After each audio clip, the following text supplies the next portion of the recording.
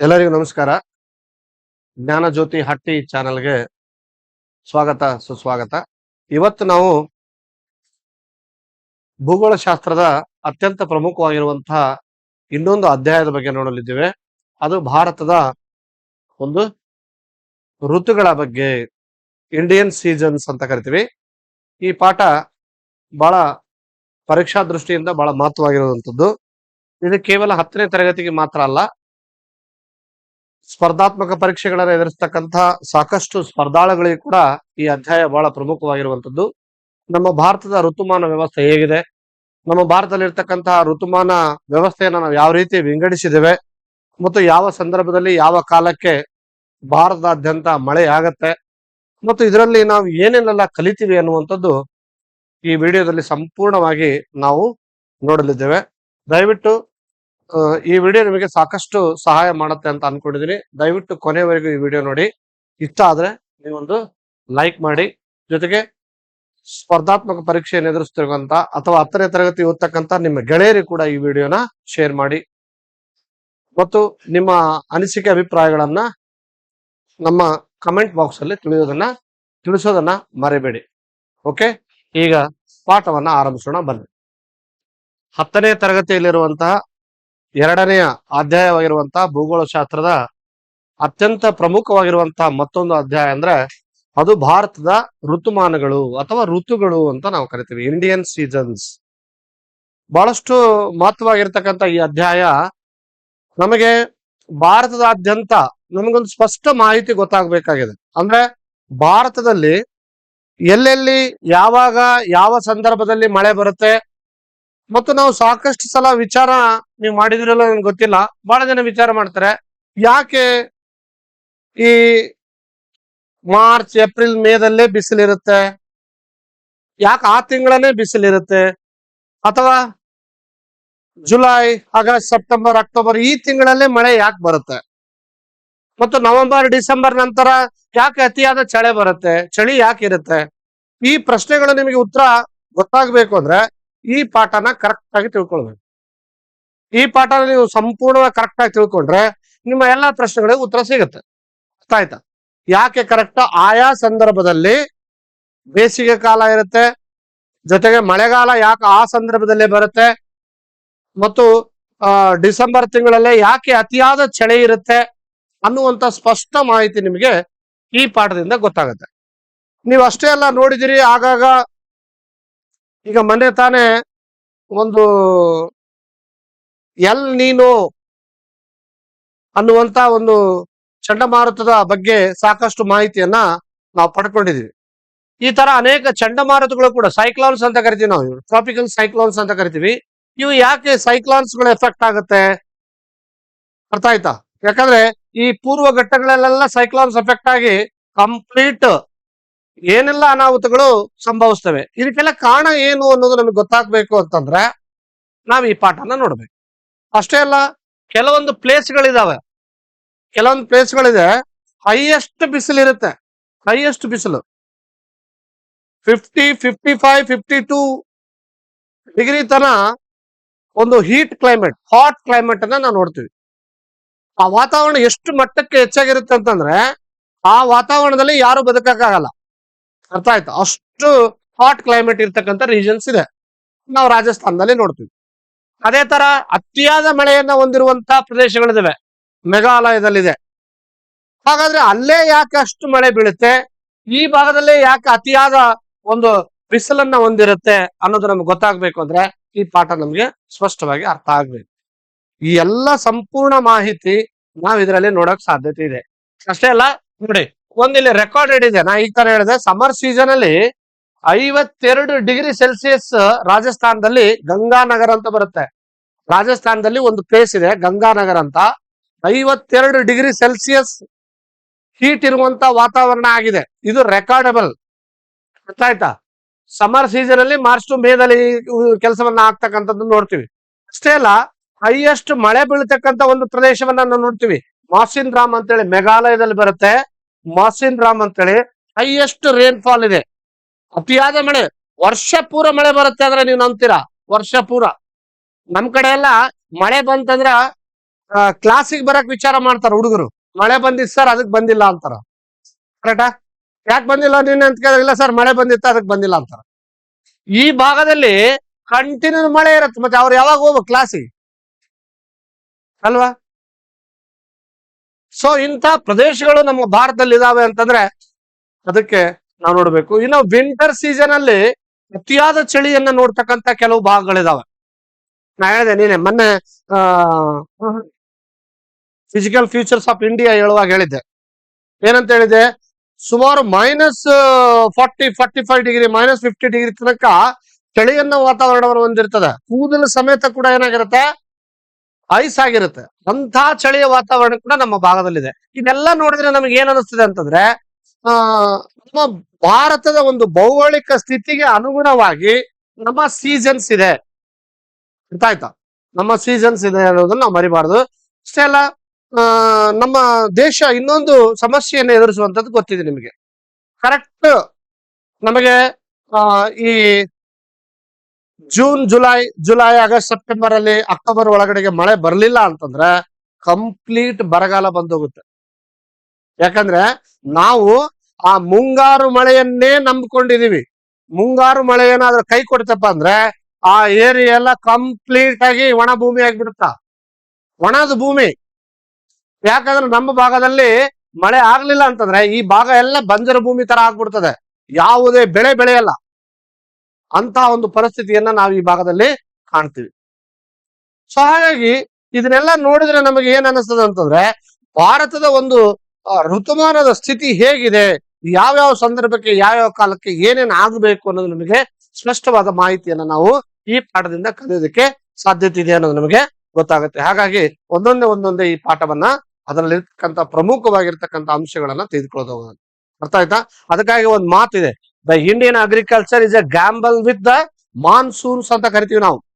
ಹೆಂಗಾಗಿದೆ ನಮ್ಮ ಪರಿಸ್ಥಿತಿ ಅಂದ್ರ, ಭಾರತೀಯ ಕೃಷಿಯ ಒಂದು ಪರಿಸ್ಥಿತಿ ಜೂಜಾಟ ಆದಂಗ ಆಗಿದಂತ. ಮಳೆಯೊಂದಿಗೆ ಆಡುವಂತ ಒಂದು ಜೂಜಾಟ, ಮಳೆ ಜೊತೆಗೆ ಆಡುವ ಜೂಜಾಟ ಆದಂಗ ಆಗಿದೆ. ಯಾವಾಗ ಮಳೆ ಬರುತ್ತೆ ಯಾವಾಗ ಮಳೆ ಬರೋದಿಲ್ಲ ಗೊತ್ತಿಲ್ಲ. ಕರೆಕ್ಟ್ ಸಮಯಕ್ಕೆ ಮಳೆ ಬಂತಂದ್ರೆ ಬೆಳೆ ಚೆನ್ನಾಗಿ ಬೆಳೀತದೆ, ಕೃಷಿಕರಿಗೆ ಸಹಾಯ ಆಗತ್ತೆ, ಮತ್ತೆ ಎಲ್ಲಾ ಭಾರತೀಯ ಜನರಿಗೂ ಸಹಾಯ ಆಗತ್ತೆ. ಒಂದ್ ವೇಳೆ ಸರಿಯಾದ ಸಮಯಕ್ಕೆ ಏನಾದ್ರೂ ಮಳೆ ಬರ್ಲಿಲ್ಲಪ್ಪ ಅಂತ ಅನ್ಕೊಳ್ಳಿ, ಏನಾಗ್ಬಿಡುತ್ತೆ?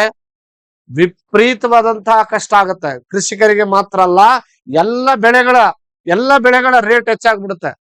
ಜೊತೆಗೆ ತಿನ್ನೋದಕ್ಕೆ ಆಹಾರ ಸಿಗದೆ ಇರುವಂತ ಪರಿಸ್ಥಿತಿ ಬರುತ್ತೆ, ಕುಡಿಯೋದಕ್ಕೆ ನೀರ್ ಸಿಗದೆ ಇರುವಂತ ಪರಿಸ್ಥಿತಿ ಬರುತ್ತೆ.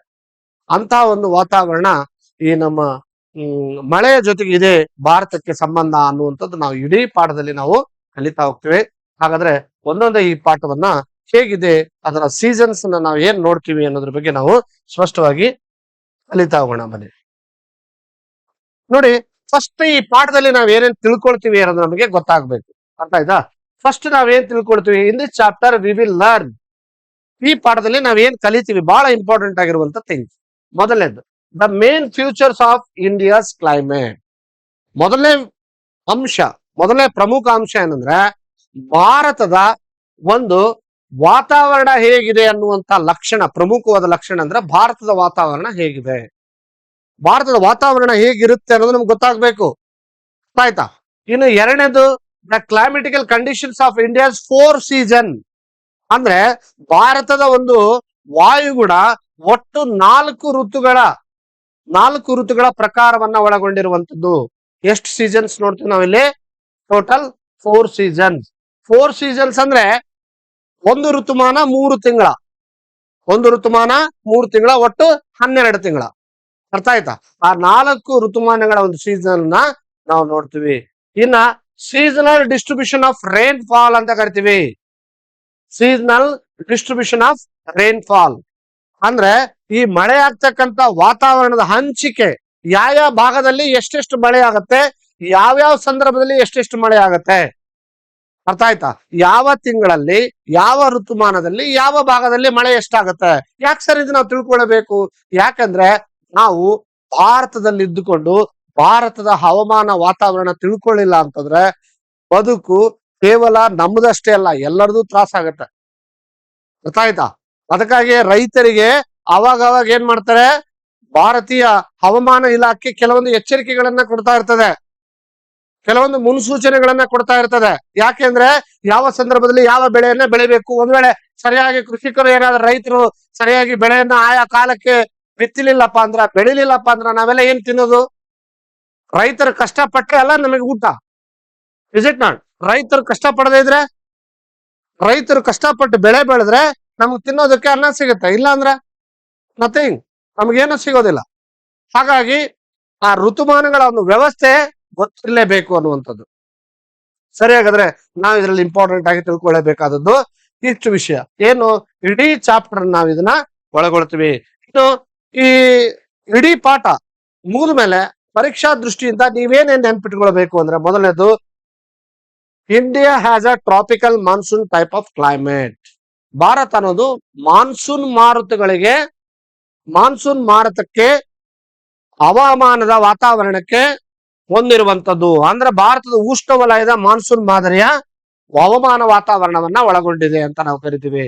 ಇನ್ನು India has a 4 major climatical condition seasons. 4 ರೀತಿಯ ಸೀಸನ್ಗಳು, 4 ಋತುಮಾನಗಳನ್ನ ನಾವು ಇದರಲ್ಲಿ ತಿಳ್ಕೊಳ್ತೀವಿ ಅನ್ನೋದು ನೆನ್ಪಿಟ್ಕೊಳ್ಬೇಕಾದದ್ದು. ಇನ್ನ rainfall distribution varies greatly from the region to another. ಒಂದು ಭಾಗದಿಂದ ಮಳೆ ಮತ್ತೊಂದು ಭಾಗಕ್ಕೆ ನೋಡಿದ್ರೆ ಹೋಲಿಕೆ ಮಾಡಕ್ಕಾಗಲ್ಲ. ಆ ತರ ನಮ್ಮ ಭಾರತದಾದ್ಯಂತ ಮಳೆಯ ಒಂದು ವಾತಾವರಣ ಡಿಸ್ಟ್ರಿಬ್ಯೂಷನ್ ಸಪರೇಟ್ ಆಗಿದೆ. ಡಿಸ್ಟ್ರಿಬ್ಯೂಷನ್ ಅನ್ನೋದು ಏನಾಗಿದೆ ಅಂತಂದ್ರೆ, ಆ ಡಿಸ್ಟ್ರಿಬ್ಯೂಷನ್ ಒಂದೇ ತರ ಇಲ್ಲ, ಬೇರೆ ಬೇರೆ ರೀತಿಯಲ್ಲಿ ಬೇರೆ ಬೇರೆ ಭಾಗದಲ್ಲಿ ಒಳಗೊಂಡಿರುವಂತದ್ದು ಕಾಣ್ತೀವಿ. ಆಮೇಲೆ the south west monsoon is the main source of rainfall in India. ಭಾರತದಲ್ಲಿ ಬಹಳ ಪ್ರಮುಖವಾದ ಮಳೆ ಯಾವುದ್ರ ಮೇಲೆ ನಾವು ಡಿಪೆಂಡ್ ಅದೀವಿ ಅಂದ್ರೆ ಅದು ಯಾವುದು? ಸೌತ್ ವೆಸ್ಟ್ ಮಾನ್ಸೂನ್ ಅಂತ ಕರಿತೀವಿ. ಅಂದ್ರ ನೈಋತ್ಯ ಮಾನ್ಸೂನ್ ಮಾರುತಗಳು. ಯಾವ್ದನ್ನ ಕರಿತೀವಿ? ನೈಋತ್ಯ ಮಾನ್ಸೂನ್ ಮಾರುತಗಳ ಮೇಲೆ ನಮ್ಮ ಇಡೀ ಮಳೆಯ ವಾತಾವರಣ ಡಿಪೆಂಡ್ ಆಗಿದೆ. ಗೊತ್ತಾಗಿದೆಯಾ? ಸೊ ಇಡೀ ನಾವು ಈ ಪಾಠದಲ್ಲಿ ಏನ್ ಕಲಿತೀವಿ ಅನ್ನೋದು ನಮ್ಗೆ ಗೊತ್ತಾಗಿದೆ. ನೋಡಿ, ಇನ್ನೊಂದು ಗಮನಿಸ್ಬೇಕು, ಸ್ವಲ್ಪ ಇದು AI ಚಿತ್ರ ಆಗಿರೋದ್ರಿಂದಾಗಿ ಕೆಲವೊಂದು ಕನ್ನಡ ಶಬ್ದಗಳು ಅಕ್ಷರಗಳು ತಪ್ಪಾಗಿರುತ್ತೆ. ಡೋಂಟ್ ವರಿ, ನಾ ಅದನ್ನ ಕ್ಲಾರಿಫೈ ಮಾಡ್ತೀನಿ, ನಾ ಹೇಳ್ತಾ ಇರ್ತೀನಿ. ಬಟ್ ನೀವು ಇಂಗ್ಲಿಷ್ ಅನ್ನ ಕರೆಕ್ಟ್ ಆಗಿ ನೋಡ್ಕೊಳ್ಳಿ, ಇಂಗ್ಲಿಷ್ ಅಲ್ಲಿ ಏನ್ ಪ್ರಾಬ್ಲಮ್ ಇರಲ್ಲ. ಅರ್ಥ ಆಯ್ತಾ ಸರ್? ಓಕೆ. ಈಗ ಸರಿ, ಫಸ್ಟ್ ನಾವು ಭಾರತದ ಉಷ್ಣ ವಲಯದ ಮಾನ್ಸೂನ್ ಹವಾಮಾನ ಅಂತ ಕರಿತೀವಿ, the tropical monsoon climatical of India. ನೋಡಿ, India has a tropical monsoon type of climate. ನಾ ಈಗ ಆಲ್ರೆಡಿ ಹೇಳಿದ್ರಿ, ಭಾರತ ಅನ್ನೋದು ಯಾವ್ದ್ರ ಮೇಲೆ? ಉಷ್ಣ ವಲಯದ ಮಾನ್ಸೂನ್ ಮಾದರಿಯ ಹವಾಮಾನವನ್ನ ಒಳಗೊಂಡಿದೆ. ಭಾರತದ ಉಷ್ಣ ವಲಯದ ಮಾನ್ಸೂನ್ ಮಾದರಿ ಅಂತಂದ್ರೆ ನೋಡಿ, ಇದು ಟ್ರಾಪಿಕ್ ಆಫ್ ಕ್ಯಾನ್ಸರ್ ಅಂತ ಕರಿತೀವಿ ನಾವು. ಇಡೀ ಭೂಮಿಯನ್ನ ನೋಡೋಣ, ಇಡೀ ಅರ್ತ್ ಅನ್ನ ನೋಡಿದಾಗ ನಮ್ಮ ಒಂದು ಭಾಗ ಏನಿದೆ, ನೀವು ನೋಡಿದಿರಿ ನಿನ್ನೆ ಕಳೆದ ತರಗತಿಯಲ್ಲಿ ಜಾಗ್ರಫಿಯಲ್ಲಿ ನೋಡಿದ್ವಿ. ಇಡೀ ವರ್ಲ್ಡ್ ಕಂಪ್ಲೀಟ್ ಗ್ಲೋಬ್ ಅನ್ನ ನೋಡಿದಾಗ ಅಥವಾ ನಮ್ಮ ಅರ್ತ್ ಅನ್ನ ನೋಡಿದಾಗ ನಮ್ಮ ಭಾರತ ಯಾವ ಭಾಗದಲ್ಲಿದೆ ಅಂತ ಹೇಳಿದೀನಿ. ನಾರ್ತ್ ಹೆಮಿಸ್ಫಿಯರ್ ಮತ್ತೆ ಈಸ್ಟ್ ಹೆಮಿಸ್ಫಿಯರ್, ಹೌದಿಲ್ಲ? ನಾರ್ತ್ ಈಸ್ಟ್ ಹೆಮಿಸ್ಫಿಯರ್ ಅಲ್ಲಿ ನಮ್ಮ ಭಾರತ ಸಿಚುವೇಟೆಡ್ ಇದೆ ಅಂತ ಹೇಳಿದೀನಿ ಅಲ್ವಾ? ಸೊ ಹಾಗಾಗಿ ಏನಂತ ಹೇಳ್ತಾನೆ, ಇಲ್ಲಿ ನಾವು ಮೈಂಡ್ ಅಲ್ಲಿ ಇಟ್ಕೊಳ್ಬೇಕಾದದ್ದು ಏನಂದ್ರೆ, it is a tropical monsoon type of climate ಅಂತ ಹೇಳ್ತಾನೆ. The main future is the seasonal reversal of winds. ಅಷ್ಟೇ ಅಲ್ಲ, ನಾವೇನು ಈ ಋತುಗಳಿಗೆ ಅನುಗುಣವಾಗಿ ಗಾಳಿ ದಿಕ್ಕು ಬದಲಾಗ್ತಾ ಇರುತ್ತಲ್ಲ, ಆ ಗಾಳಿಯ ದಿಕ್ಕಿಗೆ ಅನುಗುಣವಾಗಿ ಕೂಡ ನಮ್ಮ ಮಳೆಯ ಹಂಚಿಕೆ ಡಿಪೆಂಡ್ ಆಗಿದೆ. ಅರ್ಥ ಆಯ್ತಾ? ಅಷ್ಟೇ ಅಲ್ಲ, first half of the year, ಯಾಕಂದ್ರೆ ಭೂಮಿ ಈ ತರ ಸುತ್ತಾ ಇರುತ್ತಲ್ವಾ, ಭೂಮಿ ಈ ತರ ಸುತ್ತುವಾಗ first half of the year, ಮೊದಲ ಅರ್ಧ ವಾರ್ಷಿಕದಲ್ಲಿ ಸೌತ್ ವೆಸ್ಟ್, ನಾರ್ತ್ ಈಸ್ಟ್, ಮೊದಲು ಹೆಂಗ್ ಗಾಳಿ ಬೀಸ್ತಾ ಇರುತ್ತೆ, ಯಾವ ತರ ಒಂದು ಮೋಡವನ್ನು ತರ್ತಾ ಇರುತ್ತೆ ಅಂತ ಹೇಳ್ತಾನ, ಸೌತ್ ವೆಸ್ಟ್ ಅಲ್ಲಿ ಮತ್ತೆ ನಾರ್ತ್ ಈಸ್ಟ್ ಅಲ್ಲಿ. ಅರ್ಥ ಆಯ್ತಾ? ಈ ಭಾಗವನ್ನ ಒಳಗೊಂಡಿರುತ್ತೆ. ಅದನ್ನ ನಾವೇನಂತ ಕರಿತೀವಿ? ನೈಋತ್ಯ ಈಶಾನ್ಯ. ನೆಕ್ಸ್ಟ್ ವರ್ಷ ಇನ್ನ ಉಳಿದಿದ್ದ ಅರ್ಧ ವರ್ಷ ಏನಂದ್ರೆ ನಾರ್ತ್ ಈಸ್ಟ್ ಮತ್ತೆ ಸೌತ್ ವೆಸ್ಟ್. ಅರ್ಥ ಆಯ್ತಾ? ಈಗ ಜಸ್ಟ್ ನಾನು ಇಲ್ಲಿ ಒಂದು ಅಬ್ಸರ್ವ್ ಮಾಡೋಣ, ಇಲ್ಲಿದೆ ನೋಡಿ, ಈಗ ಇದು ಜಸ್ಟ್ ಒಂದು ಮ್ಯಾಪ್ ಬಂದ್ ಮಾಡೋಣ. ಇಲ್ಲಿ ನಾರ್ತ್ ಇದೆ, ನಾರ್ತ್, ಇದು ಸೌತ್ ಅಲ್ವಾ, ಇದು ವೆಸ್ಟ್, ಇದೇನಿದೆ ಈಸ್ಟ್ ಅಲ್ವಾ? ಮಳೆಯ ವಾತಾವರಣ ಅಥವಾ ಯಾವ ತರ ದಿಕ್ಕನ್ನ ತನ್ನ ಗಾಳಿಯೊಂದಿಗೆ ಒಳಗೊಂಡಿರುತ್ತೆ ಅನ್ನೋದು ನಮ್ಗೆ ಗೊತ್ತಾಗಬೇಕಾಗಿದೆ. ಇನ್ನ ಈ ಭಾಗದಲ್ಲಿ ಏನಿದೆ ಅಂತಂದ್ರೆ ಇವು ಮತ್ತೆ ಇನ್ನು 4 ದಿಕ್ಕುಗಳು. ಇದನ್ನ ಏನಂತ ಕರಿತೀವಿ, ನಾರ್ತ್ ಈಸ್ಟ್ ಅಂತ ಕರಿತೀವಿ ನಾವು.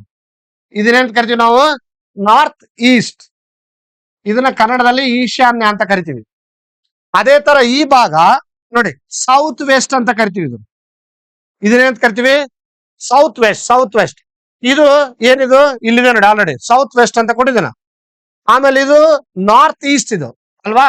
ಈ ಭಾಗದಲ್ಲಿ ಏನಂದ್ರೆ ನಾರ್ತ್ ವೆಸ್ಟ್. ಇದು ಒಂದು ನಾರ್ತ್ ವೆಸ್ಟ್, ಇದು ನಾರ್ತ್ ಈಸ್ಟ್.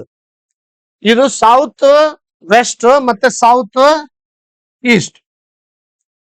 ಮೊದಲ ಅರ್ಧ ವಾರ್ಷಿಕ ಅಂತ ಹೇಳ್ತಾನೆ, the first half of the year ಅಂತ ಹೇಳ್ತಾನೆ ಸೌತ್ ವೆಸ್ಟ್ ಅಂತ ಹೇಳ್ತಾನೆ. Where it is south west ಅಂದ್ರೆ ಭೂಮಿಯ ಒಂದು ವಾತಾವರಣ ಇಲ್ಲಿ ಕಾಣ್ತಾ ಇದೆ. ಜಸ್ಟ್ ಅಬ್ಸರ್ವ್ ಮಾಡಿ, ಇಲ್ಲಿ ನೋಡಿ, ಇಲ್ಲಿ ಗಾಳಿ ಬೀಸ್ತಕ್ಕಂಥದ್ದು ಜಸ್ಟ್ ತೋರಿಸಿದಾನೆ, ಮಾರ್ಕ್ ತೋರಿಸ್ತಾ ಇದ್ದಾನೆ, ನೋಡ್ತಾ ಇದ್ದೀರಾ?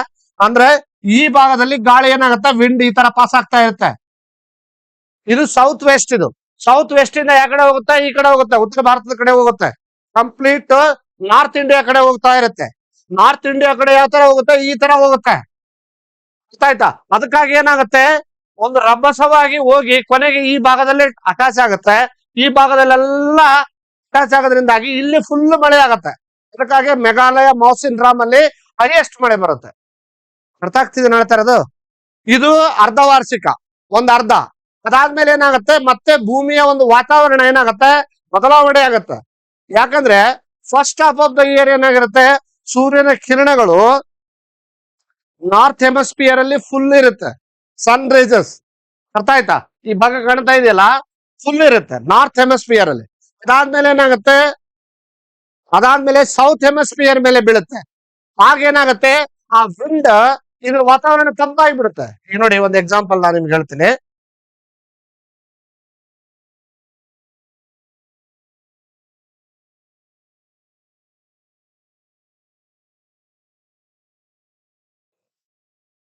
ಜಸ್ಟ್ ಒಂದು ಎಕ್ಸಾಂಪಲ್ ನಾ ನೋಡೋಣ. ಈಗ ಇದು ನಾರ್ತ್ ಹೆಮಿಸ್ಫಿಯರ್, ಇದು ಸೌತ್ ಹೆಮಿಸ್ಫಿಯರ್. ನಮ್ಮ ಭಾರತ ಈ ತರ ಇದೆ ಅಂತ ಅನ್ಕೊಳ್ಳೋದು, ಈ ಜಸ್ಟ್ ಈ ಭಾಗದಲ್ಲಿ ಇದೆ ಅಂತ ಅನ್ಕೊಳ್ಳೋಮ.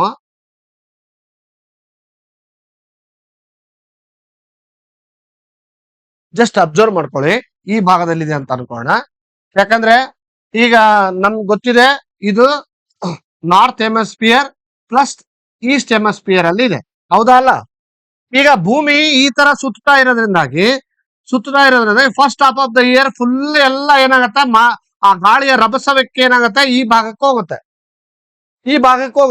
ಈ ಭಾಗಕ್ಕ ಒಂದು ಕಂಪ್ಲೀಟ್ ಅಂದ್ರೆ ಸೂರ್ಯನ ಕಿರಣಗಳು ಡೈರೆಕ್ಟ್ ಆಗಿ ಇದ್ರ ಮೇಲೆ ಬೀಳ್ತಾ ಇರುತ್ತೆ. ಅರ್ಥ ಆಯ್ತಾ? ಈ ಭಾಗ ಬೀಳ್ತಾ ಇರುತ್ತೆ north hemisphere first half of the year. ಅದಾದ್ಮೇಲೆ ನಿಧಾನ ಏನಾಗುತ್ತೆ, ಸೂರ್ಯನ ಕಿರಣಗಳು ಭೂಮಿ ಯಾಕಂದ್ರೆ 23.5 ಡಿಗ್ರಿ ತಿರುಗ್ತಾ ಇರುತ್ತೆ. 23.5 ಡಿಗ್ರಿ ತಿರುಗುವಾಗ ನೆಕ್ಸ್ಟ್ ಸೂರ್ಯನ ಕಿರಣಗಳು next half of the year ಈ ಭಾಗದ ಮೇಲೆ ಬೀಳ್ತಾ ಇರುತ್ತೆ. ಅರ್ಥ ಆಯ್ತಾ? ಫುಲ್ಲಿ ಇದ್ರ ಮೇಲೆ ಬೀಳ್ತಾ ಇರುತ್ತೆ. ಆಗ ಏನಾಗಿರುತ್ತೆ, ಇದು ಕೋಲ್ಡ್ ಆಗುತ್ತ. ಈ ವಾತಾವರಣ ಏನಾಗ್ಬಿಡುತ್ತೆ, ಆಟೋಮೆಟಿಕ್ ಸೂರ್ಯನ ಕಿರಣಗಳು ಡೈರೆಕ್ಟ್ ಆಗಿ ಇದಕ್ಕೆ ಬೀಳಲ್ಲ. ಅರ್ಥ ಆಯ್ತಾ? ಇದಕ್ ಬೀಳಲಾರ್ದಕ್ಕೆ ಏನಾಗುತ್ತಾ, ಇದು ವಾತಾವರಣ ಸ್ವಲ್ಪ ಕೂಲ್ ಆಗುತ್ತೆ. ಆಲ್ರೆಡಿ ಮಳೆ ಬಂದ್ಬಿಟ್ಟಿರ್ತದೆ. ಆ ಮಳೆ ಬಂದದ್ದು ಮತ್ತೆ ಜೊತೆಗೆ ವಾತಾವರಣ ಡೈರೆಕ್ಟ್ ಆಗಿ ಸೂರ್ಯನ ಕಿರಣ ಬೀಳದೇ ಇರೋದು, ಎರಡೂ ವಾತಾವರಣದಿಂದ ಏನಾಗುತ್ತೆ, ಈಗ ಹೋಗಿರುತ್ತಲ್ಲ ವಿಂಡ್, ಇದು ವಾಪಸ್ ಬರಕ್ ಸ್ಟಾರ್ಟ್ ಆಗತ್ತೆ. ಗೊತ್ತಾಗ್ತಿದ್ಯಾ? ಅದೇನಾಗತ್ತ, ವಾಪಸ್ ಬರೋದಕ್ಕೆ ಸ್ಟಾರ್ಟ್ ಆಗತ್ತ. ಆ ಸಂದರ್ಭದಲ್ಲಿ ರಿಟರ್ನಿಂಗ್ ಮಾನ್ಸೂನ್ ಸೀಸನ್ ಅಂತ ಕರಿತೀವಿ ನಾವು. ಅದು ಒಳ್ಳೆ ಮತ್ತೆ ವಾಪಸ್ ಬರುವಾಗ ಆ ವಾತಾವರಣದಲ್ಲಿ ಮತ್ತು ಹೋಗುವಾಗ ವಾತಾವರಣದಲ್ಲಿ, ಅದಕ್ಕೆ ನಾನು ಹೇಳಿದೆ ಮೇಘಾಲಯ ಮೈಸಿನ್ ರಾಮ್ ಅಂತ ಏನಿದಿಲ್ಲ, ಆ ಮಾಸಿನ್ ರಾಮ್ ಅಲ್ಲಿ ಹೈಯೆಸ್ಟ್ ಮಳೆ ಆಗತ್ತ. ಅದು ಚಿರಾಪುಂಜಿನ ಮಾಸಿನ್ ರಾಮ್. ಅರ್ಥ ಆಯ್ತಾ? ಈ ಭಾಗದಲ್ಲಿ ಮಳೆ ಆಗತ್ತೆ. ಇನ್ನು ವಾಪಸ್ ಬರುವಾಗ ನೆಕ್ಸ್ಟ್ ಸಿಚುವೇಶನ್ ಏನಾಗುತ್ತೆ ಅಂತ ಮುಂದೆ ಬರತ್ತಾನೆ ಹೇಳ್ತೀನಿ. ಇಷ್ಟೇ ನಿಮ್ಗೆ ಅರ್ಥ ಆಗ್ಬೇಕು. ಈಗ ಇಡೀ ಇಂಡಿಯಾದ ಬಗ್ಗೆ ನಾವು ಜಸ್ಟ್ ನೋಡೋದಾದ್ರೆ ಒಂದು ವಾತಾವರಣ ಜಸ್ಟ್ ಅಬ್ಸರ್ವ್ ಮಾಡ್ತಾ ಹೋಗೋಣ.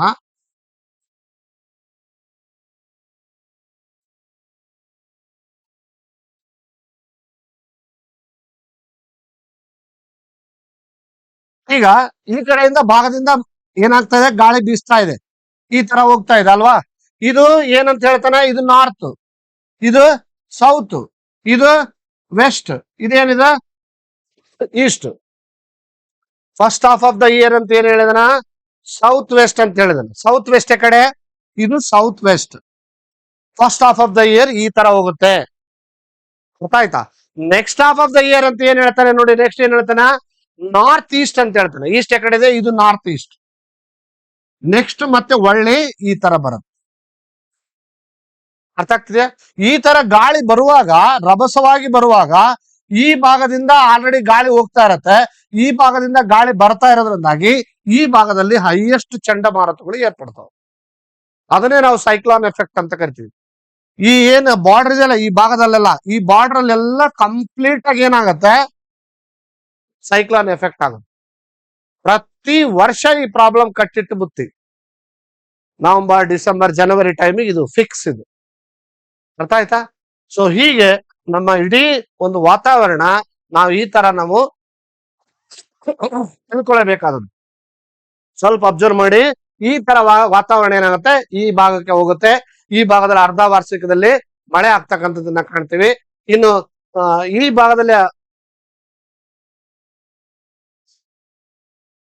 ಭಾಗದಲ್ಲಿ ಮಳೆ ಆಗ್ತಕ್ಕಂಥದ್ದನ್ನ ಕಾಣ್ತೀವಿ. ಮತ್ತೆ ವಾಪಸ್ ರಿಟರ್ನಿಂಗ್ ಆಗುವಾಗ ನಾರ್ತ್ ಈಸ್ಟ್ ಅಲ್ಲಿ remaining half of the year ನಾವು ನೋಡೋದಕ್ಕೆ ಸಾಧ್ಯ. ಇನ್ನೊಂದು ವಿಷಯ ನಿಮ್ಗೆ ಗೊತ್ತಾಗಬೇಕು, ನಾವು ಇಡೀ ಕಂಪ್ಲೀಟ್ ಆಗಿ ಮಾನ್ಸೂನ್ ಮೇಲೆ ಡಿಪೆಂಡ್ ಇದೀವಿ ಅಂತ ಹೇಳಿದೆ. ಮಾನ್ಸೂನ್ ಅಂದ್ರೆ ಏನ್ ಗೊತ್ತಾ, ಮಾನ್ಸೂನ್ ಅಂದ್ರೆ ನಾವು ಇದೇ ಟೈಮ್ ಅಲ್ಲೇ, ಇದೇ ತಿಂಗಳಲ್ಲೇ ಮಳೆ ಬರ್ಬೇಕು ಅನ್ನೋದಕ್ಕೆ ಸೆಟ್ ಆಗಿಬಿಟ್ಟಿದೆ ನಮ್ಮ ವಾತಾವರಣ. ಅರ್ಥ ಆಯ್ತಾ. ಮಾನ್ಸೂನ್ ಅಂದ್ರೆ ಈಗ ನಮ್ ನೋಡಿ, ಬೇಸಿಗೆ ಕಾಲದಲ್ಲಿನೇ ಯಾವಾಗ್ಲೂ ಅಂದ್ರೆ ಯಾವ್ದು, ಮಾರ್ಚ್ ಲಾಸ್ಟ್ ವೀಕ್, ಮಾರ್ಚ್ ಅನಸಿ ಆಗಲೇ ಬೇಸಿಗೆ ಸ್ಟಾರ್ಟ್ ಆಗ್ಬಿಟ್ಟಿರ್ತದ. ಮಾರ್ಚ್ ಎಂಡ್ ಮತ್ತೆ ಏಪ್ರಿಲ್, ಮೇ ಫುಲ್ ಬೇಸಿಗೆ ಕಾಲ, ಬೇಸಿಗೆ ದಿನ. ಇನ್ನು ಅದೇ ತರ ಮಳೆಗಾಲದಲ್ಲಿ ಜುಲೈ, ಆಗಸ್ಟ್, ಸೆಪ್ಟೆಂಬರ್, ಅಕ್ಟೋಬರ್ ತಿಂಗಳಲ್ಲಿ ಏನಾಗುತ್ತೆ, ಜುಲೈ ಎಂಡ್ ಅನಷ್ಟಿಗೆ ಆಗಲೇ ಮಳೆ ಸ್ಟಾರ್ಟ್ ಆಗ್ಬಿಡುತ್ತೆ. ಸೊ ಇದು ಏನಂದ್ರೆ ಮಾನ್ಸೂನ್ ಅನ್ನುವಂಥದ್ದು, it is derived from the Arabic word. ಯಾವ ವರ್ಡ್ ಇಂದ ಬಂದಿದೆ ಇದು, ಅರೇಬಿಕ್ ವರ್ಡ್ ಅನ್ನೋದ್ರಿಂದ ಬಂದಿದೆ. ಅದು ಯಾವ್ದಂದ್ರೆ ಮೌಸಿಮ್ ಅಂತಂದ್ರೆ ಸೀಸನ್ ಅಂತ ಕರಿತೀವಿ ನಾವು. ಅದನ್ನೇ ನಾವ್ ಏನ್ ಮಾಡ್ತೀವಿ, ಋತುಮಾನ ಅಂತ ಕರಿತೀವಿ. ಸೀಸನ್ ಅಂದ್ರೆ ಏನು, ಋತುಮಾನ. ಅರ್ಥ ಆಯ್ತಾ. ಆ ಸೀಸನ್ ಯಾವ್ಯಾವ ಸೀಸನ್ ಅನ್ನೋದು ನಾವು ಸೆಟ್ ಮಾಡ್ಕೊಂಡಿದೀವಿ ಅನ್ನೋದು ನಮಗೆ ಗೊತ್ತಾಗ್ಬೇಕು. ಅಂದ್ರೆ ನಿಮಗೆ ಒಂದು ಸ್ಪಷ್ಟವಾಗಿರ್ಲಿ, ನಮ್ಮ ಇಡೀ ವಾತಾವರಣ ಏನಂದ್ರೆ the climatical type of India is tropical monsoon climatical. ಇದು ಎಕ್ಸಾಮ್ ನಲ್ಲಿ ಕೇಳಿದ್ರೆ ಬರಿಬೇಕು, ಇದು ಕಂಪಲ್ಸರಿ ಕೇಳ್ತಾರೆ. ಏನಂದ್ರೆ what is the climatical type of India ಅಂತ ಕೇಳಿದ್ರೆ ದ ಟ್ರಾಪಿಕಲ್ ಮಾನ್ಸೂನ್ ಕ್ಲೈಮೇಟ್ ಅಂದ್ರೆ ಉಷ್ಣ ವಲಯದ ಮಾನ್ಸೂನ್ ಮಾರುತ ಅಥವಾ ಹವಾಮಾನ ಅಂತ ಕರಿತೀವಿ ನಾವು.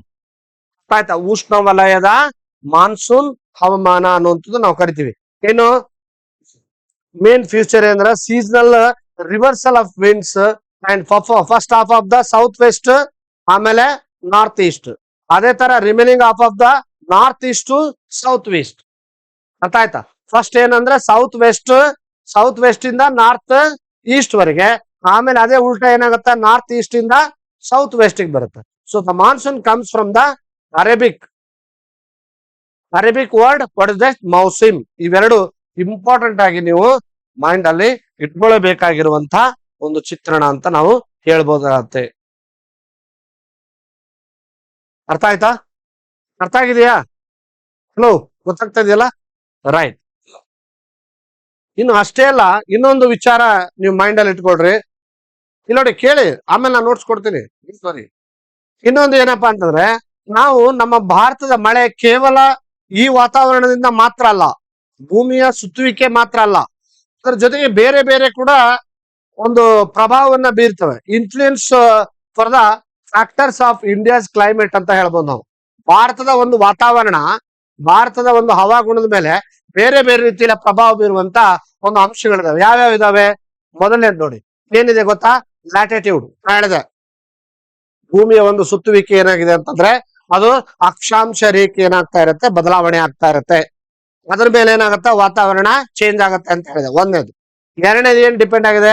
Height above the sea level, ಅಂದ್ರೆ ಸಮುದ್ರ ಮಟ್ಟಕ್ಕಿಂತ ಎಷ್ಟು ಮಟ್ಟದಲ್ಲಿ ಹೈಟ್ ಇದೆ ಅನ್ನೋದು ಕೂಡ ಮಳೆಯ ಮೇಲೆ ಡಿಪೆಂಡ್ ಆಗಿರುತ್ತೆ. ನಮ್ಮ ಭಾಗದಲ್ಲಿ ರಾಯಚೂರಲ್ಲಿ ಯಾವಾಗ ಮಳೆ ಕಡಿಮೆ ಅಂತೀವಿ ನಾವು. ಯಾಕೆ ಅಂತ ನಾ ಹೇಳ್ತೀನಿ ನಾನೀಗ, ಗೊತ್ತಾಯ್ತಾ? ಯಾಕೆ ವಾತಾವರಣಕ್ಕೆ ಮಳೆ ಕಡಿಮೆ ಆಗ್ತದೆ, ಯಾವ ಕಾರಣಕ್ಕಾಗಿ ಮಳೆ ಅನ್ನೋದು ಕಡಿಮೆ ಆಗ್ತದೆ ಅನ್ನೋದು. ಆಮೇಲೆ ಡಿಸ್ಟೆನ್ಸ್ ಫ್ರಮ್ ದ ಸಿ, ಸಮುದ್ರದಿಂದ ಎಷ್ಟು ದೂರಕ್ಕಿದೆ. ಈಗ ಸಮುದ್ರದಲ್ಲಿ ಆವಿ ಆಗ್ಬೇಕಲ್ಲ, ಸಮುದ್ರದಲ್ಲಿ ಏನಾಗ್ಬೇಕದು ಸಮುದ್ರದಲ್ಲಿರುವಂತ ನೀರು ಸೂರ್ಯನ ಕಿರಣಗಳಿಗೆ ಎವಾಪರೇಟ್ ಆಗ್ಬೇಕು, ಎವಾಪರೇಟ್ ಆಗಿ ಮುಂದಕ್ಕೆ ಬರ್ಬೇಕಲ್ಲ ಅದು, ಹೌದಿಲ್ಲ? ಮೋಡಗಳಾಗ್ಬೇಕು, ಮೋಡಗಳ ಕ್ಲೌಡ್ ಕ್ರಿಯೇಟ್ ಆಗಿ ಮುಂದಕ್ಕೆ ಬರ್ಬೇಕು. ಸಮುದ್ರ ಎಲ್ಲೋ ಇದೆ, ನಮ್ಮ ಪ್ರದೇಶ ಎಲ್ಲೋ ಇದೆ ಅಂದ್ರೆ ಅದು ಮುಂದಕ್ಕೆ ಬರೋದ್ರಾಗನೆ ಮತ್ತೊಂದು ಮೋಡ ಡಿಕ್ಕಿ ಕ್ಲಾಶ್ ಆಯ್ತಪ್ಪ ಅಂದ್ರೆ ಅಲ್ಲೇ ಮಳೆ ಬಿದ್ದ್ಬಿಡುತ್ತೆ. ನಮ್ಮ ಭಾಗದ ತನ ಬರಲ್ಲ, ಹೌದಲ್ಲ? ನಮ್ಮ ಭಾಗದ ತನ ಅದು ಮುಟ್ಟೋದೇ ಇಲ್ಲ. ಹಾಗಾಗಿ ಮಳೆಯ ಪ್ರಮಾಣ ಸಿ ಲೆವೆಲ್ ಮೇಲೆ ಕೂಡ ಡಿಸ್ಟೆನ್ಸ್ ಕೂಡ ಡಿಪೆಂಡ್ ಆಗಿರುತ್ತೆ. ಮೊದಲನೇದು ಲ್ಯಾಟಿಟ್ಯೂಡ್, ಎರಡನೇದು height of the C level, ಸಮುದ್ರ ಮಟ್ಟದಿಂದ ಎಷ್ಟು ಎತ್ತರಕ್ಕಿದೆ ಅನ್ನೋದು ಕೂಡ ಪ್ರಭಾವ ಬೀರುತ್ತೆ. ಇನ್ನು ಮೂರನೇದು the distance from the C level, ಸಮುದ್ರದ ಒಂದು ತೀರ ಮತ್ತು ಪ್ರದೇಶ ಎಷ್ಟು ದೂರ ಇದೆ ಅನ್ನೋದು ಕೂಡ ಪ್ರಭಾವ ಬೀರುತ್ತೆ. ಇನ್ನು ನಾಲ್ಕನೇದು ದ ಡೈರೆಕ್ಷನ್ ಆಫ್ ವಿಂಡ್, ಗಾಳಿ ಯಾವ ದಿಕ್ಕಿಗೆ ಬೀಸ್ತದೆ ಅನ್ನೋದು ಕೂಡ ಮಳೆ ತರುವಂತದ್ದು. ನೋಡಿದ್ರೆ ನೀವು ಎಷ್ಟೋ ಸಲ ರೈತರು ಅಂತಿರ್ತಾರ, ಅಯ್ಯೋ ಗಾಳಿ ಬೀಸ್ತಾ ಇದೆಪ್ಪ, ಆಯ್ತು ಮಳೆ ಬಂದಂಗೆ ಅಂತಿರ್ತಾರ. ಗಾಳಿ ಬೀಸಿದ್ರೆ ಮಳೆ ಬರಲ್ಲ ಅಂತ, ಯಾಕಂದ್ರೆ ಮೋಡಗಳು ಮತ್ತೆ ಮುಂದಕ್ಕೆ ಹೋಗ್ಬಿಡ್ತಾವು. ಗಾಳಿ ಯಾವ ದಿಕ್ಕಿಗೆ ಹೋಗುತ್ತೆ ಅನ್ನೋದು ಕೂಡ ಮಳೆಯ ಮೇಲೆ ಡಿಪೆಂಡ್ ಆಗಿರುತ್ತೆ.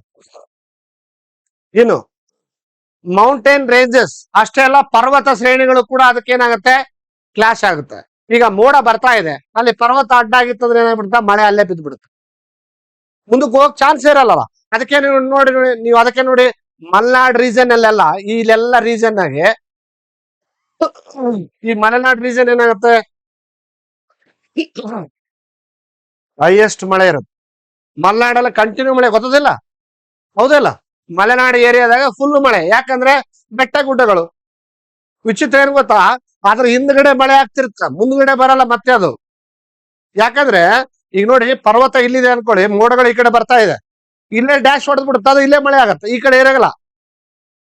ಅರ್ಥ ಆಯ್ತಾ? ಇದನ್ನ ನಾವು ಶಾಡೋ ರೇನ್ ಏರಿಯಾ ಅಂತ ಕರಿತೀವಿ. ನಾವು ಶಾಡೋ ರೇನ್ ಏರಿಯಾ, ಮಳೆ ಈ ಗುಡ್ಡಕ್ಕೆ ಆಗ್ತಾ ಇರುತ್ತೆ, ಆದ್ರೆ ಈ ಗುಡ್ಡದ ಹಿಂದೆ ಆಗ್ತಾ ಇರುತ್ತೆ, ಈ ಕಡೆ ಇರಲ್ಲ. ಇಂಥ ಪರಿಸ್ಥಿತಿಯ ವಾತಾವರಣ ನಮ್ಮ ಭಾರತದಲ್ಲಿ ನಾವು ಕಾಣ್ತೀವಿ. ಸ್ಪೆಷಲಿ ಈ ಏರಿಯಾ ಏನ್ ಕಾಣ್ತಾ ಇದೆಯಲ್ಲ, ಈ ಏರಿಯಾ ಸ್ಪೆಷಲಿ ಅದರಲ್ಲಿ ತಮಿಳ್ನಾಡನ್ನ ಹೊರತುಪಡಿಸಿದ್ರೆ ಉಳಿದ ಕಡೆ ಎಲ್ಲ ಮಳೆ ಆಗತ್ತೆ. ಆಯ್ತಾ?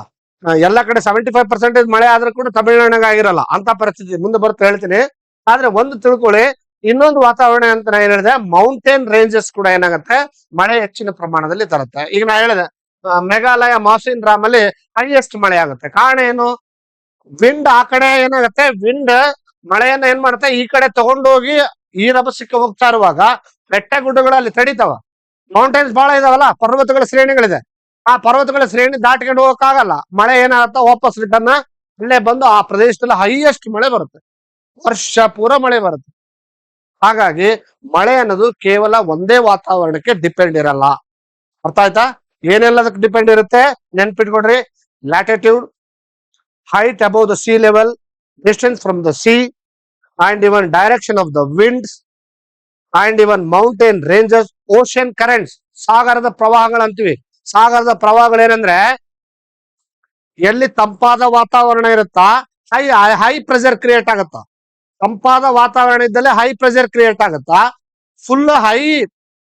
ಫುಲ್ ಉಷ್ಣ ಅಂದ್ರೆ ಹಾಟ್ ಕ್ಲೈಮೇಟ್ ಇರುತ್ತೆ, ಅಲ್ಲಿ ಲೋ ಪ್ರೆಷರ್ ಕ್ರಿಯೇಟ್ ಆಗತ್ತಾ, ಲೋ ಪ್ರೆಷರ್ ಕ್ರಿಯೇಟ್ ಆಗತ್ತಾ.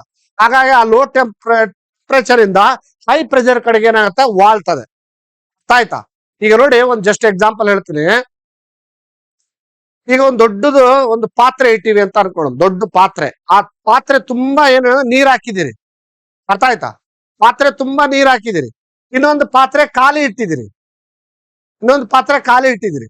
ಆ ಪಾತ್ರೆ ದೊಡ್ಡ ತುಂಬಿದಂತ ಪಾತ್ರೆಯಿಂದ ನೀರು ಈ ಪಾತ್ರೆಗೆ ಬರ್ಬೇಕಾದ್ರೆ ಅಲ್ಲೊಂದು ನಳ ಇಟ್ಟಿದ್ರಿ ಅಂತ ವಾಲ್ ಟ್ಯಾಪ್ ಆನ್ ಮಾಡಿದ ಕೂಡಲೇ ಇಲ್ಲಿರ್ತಕ್ಕಂತ ಆ ಲೋ ಟೆಂಪರೇಚರ್ ಏನಾಗುತ್ತೆ, ಹೈ ಟೆಂಪರೇಚರ್ ಯಾವ ಕಡೆ ಹೋಗ್ಬೇಕು, ಹೈ ಪ್ರೆಷರ್ ಅಂದ್ರೆ ಯಾವ ಕಡೆ ಇಳುಕಿದೆ, ಫಾರ್ ಎಕ್ಸಾಂಪಲ್ ಯಾವ ಭಾಗಕ್ಕೆ ಅದು ಏರ್ಬೇಕು, ಅದು ಆ ಟೆಂಪರೇಚರ್ ಝೋನ್ ಏನಾಗುತ್ತೆ, ಫುಲ್ ಹೈ ಪ್ರೆಷರ್ ಕ್ರಿಯೇಟ್ ಆಗುತ್ತೆ. ಅರ್ಥ ಆಯ್ತಾ? ಸೊ ಹಾಗಾಗಿ ಈ ವಾತಾವರಣ ಕೂಡ ಏನಂದ್ರೆ, ಸಾಗರದಲ್ಲಿ ಇರ್ತಕ್ಕಂಥ ಕರೆಂಟ್ ಓಷನ್ಸ್ ಅಂತ ಬರುತ್ತೆ, 8ನೇ ತರಗತಿಯಲ್ಲಿ ಇದೆ. ನೀವು ಆಲ್ಮೋಸ್ಟ್ ಆಲ್ ಕಲ್ತಿದ್ರಿ ಅಂತ ಅನ್ಕೊಳ್ತೀನಿ. ಅಲ್ಲಿರ್ತಕ್ಕಂಥ ಕರೆಂಟ್ ಓಷನ್ಸೇ ಇದಕ್ಕೆ ಪ್ರಭಾವ ಬೀರೋದಕ್ಕೆ ಕಾರಣ. ಅರ್ಥ ಆಯ್ತಾ? ರೈಟ್. ಸೊ ಇವೆಲ್ಲ ಬಹಳ ಇಂಪಾರ್ಟೆಂಟ್ ಆಗುತ್ತೆ. ಇನ್ನು ಭಾರತದಲ್ಲಿ 4 ಹವಾಮಾನದ ಋತುಗಳು ಅಂತ ಹೇಳಿದೆ ನಾನು, ಅಲ್ವಾ? 4 ಹವಾಮಾನದ ಋತುಗಳು ಯಾವ್ಯಾವು ಅಂತ ನಾವು ನೋಡೋಣ. 4 ಹವಾಮಾನದ ಋತುಗಳು ಯಾವ್ಯಾವು?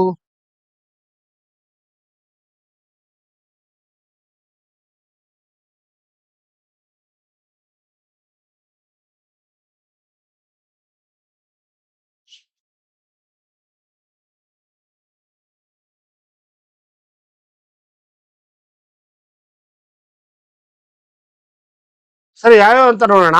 ಹಲೋ, ಪ್ಲೀಸ್ ಅಬ್ಸರ್ವ್ ಮಾಡಿ. ಇಲ್ಲಿ ನೋಡಿ, ಇಲ್ಲಿ ಸಮ್ಮರ್ ಸೀಸನ್ ಅಂತ ಇದೆ. ಮೊದಲನೇದು ಸಮ್ಮರ್ ಸೀಸನ್. ಈ ಸಮ್ಮರ್ ಸೀಸನ್ ಯಾವಾಗಿರುತ್ತೆ? ಬೇಸಿಗೆಯ ಋತುಮಾನ. ಬೇಸಿಗೆಯ ಋತುಮಾನ ಯಾವಾಗಿರುತ್ತೆ?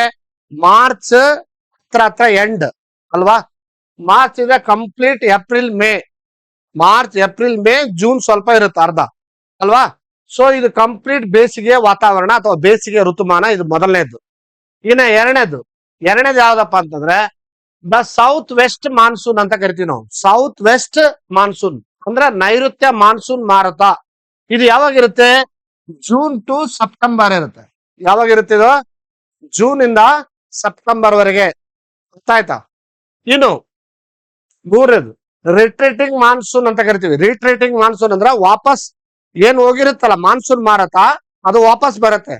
ಅದು ನಾವು ನಮ್ಮ ಭಾರತ ಹವಾಮಾನದ ಪ್ರಕಾರ ಅಥವಾ ಕೃಷಿಕರ ಪ್ರಕಾರ ಹೇಳ್ತೀವಿ, ನೀವು ಕೇಳಿರ್ಬೇಕು, ಮುಂಗಾರು ಮಳೆ, ಇದು ಹಿಂಗಾರು ಮಳೆ. ಮುಂಗಾರು ಮಳೆ ಅಂದ್ರ ಬರ್ತಕ್ಕಂಥದ್ದು, ಹಿಂಗಾರು ಮಳೆ ಅಂದ್ರೆ ವಾಪಸ್ ಬರೋದು. ಅವಾಗೂನು ಮಳೆ ಬರುತ್ತೆ, ಇವಾಗೂನು ಮಳೆ ಬರುತ್ತೆ. ಆದ್ರೆ ಮುಂಗಾರು ಮಳೆಗೆನೆ ಹೈಯೆಸ್ಟ್ ಮಳೆ ಬರೋದು. ಈ ಸಂದರ್ಭದಲ್ಲೇ ರೈತರು ತಮಗೆ ಬೇಕಾದದ್ದನ್ನ ಬಿತ್ತಿ ಅನೇಕ ಕೃಷಿ ಚಟುವಟಿಕೆಗಳು ನಡೀತಾವ. ಅಗ್ರಿಕಲ್ಚರ್ ಆಕ್ಟಿವಿಟೀಸ್ ಯಾವ ಟೈಮಿಗೆ ನಡೀತಾವ ಅಂದ್ರೆ ನಿಮ್ಗೆ ಗೊತ್ತಿರ್ಬೇಕು, ಅದು ಜೂನ್ ಮತ್ತು ಸೆಪ್ಟೆಂಬರ್ ತಿಂಗಳಲ್ಲೇ. ಇಲ್ಲಿ ಚೆನ್ನಾಗಿ ಮಳೆ ಬಂತು, ವರ್ಷ ಪೂರ ನಾವು ಸರಿಯಾಗಿ ಬದುಕ್ತಿವಿ. ಎಲ್ಲಾ ಕಾಳುಗಳು, ಬೇಳೆಗಳು, ಕಾಯಿಪಲ್ಯಗಳು ಕರೆಕ್ಟ್ ಸಿಗ್ತಾವ. ಒಂದ್ ವೇಳೆ ಈ ಸಂದರ್ಭದಲ್ಲಿ ಏನಾದ್ರೂ ಮಳೆ ಸರಿಯಾಗಿ ಬರ್ಲಿಲ್ಲಪ್ಪ ಅಂತ ಅನ್ಕೊಳ್ಳಿ, ಬರಗಾಲ ಬಂದ್ಬಿಡುತ್ತೆ. ಅರ್ಥ ಆಯ್ತಾ? ಬರಗಾಲ ಆವರಿಸ್ಕೊಂಡ್ಬಿಡುತ್ತೆ. ಸೊ ಹಾಗಾಗಿ ಇದು ರಿಟ್ರೀಟಿಂಗ್ ಮಾನ್ಸೂನ್. ಇದನ್ನ ಏನಂತ ಕರಿತೀವಿ ನಾವು? ಹಿಂಗಾರು ಮಳೆ ಅಥವಾ ಮಾನ್ಸೂನ್ ಮಾರುತ ಹಿಂದಕ್ಕೆ ಬರುವಂತ ಒಂದು ಕಾಲ ಅಂತ ಹೇಳ್ಬೋದು. ಇನ್ನ 4ನೇದು ಯಾವ್ದಪ್ಪ ಅಂತಂದ್ರೆ ಅದು ವಿಂಟರ್ ಸೀಸನ್. ಇದು ನಿಮ್ಗೆಲ್ಲ ಗೊತ್ತು, ಅದು ಚಳಿಗಾಲ. ಅದು ಯಾವಾಗಿರುತ್ತೆ? ಡಿಸೆಂಬರ್ ಇಂದ ಫೆಬ್ರವರಿ. ಅರ್ಥ ಆಯ್ತಾ? ಸೊ ಈ 4 ಕಾಲಗಳನ್ನ ನಾವು ಕಂಪ್ಲೀಟ್ ಆಗಿ ಅರ್ಥ ಮಾಡ್ಕೊಳ್ತೀವಿ. 4 ಕಾಲಗಳು, ಪ್ರತಿಯೊಂದು ಕಾಲಗಳಲ್ಲಿ 3 ತಿಂಗಳಿದೆ. ಒಂದು ಬೇಸಿಗೆ ಕಾಲ, ಎರಡನೇದು ನೈಋತ್ಯ ಮಾನ್ಸೂನ್ ಮಾರುತ ಕಾಲ, ಮತ್ತು ನೈಋತ್ಯ ಮಾನ್ಸೂನ್ ಮಾಲ ಹಿಂದಕ್ಕೆ ಬರತಕ್ಕಂತ ಕಾಲ. ಗೊತ್ತಾಯ್ತಾ? ಹಿಮ್ಮೆಟ್ಟುವ ಮಾನ್ಸೂನ್ ಮಾರುತಗಳು ಋತುಮಾನ ಕಾಲ ಅಂತ ಹೇಳ್ಬೋದು. ಇನ್ನೊಂದು ಚಳಿಗಾಲ. ಈ 4 ಋತುಮಾನಗಳನ್ನ ನಾವು ನಮ್ಮ ಭಾರತದಲ್ಲಿ ಕಾಣ್ತೀವಿ. ಈ 4 ಮಾರುತಗಳ ಒಂದು ವಾತಾವರಣ ಹೇಗಿದೆ ಅನ್ನೋದು ನಾವು ಈ ಪಾಠದಲ್ಲಿ ಸಂಪೂರ್ಣವಾಗಿ ತಿಳ್ಕೊಳ್ತಾ ಹೋಗ್ತೀವಿ. ನೋಡ್ತಾ ಹೋಗೋಣ ಬನ್ನಿ ಒಂದೊಂದಾಗಿ.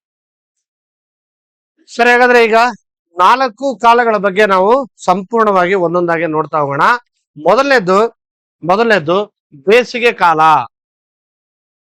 ಬೇಸಿಗೆ ಕಾಲ ಅಂತ ನಾವು ಕರಿತೀವಿ. ಬೇಸಿಗೆ ಕಾಲ ಯಾವಾಗಿಂದ ಯಾವಾಗಿರುತ್ತೆ ಅಂತ ಹೇಳಿದೆ ನಾನು? ಮಾರ್ಚ್ ಇಂದ ಮೇವರೆಗೆ.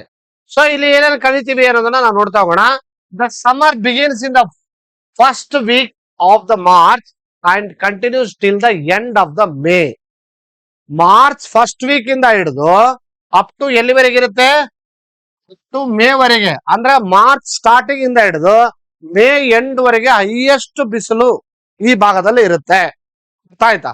ವಾತಾವರಣ ಅತ್ಯಂತ ಕಂಪ್ಲೀಟ್ ಆಗಿ ಈ ವಾತಾವರಣದಲ್ಲಿ ನಾವು ನೋಡ್ತೀವಿ. ಯಾಕೆ ಈ ತರ ವಾತಾವರಣ ಆಗತ್ತೆ ಅಂದ್ರೆ ನಾನು ಜಸ್ಟ್ ಒಂದು ಎಕ್ಸಾಂಪಲ್ ಕೊಡ್ತೀನಿ. ನಾ ಹೇಳಿದೆ, ಈಗ ಇಲ್ಲಿ ಸೂರ್ಯ ಇದೆ ಅಂತ ಅನ್ಕೊಳ್ಳೋಣ. ಈ ಸೂರ್ಯನ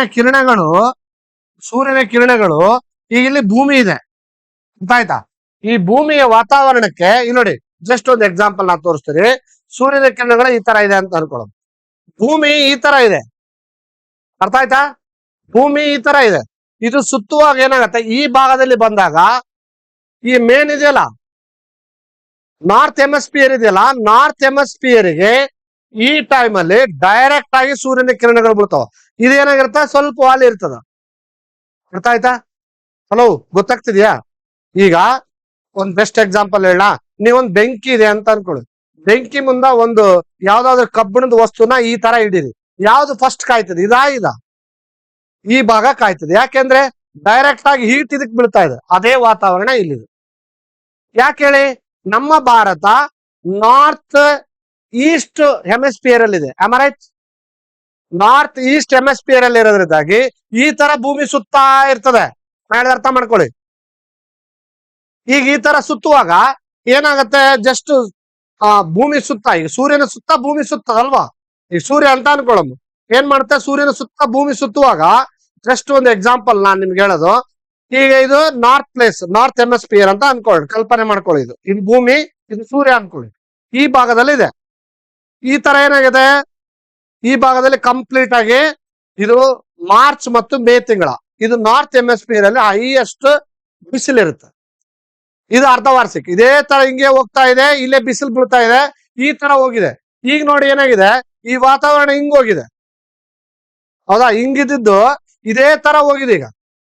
ಈಗ ಯಾವ ಕಡೆ ಬಿಸಿಲು ಬೀಳುತ್ತೆ ನೋಡಿ, ಈಗ ಇದೇನಾಯ್ತು, ಕೋರೆ ಆಯ್ತು. ಹೌದಾ? ಈ ಭಾಗದಲ್ಲಿ ಕಂಪ್ಲೀಟ್ ಆಗಿ ರೇಡಿಯೇಷನ್, ಸನ್ ರೇಡಿಯೇಷನ್ಸ್ ಈ ಭಾಗಕ್ಕೆ ಬೀಳ್ತದೆ. ಗೊತ್ತಾಗ್ತಿದೆ ಹೇಳ್ತಾ ಇರೋದು? Hello, first half of the year ಈ ಭಾಗ, next half of the year ಈ ಭಾಗ, ಅಂದ್ರೆ ಸೌತ್ ಹೆಮಿಸ್ಫಿಯರ್ ಮೇಲೆ ಬೀಳುತ್ತೆ. ಅಂದ್ರೆ ಈ ಸಂದರ್ಭದಲ್ಲಿ ಕಂಪ್ಲೀಟ್ ಆಗಿ ಋತುಮಾನದ ಒಂದು ನಾವು ಚಕ್ರ ತಿಳ್ಕೊಳ್ಬೇಕು ಅಂದ್ರೆ 8ನೇ ತರಗತಿಯಲ್ಲಿ ಋತುಮಾನಗಳ ಬಗ್ಗೆ ಪರ್ಫೆಕ್ಟ್ ಕಲ್ತಿದ್ದೀರಿ ನೀವು. ನಾ ಜಸ್ಟ್ ನಿಮ್ಗೆ ಐಡಿಯಾ ಕೊಡಕತ್ತೇನೆ. ಈಗ ಇದು ಮತ್ತೆ ಈಗೆಲ್ಲ ಹೇಳ್ಕೊಂಡ್ ಕೊಡಕ್ ಆಗಲ್ಲ. ಜಸ್ಟ್ ನಿಮಗೇನ್ ಬೇಕಾದಷ್ಟೇ ಹೇಳಕ್ ಆಗತ್ತ. ಅರ್ಥ ಆಯ್ತಾ? ಈಗ 8ನೇ ತರಗತಿಯಲ್ಲಿರುವಂತ ಕಂಪ್ಲೀಟ್ ಋತುಮಾನ ಚಕ್ರ ಹೆಂಗಾಗತ್ತೆ, ಭೂಮಿ ಹೆಂಗ್ ಸುತ್ತದ, ಅದೆಲ್ಲ ಹೇಳಿದ್ರೆ ಈ ಪಾಠ ಮತ್ತೆ ಒಂದು ವರ್ಷ ಆದ್ಮೇಲೆ ಮುಗಿತದ. ಅರ್ಥ ಆಯ್ತಾ? ಈಗ ನಿಮಗೆ ಇಷ್ಟೇ ತಿಳ್ಕೊಳ್ಬೇಕಾದದ್ದು ಏನಂದ್ರ, ಭೂಮಿ ಮತ್ತು ಸೂರ್ಯನ ನಡುವೆ ಹೆಂಗ್ ಸುತ್ತದ ಅಂತ ಹೇಳಿ. First half of the year ಈ ತರ ಇದೆಯಲ್ಲ, ಭೂಮಿ 23.5 ಡಿಗ್ರಿ ಇದೆ ಅಲ್ವಾ, ಈ ತರ ಸುತ್ತಾ ಇರುತ್ತೆ. ಈ ತರ ಸುತ್ತುವಿಕೆ ಏನಾಗ್ತದೆ, ಈ ಕಡೆ ಹೋದಾಗ ಇಲ್ಲಿ 3 ತಿಂಗಳ ಇಲ್ಲಿಗೆ ದಾಟಿತು, ಇಲ್ಲೊಂದು 3 ತಿಂಗಳ, first half of the year ಮುಗಿತು. Next half of the year ಏನಾಗುತ್ತೆ, ಈ ಭಾಗದಲ್ಲಿ ಬಿಸಿಲಿರುತ್ತೆ, ಈ ಭಾಗದ ವಾತಾವರಣ ಕಡಿಮೆ ಇರುತ್ತೆ. ಸೊ ನಾವೀಗ ಫಸ್ಟ್ ನೋಡ್ತಾ ಇರೋದು ಯಾವುದು, ಈ ಭಾಗದ ಬಗ್ಗೆ ನೋಡಿ. ಈ ಭಾಗ ಅಂತಂದಾಗ ಏನಾಗತ್ತ, ಈ ನಮ್ದು ಆಲ್ರೆಡಿ ನಾರ್ತ್ ಹೆಮಿಸ್ಫಿಯರ್ ಅಲ್ಲಿ ಇದೀವಿ ನಾವು. ಹೌದಾ ಅಲ್ಲ? ನಾರ್ತ್ ಈಸ್ಟ್ ಹೆಮಿಸ್ಫಿಯರ್ ಅಲ್ಲಿ ಇರೋದ್ರಿಂದಾಗಿ ಈ ಭಾರತ ನಮಗೆ ಈ ಮಾರ್ಚ್ ಮತ್ತು ಮೇ ಸಂದರ್ಭದಲ್ಲಿ ಧಗ ಉರಿಯುವ ಬಿಸಿಲಿರುತ್ತೆ. ನಿಮ್ಗೆ ಗೊತ್ತಿರ್ಬೇಕು, ಕೂತ್ಕೊಳಕ, ನಿಂದ್ರಾಕ, ಮಲಗಾಕ ಸಮಾಧಾನನೇ ಆಗ್ತಿರಲ್ಲ, ಅಷ್ಟು ಉರಿ ಅಲ್ವಾ? ಮನೆಗೆ ಸ್ವಲ್ಪ ಕರೆಂಟ್ ಇದ್ದು ಫ್ಯಾನ್ ಗಾಳಿ ಆಡ್ತಿತ್ತು, ಜೀವ ಉಳಿತಪ್ಪ ಅನಿಸ್ತದ. ಬೈ ಚಾನ್ಸ್ ಏನಾದ್ರೆ ಕರೆಂಟ್ ಹೋಯ್ತು, ಏನ್ ಮಾಡ್ಬೇಕು ಗೊತ್ತಾಗಲ್ಲ. ಹೊರಗೆ ಹೋಗ್ತಿರೋ, ಬಿಸಿದು ಬೆಂಕಿ ತಗೊಂಡು ಮಾರಿ ಮೇಲೆ ಹೋದಂಗ ಆಗ್ತಿರ್ತದ, ಮುಖದ ಮೇಲೆ ಬಂದ್ ಬಡಿತಿರ್ತದ. ವಾತಾವರಣ ಹೊರಗೆ ಅಡ್ಡಾಡಕಂತರೂ ಆಗದೇ ಇಲ್ಲ, ಅಷ್ಟು ಬಿಸಿಲು. ಇನ್ನು ನಮ್ ಕಡೆನೋ ಬಿಡಿ, ನಮ್ ಕಡೆ 35, 40, 45 ಡಿಗ್ರಿ ತನ ರೆಕಾರ್ಡ್ ಆಗಿದೆ ಅಲ್ವಾ? ನಮ್ಮ ಈ ಭಾಗದಲ್ಲೆಲ್ಲ, ಕರ್ನಾಟಕದ ಸ್ಪೆಷಲಿ ರಾಯಚೂರು ಡಿಸ್ಟಿಕ್, ಗುಲ್ಬರ್ಗ ಈ ಭಾಗದಲ್ಲೆಲ್ಲ ನೋಡಿದ್ರೆ ಯಾವ ಮಟ್ಟಕ್ಕೆ ಬಿಸಿಲಾಗತ್ತೆ ಅಂದ್ರೆ, ಬಿಸಿಯಾದ ವಾತಾವರಣ ಹೊಡಿತಿರ್ತದೆ ಗಾಳಿ ಜೊತೆಗೆ. ಹೌದಾ? ಅಷ್ಟು ಬಿಸಿಲು, 40-45 ಡಿಗ್ರಿ ರೆಕಾರ್ಡ್ ಆಗಿರುತ್ತಿದೆ. ಇನ್ನು ಈ ಕಡೆ ಭಾಗದಲ್ಲಿ ನಾ ಹೇಳಿದ್ರೆ ರಾಜಸ್ಥಾನದ ಗಂಗಾನಗರ ಅಂತಿದೆ, ಇಲ್ಲಿ ಅಂತ ಎಷ್ಟಂತ ಹೇಳ್ತಾನ, 52 ಡಿಗ್ರಿ ಸೆಲ್ಸಿಯಸ್ ಹೀಟ್. ಅರ್ಥ ಆಯ್ತಾ? ಸುಮ್ನೆ ಜಸ್ಟ್ ಈಗ ಪೇಪರ್ ಹಿಡಿದ್ರೆ ಬೆಂಕಿ ಎತ್ತದಲ್ಲಿ, ಅಷ್ಟು ಕ್ಲೈಮೇಟ್. ಆಲ್ರೆಡಿ ಆ ರಾಜಸ್ಥಾನದ ಈ ಭಾಗ ಎಲ್ಲ ಕಂಪ್ಲೀಟ್ ಡೆಸರ್ಟ್ ಲ್ಯಾಂಡ್ ಇದು ಅಲ್ವಾ, ಉಷ್ಣ ಪ್ರದೇಶ. ಮತ್ತೆ ಮ್ಯಾಲಿಂದ ಬೀಳ್ತಕ್ಕಂತ ಸೂರ್ಯನ ಕಿರಣ ಮತ್ತೆ ಕೆಳಗಡೆಗೆ ಉಸುಗು ಕಾಯೋದು, ಹೆಂಗಾಗಿರ್ಬೋದು ಪರಿಸ್ಥಿತಿ. ಒಂದು ನಿಮಿಷ ಇರಕ್ಕಾಗಲ್ಲ ನಮ್ಗಲ್ಲಿ. ಅಂತ ಒಂದು ಪ್ರದೇಶ ನಾವು ನಮ್ಮ ಭಾರತದಲ್ಲಿ ಕಾಣ್ತೀವಿ. ಅದು ಹೈಯೆಸ್ಟ್ ಬಿಸಿಲನ್ನ ಒಳಗೊಂಡಿರೋದು. ಯಾಕೆ ಇಲ್ಲಿ ಹೈಯೆಸ್ಟ್ ಬಿಸಿಲು ಆಗತ್ತೆ ಅಂತ ನಾ ಮುಂದೆ ಹೇಳ್ತೀನಿ. ಈ ಭಾಗದಲ್ಲಿ ಯಾಕಂದ್ರೆ ವಾತಾವರಣಕ್ಕೆ ಅನುಸಾರ ನಾ ಹೇಳಿದಿನಿ, ನಮ್ಮ ಮಳೆಯ ಪ್ರಮಾಣಕ್ಕೆ ಅನುಸಾರವಾಗಿ ನಮ್ಮ ವಾತಾವರಣ ತಂಪಿರುತ್ತ. ಈಗ ಮಲೆನಾಡು ಏರಿಯಾ ಯಾವಾಗಲೂ ಕೋಲ್ಡ್ ಇರುತ್ತೆ. ಯಾಕೆ ಹೇಳ, ಮಳೆ ಬರ್ತಾನೆ ಇರ್ತದ. ಹೌದಾ ಅಲ್ಲ? ಮಳೆ ಬರ್ತಾ ಇರ್ತದೆ, ಕೋಲ್ಡ್ ಕ್ಲೈಮೇಟಿಕಲ್ ಕ್ರಿಯೇಟ್ ಆಗುತ್ತೆ. ಮಳೆ ಈ ಭಾಗದಲ್ಲಿ ಮಳೆನೇ ಇಲ್ಲ, ಮಳೆಯ ಪ್ರಮಾಣನೇ ಕಡಿಮೆ. ಗೊತ್ತಾಯ್ತಾ? ಆ ಮಳೆನೇ ಇಲ್ಲ ಅಂತಂದಾಗ ಅದು ಎಷ್ಟು ಡಿಗ್ರಿ ಗೊತ್ತಾ, 8 ಡಿಗ್ರಿ 8 ಸೆಂಟಿಮೀಟರ್ ಮಳೆ ಆಗತ್ತೆ ಈ ಭಾಗದಲ್ಲೆಲ್ಲ. 8 ಸೆಂಟಿಮೀಟರ್. ನಮಗ್ ಒಂದ್ಸಲ ಮಳೆ ಬಂತಂದ್ರೆ ಇಲ್ಲಿ 10-12 ಸೆಂಟಿಮೀಟರ್ ತನ ಮಳೆ ಬಂದಿರ್ತದೆ ಒಂದ್ಸಲ. ರೆಕಾರ್ಡಬಲ್ ರೇನ್ ಆಗಿರುತ್ತಾ, ಇದು ವರ್ಷಕ್ಕೆ 8 ಸೆಂಟಿಮೀಟರ್ ಮಳೆ ಆಗತ್ತ ಅಂತ ಪ್ರದೇಶ. ಮತ್ತೆ ಮಳೆನೇ ಇಲ್ಲ ಅಂದಾಗ ವಾತಾವರಣ ಹೆಂಗಾಗತ್ತೆ ಹೇಳಿ. ಈಗ ಬೆಂಕಿ ಒಲೆಗಿಟ್ಟಿರೋ ಕೆಂಡನ ನೀರಿನಿಂದ ಆರಿಸಿದ್ರೆ ಕೆಂಡದ ವಾತಾವರಣ ಬಿಸಿ ಕಡಿಮೆ ಆಗತ್ತ, ಹೌದಾ ಅಲ್ಲ? ಯಾವ ವಾತಾವರಣ ಮಳೆಯಿಂದ ಭೂಮಿನ ವಾತಾವರಣ ತಂಪು ಮಾಡುತ್ತೋ ಅಲ್ಲಿ ವಾತಾವರಣ ಆಟೋಮೆಟಿಕ್ ಕೋಲ್ಡ್ ಆಗೇ ಆಗ್ತದೆ. ಬೇಸಿಗೆ ಋತುಮಾನದ ಕಾಲ ಹೆಂಗಿದೆ ಅಂತಂದ್ರೆ ಈ ಸಂದರ್ಭದಲ್ಲಿ ಕಂಟಿನ್ಯೂಸ್ ಆಗಿ ಮಾರ್ಚ್ ಇಂದ ಮೇವರೆಗೆ ಈ ಅವಧಿ ಸನ್ ರೇಡಿಯೇಷನ್. ಅದಕ್ಕೆ ಹೇಳ್ತಾರೆ ನೋಡ, sun rays fall vertically in the northern hemisphere. Sun rays fall ಅದು ವರ್ಟಿಕಲಿ ಅಂದ್ರೆ ಏನಾಗುತ್ತೆ, ಸೂರ್ಯನ ಕಿರಣಗಳು ನೇರವಾಗಿ ನಾರ್ದರ್ನ್ ಹೆಮಿಸ್ಫಿಯರ್ ಬೀಳುತ್ತದೆ. ಗೊತ್ತಾಗಿದೆಯಲ್ಲ ಇವತ್ತು ಇದು ಏನ್ ಹೇಳಿದೆ ನಾನೀಗ, ಗೊತ್ತಾಯ್ತಾ? ಸನ್ ರೇಡಿಯೇಷನ್ಸ್ ಏನಾಗತ್ತೆ, ಸೂರ್ಯನ ಕಿರಣಗಳು ಉತ್ತರ ಗೋಳಾರ್ಧದ ಮೇಲೆ, ಇದು ಉತ್ತರ ಗೋಳಾರ್ಧ, ಇದು ದಕ್ಷಿಣ ಗೋಳಾರ್ಧ ಅಂತ ಹೇಳಿ, ನಾರ್ತ್ ಹೆಮಿಸ್ಫಿಯರ್ ಮತ್ತು ಸೌತ್ ಹೆಮಿಸ್ಫಿಯರ್. ಈ ಸಂದರ್ಭದಲ್ಲಿ ನಾರ್ತ್ ಹೆಮಿಸ್ಫಿಯರ್ ಮೇಲೆ ಹೈಯೆಸ್ಟ್ ಸೂರ್ಯನ ಕಿರಣಗಳು ಬೀಳ್ತವೆ. ಹಾಗಾಗಿ ನಮಗೆ ಈ ಸಂದರ್ಭದಲ್ಲಿ ಬೇಸಿಗೆ ಕಾಲ. ನೆನಪಿಟ್ಕೊಂಡ್ರೆ ಈಗ ಬೇಸಿಗೆ ನಮ್ಗೆ ಯಾಕೆ ಮಾರ್ಚ್ ಮೇದಾಗ ಇರುತ್ತೆ, ಯಾಕೆ ಅಂದ್ರೆ ಸೂರ್ಯನ ಕಿರಣಗಳು ಉತ್ತರ ಗೋಳಾರ್ಧದಲ್ಲಿ ಅಂದ್ರೆ ನಾರ್ದರ್ನ್ ಹೆಮಿಸ್ಫಿಯರ್ ಅಲ್ಲಿ sun rays falls vertical in the north hemisphere. ಈ ಸಂದರ್ಭದಲ್ಲಿ ನೇರವಾಗಿ ಬೀಳೋದ್ರಿಂದಾಗಿ ಆ ವಾತಾವರಣ ಎಲ್ಲ ಕ್ಲೈಮೆಟಿಕಲ್ ಕಂಡೀಷನ್ ಹಾಟ್ ಆಗತ್ತೆ. ಹಾಟ್ ಆಗೋದಕ್ಕೆ ನಮ್ಮ ಎಲ್ಲಾ ಕಡೆಗೆ ಭಾಗ ಬೇಸಿಗೆ ವಾತಾವರಣ ಕ್ರಿಯೇಟ್ ಆಗಿಬಿಟ್ಟಿರ್ತದೆ. ಫುಲ್ ಡೈರೆಕ್ಟ್ ಬಿಸಿಲು ಬೀಳ್ತಿರ್ತದ. ಯಾವ ಮಟ್ಟಕ್ಕೆ ಅಂದ್ರೆ 12 ಗಂಟೆಗೆ ವಾತಾವರಣ ಅಂತೂ ಹೇಳಬಾರ್ದು ಸುದ್ದಿ. 12-12:30 1 ಗಂಟೆಗೆ ಫುಲ್ ಬಿಸಿಲು. ಇನ್ನು days are longer during the summer season. ಅಷ್ಟೇ ಅಲ್ಲ, ಆ ಸಂದರ್ಭದಲ್ಲಿ ಡೇಸ್ಗಳು ಬಹಳ ದೊಡ್ಡವಿರ್ತಾವ. ಡೇಸಸ್ ನಿಮ್ಗೆ ಗೊತ್ತಿದೆಯಲ್ಲ ಗೊತ್ತಿಲ್ಲ, ಇದು ನೆನ್ಪಿಟ್ಕೊಡ್ರಿ. ಜೂನ್ 21, ಇದು ನೀವು 8ನೇ ತರಗತಿಯಲ್ಲಿ ಕಲ್ತಿದ್ರಿ. ಜೂನ್ 21 ಅತ್ಯಂತ ದೊಡ್ಡ ದಿನ. ಅರ್ಥ ಆಯ್ತಾ? ಜೂನ್ 21 ಅತ್ಯಂತ ದೊಡ್ಡ ದಿನ. ಯಾಕೆಂದ್ರೆ ಬೇಗ ಬೆಳಕರಿತದ, ರಾತ್ರಿ ಬಹಳ ಲೇಟ್ ಆಗಿ ಆಗತ್ತ. 5:00 ಬೆಳಕರಿದ್ ಬಿಟ್ಟಿರುತ್ತೆ, ಗೊತ್ತದಿಲ್ಲ? ಈ ಜೂನ್ ಜುಲೈ ಟೈಮಿಗೆ, ಜೂನ್ ನಂತರ ಫುಲ್ ಬೇಗ ಬೆಳಕರಿತಿರ್ತದ. ಇನ್ನು ರಾತ್ರಿ ಆಗ್ಬೇಕಂದ್ರೆ 7 ಗಂಟೆ ಆದ್ರೂ ರಾತ್ರಿ ಆಗಿರಲ್ಲ. ಅದಕ್ಕಾಗಿ ಈ ಡೇಸ್ ಕೂಡ ಏನಾಗಿರುತ್ತ, ಲಾಂಗರ್ ಡೇಸ್ ಇರುತ್ತ. ಲಾಂಗರ್ ಡೇಸ್, ಡೈರೆಕ್ಟ್ ಸನ್ ರೇಸಸ್, ಮತ್ತೆ ವಾತಾವರಣ ಹೆಂಗ್ ಹೀಟ್ ಆಗಲ್ಲ ಹೇಳಿ. ಮುಂಜಾನಿಂದ ಸಾಯಂಕಾಲ ಹೆಚ್ಚಿನ ಮಟ್ಟದಲ್ಲಿ ಸೂರ್ಯನ ಕಿರಣಗಳು ಈ ಭಾಗ ಬೀಳ್ತಾವ, ಡೈರೆಕ್ಟ್ ಆಗಿ ಬೀಳ್ತಾವ. ಸೊ ಆಟೋಮೆಟಿಕ್ ಆಗಿ ಕ್ಲೈಮೆಟಿಕಲ್ ಕಂಡೀಷನ್ ಹೆಂಗ ತಂಪಾಗಿರ್ತೇನ? ಆಗಲ್ಲ, 100% ಆಗಲ್ಲ.